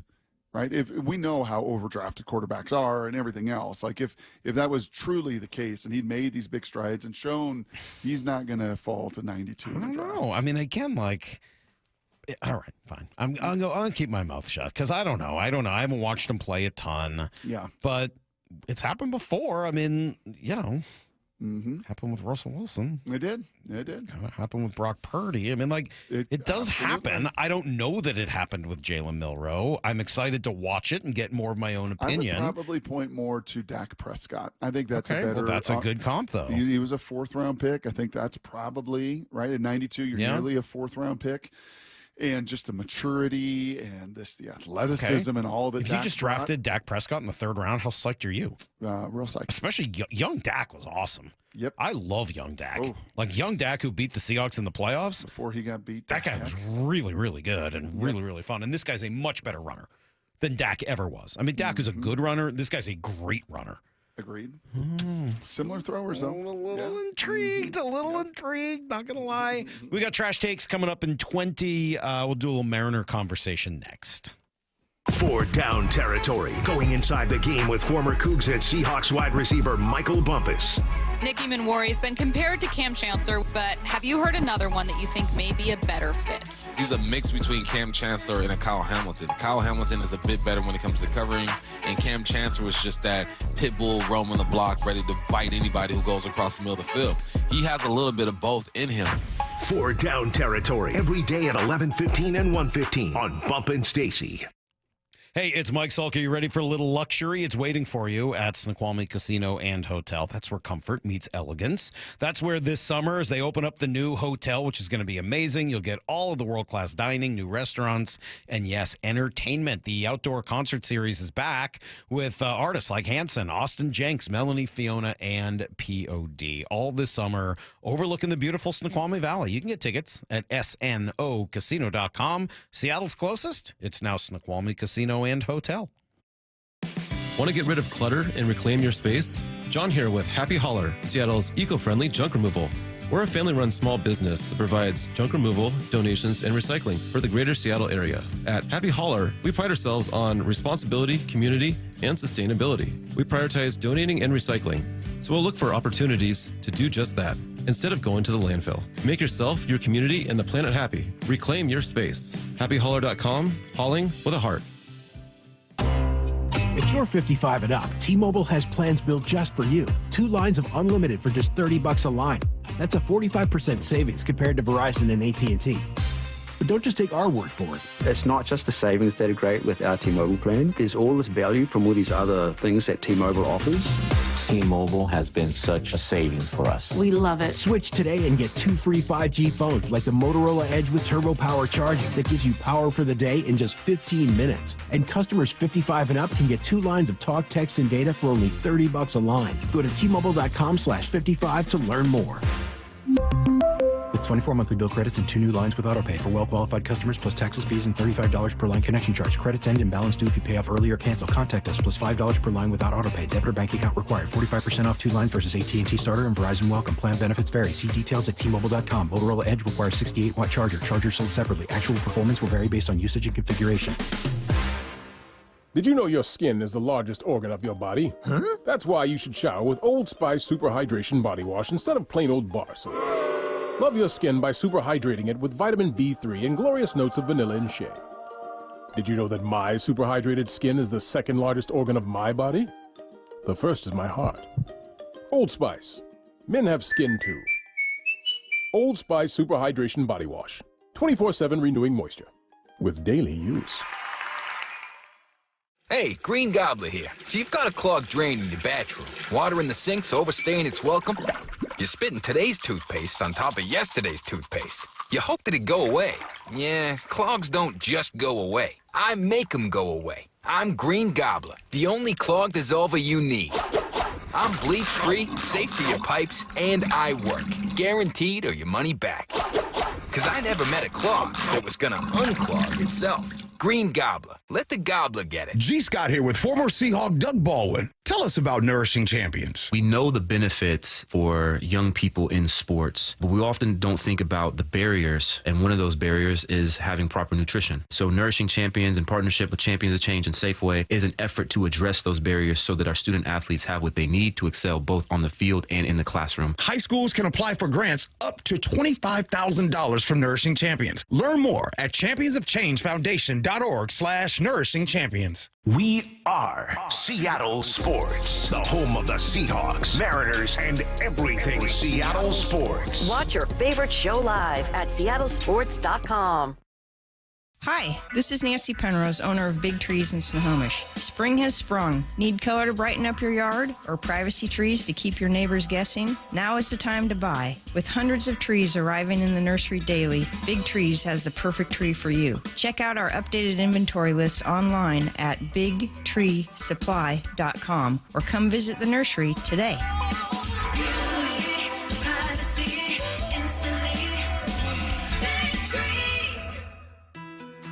I like my teacher because she helps me with my problems at school.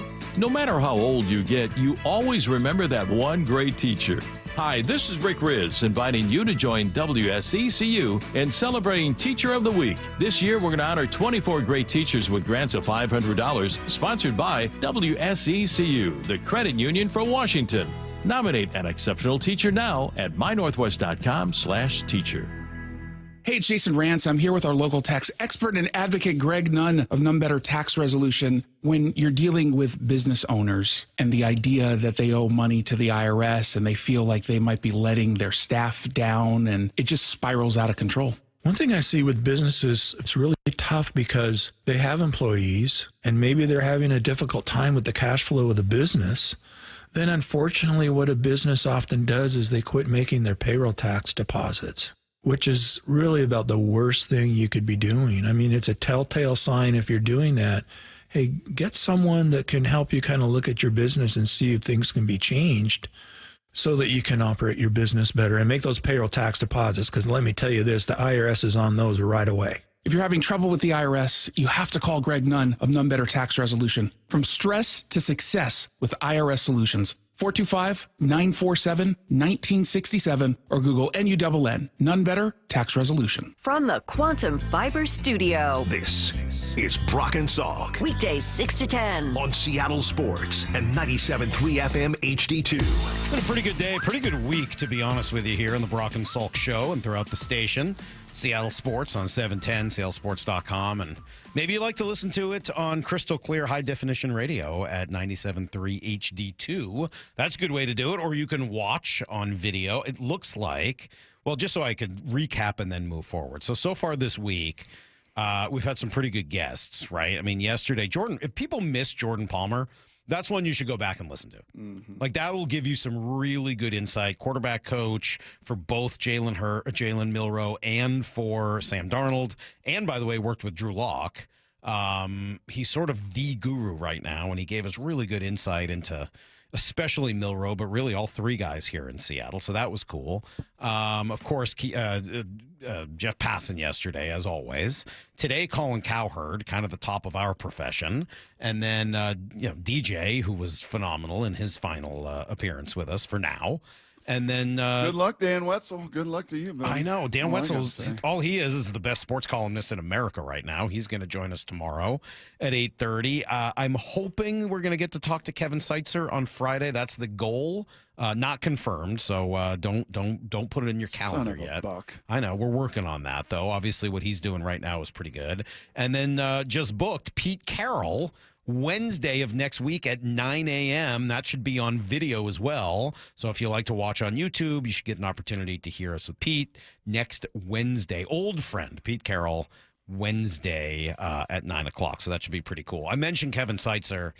I did tell you, Brock, tomorrow I think I'm gearing up for something new in a conversation. Right. Yeah, I think tomorrow at 7:30. You're just letting this marinate for all of us. I as I told you, it's a little bit more than just like something I want to say off the cuff. Mm-hmm. So I don't want to just dig into it right now. So you're trying to let it saturate. I'm trying to make sure it's what I want to say, and I'm trying to get my words right. I want to put together a little bit of info. Okay. And honestly, my head was still so cloudy over the first 3 days of this week. Yeah, you better today?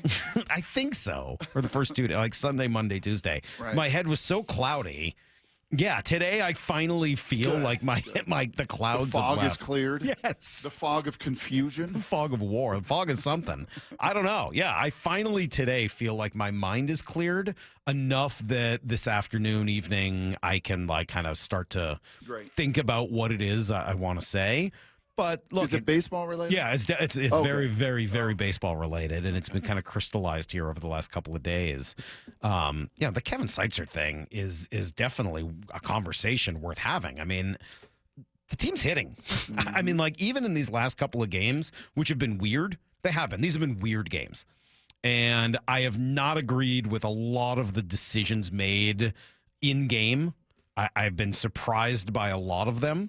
And some of those are kind of, getting to learn Dan and his strategies and how he wants to play some of these. Some of them I think are, run a little afoul of what I think is some conventional wisdom or maybe modern conventional wisdom. I'm not sure. But a lot of them have worked out anyway, right? I mean, we talked about how it didn't work out on Monday night with the two walks to load the bases in the 11th. Made even more curious, by the way, because Polanco was playing second base the next night. Mm-hmm. Like, if he was okay to play second and turn two, why weren't you at double play depth? It's confusing. And then yesterday you got a bunch of weird ones as well. Why is Emerson Hancock removed after 74 pitches in 6 innings? Why are you in a situation where Colin Snyder is now getting like the leverage role in the 8th? That's probably not something you want to manage into. Why is your hottest hitter, Jorge Polanco, bunting? That's probably not something you want with men on base, maybe because he's from the right side of the plate, but still. Right, like there are these questions. Why is Cal Raleigh not used for Mitch Garver in the 7th when you had the bases loaded? Because he got kind of lucky that it came all the way back around to Garver in the 9th. Otherwise, you'd probably lose that game without deploying Cal as a resource. And yet, because baseball there is no one way to play this game. There is no one answer to how you do these things.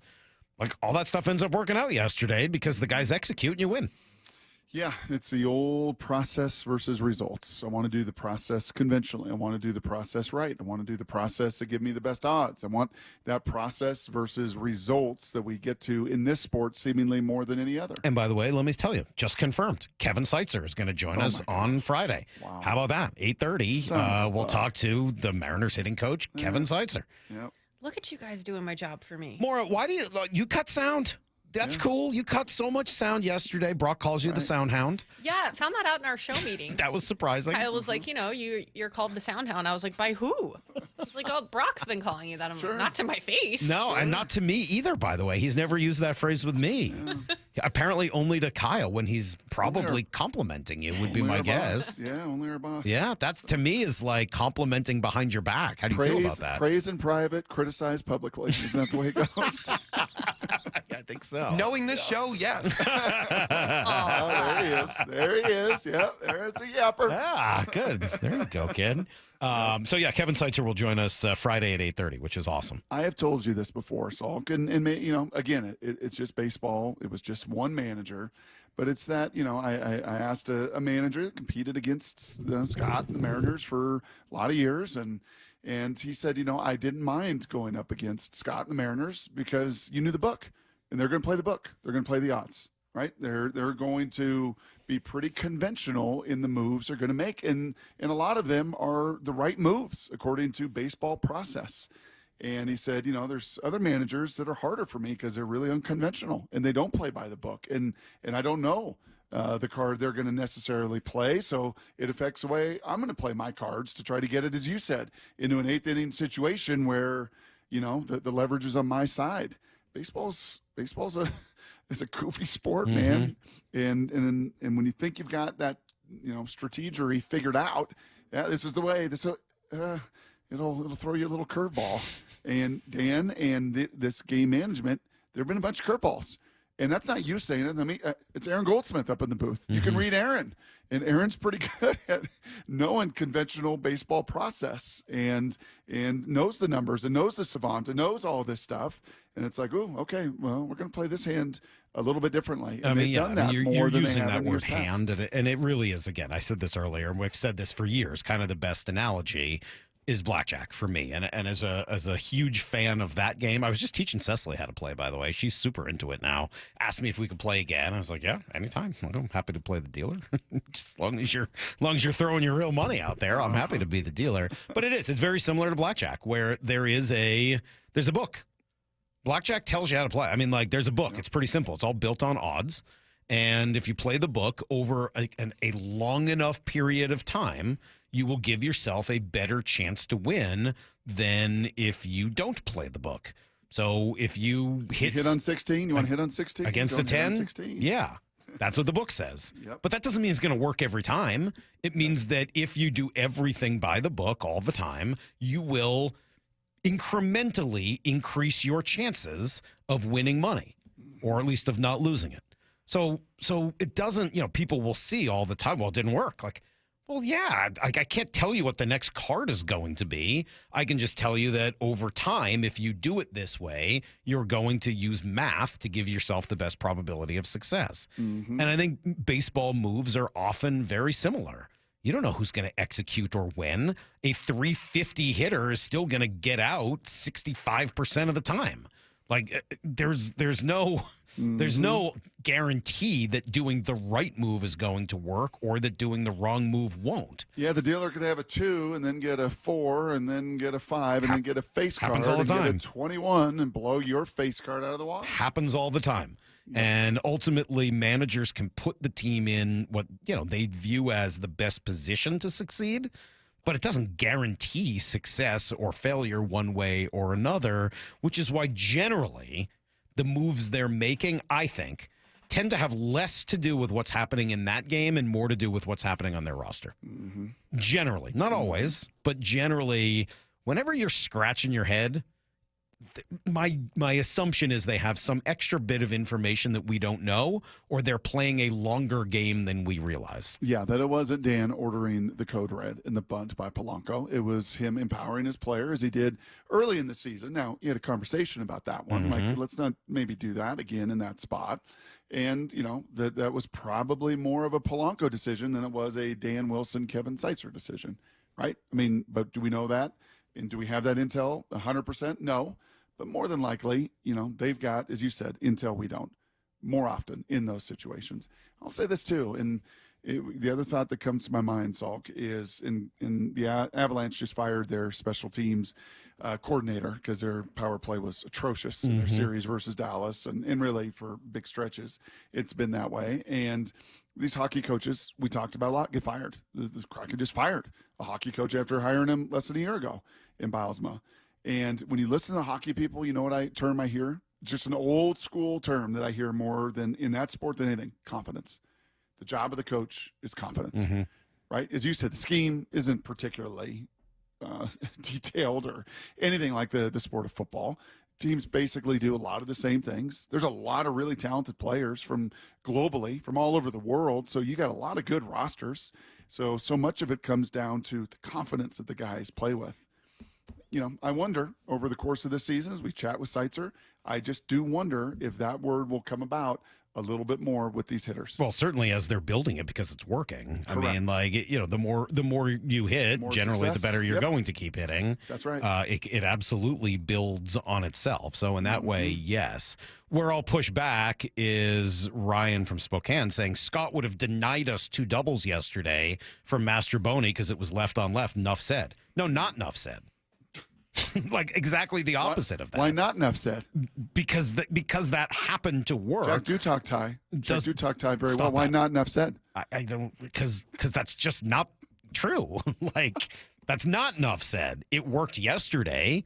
That doesn't mean it would continue to work. That is that to me is where I think you Enough start said. getting yourself into a with my difficult spoken ad over there, conversation. buddy. Enough Please don't said. say that Thai thing again. I don't like that. That bothers me, and I'm not sure it's appropriate. So let's just. Well, it was on Meet the Parents. Yeah, I don't know. It's PG. I know. Maybe even G. A lot of things were said that just no reason to do that again.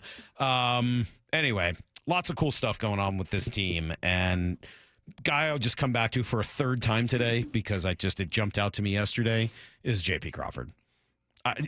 When he is like this, it's hard to imagine he's ever not like this. Yep. He is on fire. He is locked in, and he's bigger than you think he is. So when you see him in the box, it's like, well, where are you going to get him out?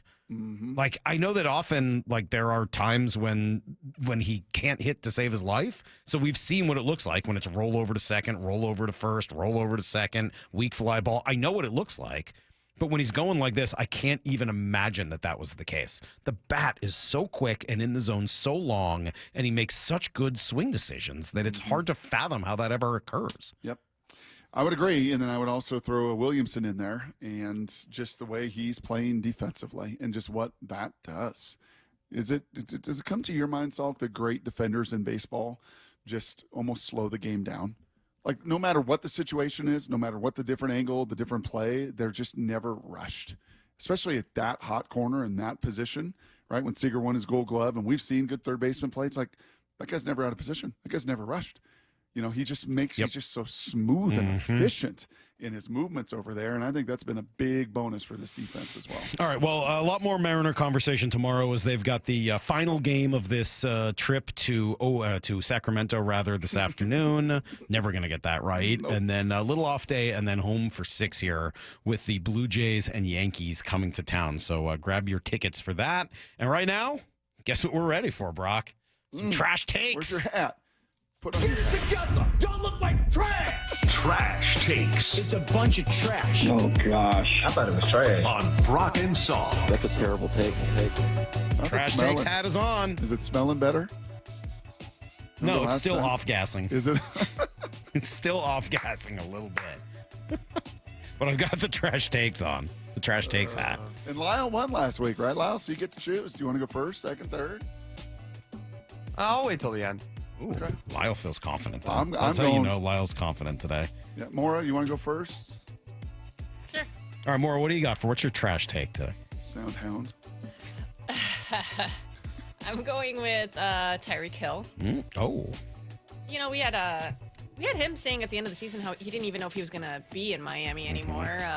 He just likes to kind of fly off the cuff. But he was doing like a social media live and was asked his top 5 quarterbacks, and this was what he had to say. He said, could I rank my top 5 quarterbacks? Lamar, Josh, Pat, obviously. No, this is no order, by the way. Baker Mayfield. And Joe Shiesty, too. No mention of his quarterback, Tua. I feel like maybe with the rest of the list, that's okay. But when you throw Baker Mayfield in there and you leave your own quarterback off of it, that's a shot. That's Doug Baldwin-esque right there. Yep. That is good. He's just not a good teammate. Honey Badger. Yeah, that's bad. Also, I appreciate, how much I like Baker, but get Baker top 5? Top 5? Top 5. By the way, if that combination is the top 4, Lamar, Allen, Pat, and Burrow, if that's is that your top 4 in the league right now? Who's number 5? Yeah. And is it Jalen Daniels? Jaden Daniels, excuse me. Be a lot of confusion with Jalen's, huh? I know, yeah. But is Hurts, it Jaden Daniels? Is it Jalen Hurts? That's kind of an interesting debate. I don't know who it is. I have to think about that a little bit. All right, Tyreek Hill. That's usually a pretty safe bet for trash take that he'd have something dumb to say. All right, well, I'm going to the king here. I'm taking a shot at the king. It's not Belichick. I've tried that. That didn't work. Come with the king, you best not miss. I'm coming at the king, and sorry. Doesn't matter who you are. Salk, you've had trash takes. Lyle's had them. I've had them. Maura's even had them, I think. You going with the Prez? I'm going, I sent you that one. That was good. You didn't know that Ovechkin's not Canadian. That's okay. Is it? Yeah. Details, Salk, details. That's a pretty big one. No, but I'm going basically at the king. I'm going to Tom Brady. Oh, whoa. This is trash. Sorry, Tom. Elephant in the room, Shedeur Sanders. What happened, Tom? Why did he go so late in the draft? It's a good question. I wasn't a part of any evaluation process. Liar. That's all you need to hear? Just that? That's it. Liar, pants on fire. Can I say that? Is that appropriate, Salk? Liar, pants on fire. That pause, he knew exactly what the answer was, and he wouldn't say it. Liar. Trash. Okay. Oh, I thought you were saying it was trash that he's saying he wasn't part of the evaluation process after we've been told he'd be heavily. He was heavily. That's exactly what I'm saying. He's lying out of his teeth. He's lying, is what Brock said. I think it should be trash just because he went on Logan Paul's podcast. That too. Trash. Thanks, Maura. That's good.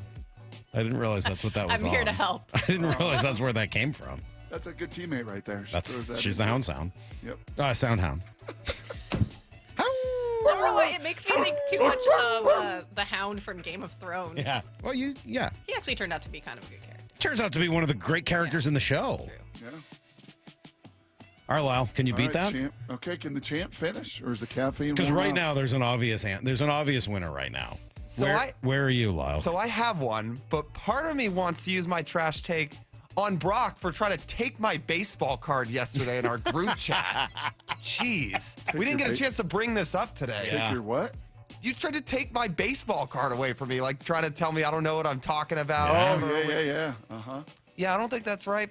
I don't think that's right. I think and I had sent over, I sort of started that accidentally by sending over that tweet about how they're screwing up Kobe Mayo by making him play third and he's not good at it. And that's hurting him at the plate. And Brock just went off. Oh, I went with the hammer.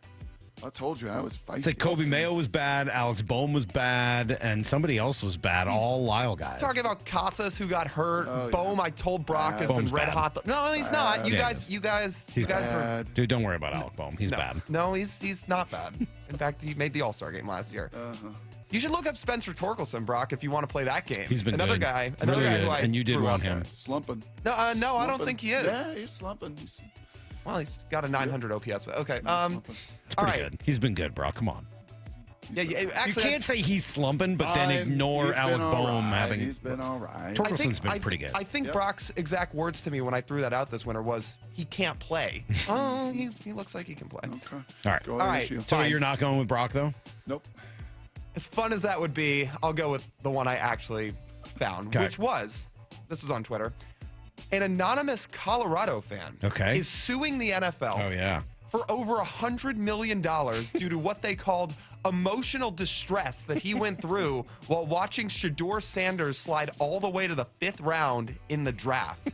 And then they actually post a screenshot of like a part of the legal document that they're sending in with section 1B and 2C and all this stuff for why he went through this distress. So his you want take to bet is $1 million that this is a 26-year-old guy? I'll bet you $1 million. I don't know. Probably, but it exists, and they somehow magically came up with the number $100 million. $100 million. So that is the take, that the NFL caused him $100 million in emotional distress. Man, that's trashy. This is hard. Hard week. Hard to decide. Brock loses. Sorry. Really? Yes. I mean, that's a lie, but it's not a bad take. He didn't like say something that was like that to disagree. Like it was just a lie. That was, I can't tell the truth here, so I'm just going to tell a lie. And you can hear it as soon as he pauses, where he's just like, I don't want to ask it. Please don't ask me this question. Damn it. Now I got to answer it. So, I mean, it's not a good take, but it's really, I mean, yeah, it's just kind of a lie. Just different.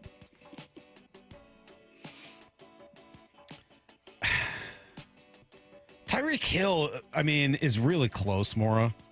I mean, obviously that's a terrible take of putting Baker in there and leaving out his own quarterback. But I think I respect just how, I mean, I can't stand Tyreek Hill. I hate him. I think he should be out of the league. But I do sort of respect just how much he's trying to get out of Miami. And that to me is like a final straw. Kind of like, I am blowing, that is nuclear. I am blowing this thing up. I know exactly what I'm doing. He knows what he's doing there. So even though it's dumb, even though it's wrong, I'm not sure it's a take. I think it's like a specific point he's trying to make in order to make everyone so mad around him that they have to get rid of him. So I think he's actually achieving what he wants. So Lyle, you could have won with either. You could have won with either, Brock. Oh, weird. He actually uses the one that you sent. Wow. That's a text that you sent. I did? Didn't you send the text yesterday to the group about the lawsuit? I don't think so. Are you sure? Maybe I did. Who the hell remembers? Well, you were in a fog. You Doesn't don't remember worry. anything. Lyle wins. Nice job, Lyle. There Great was a job. lot of activity in the show text thread. It was a busy day. Yeah. Plus, I got my hat on, Brock. All right, we got to get out of here. We got to do it quickly, too, because Bump and Stacy have a short show, and then they're going to give way to Mariner Baseball, and we'll be back tomorrow. You did send this to our text thread yesterday. Lyle used something Salk sent us. But I didn't read it. Oh, you're such I didn't read it. I honestly my didn't buddy see sent it to me, and I just forwarded it along. I didn't see it Okay, from Salk. I saw it on my own. Can I just make a plea before we go for Here's the Things tomorrow? Yes, we need Here's the Thing. Please send them in. Go to the app and, download it and leave us a little message for Here's the Thing so that Maura will have good stuff tomorrow at 8 o'clock. We'll have Dan Wetzel at 8:30 and a whole lot more as well. We'll talk to you guys at 6. Until then, the hay. Go Mariners. Barnes. See you, everybody. Get to the chopper!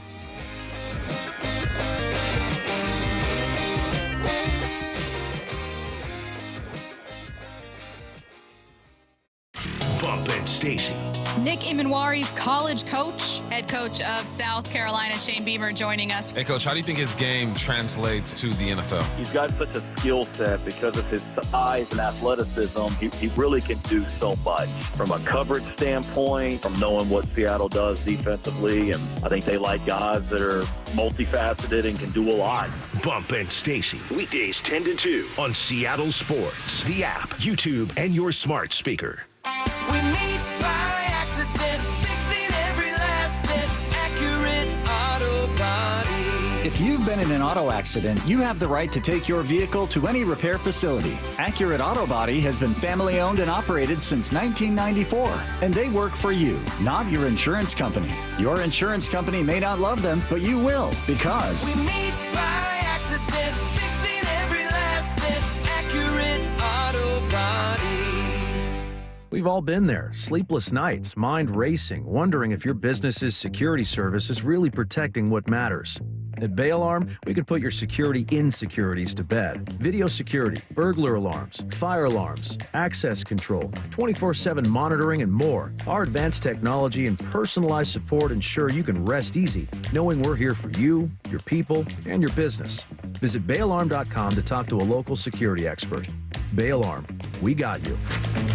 Adam Schefter here for Vivid Seats, the official ticketing partner of ESPN. Are you ready for the NFL season? The schedule release is coming, and we know the best place to get your tickets this year. My friends at Vivid Seats. They're seriously legit, and you earn rewards on every purchase. That's basically free football games. When that schedule hits, don't wait around. For the best selection and all the great deals, head to vividseats.com or download the app and lock in your game days now. Another checkup? Why are so many people getting new puppies? Dr. Kim's veterinary office is littered with cuteness. We are booked solid for weeks, but who can say no to a puppy, right? Oh, good boy. Oh, She needs to find extra vet techs to get those pups some extra love. I need Indeed. Indeed you do. When you sponsor a job on Indeed, candidates can find it easier, so you can hire easier. Redeem your $75 credit at Indeed.com/credit. Terms and conditions apply. Thanks for calling Discover. This is Nia. Hi, Nia. It's Jennifer. Did you know that Discover automatically doubles all the cash back you've earned at the end of your first year? Yeah, I work here. Okay. I was just double checking. Get it? Because Discover automatically doubles all the cash back you've earned at the end of your first year? Oh, you get me, Nia. Or you could say that I double get you. I guess we've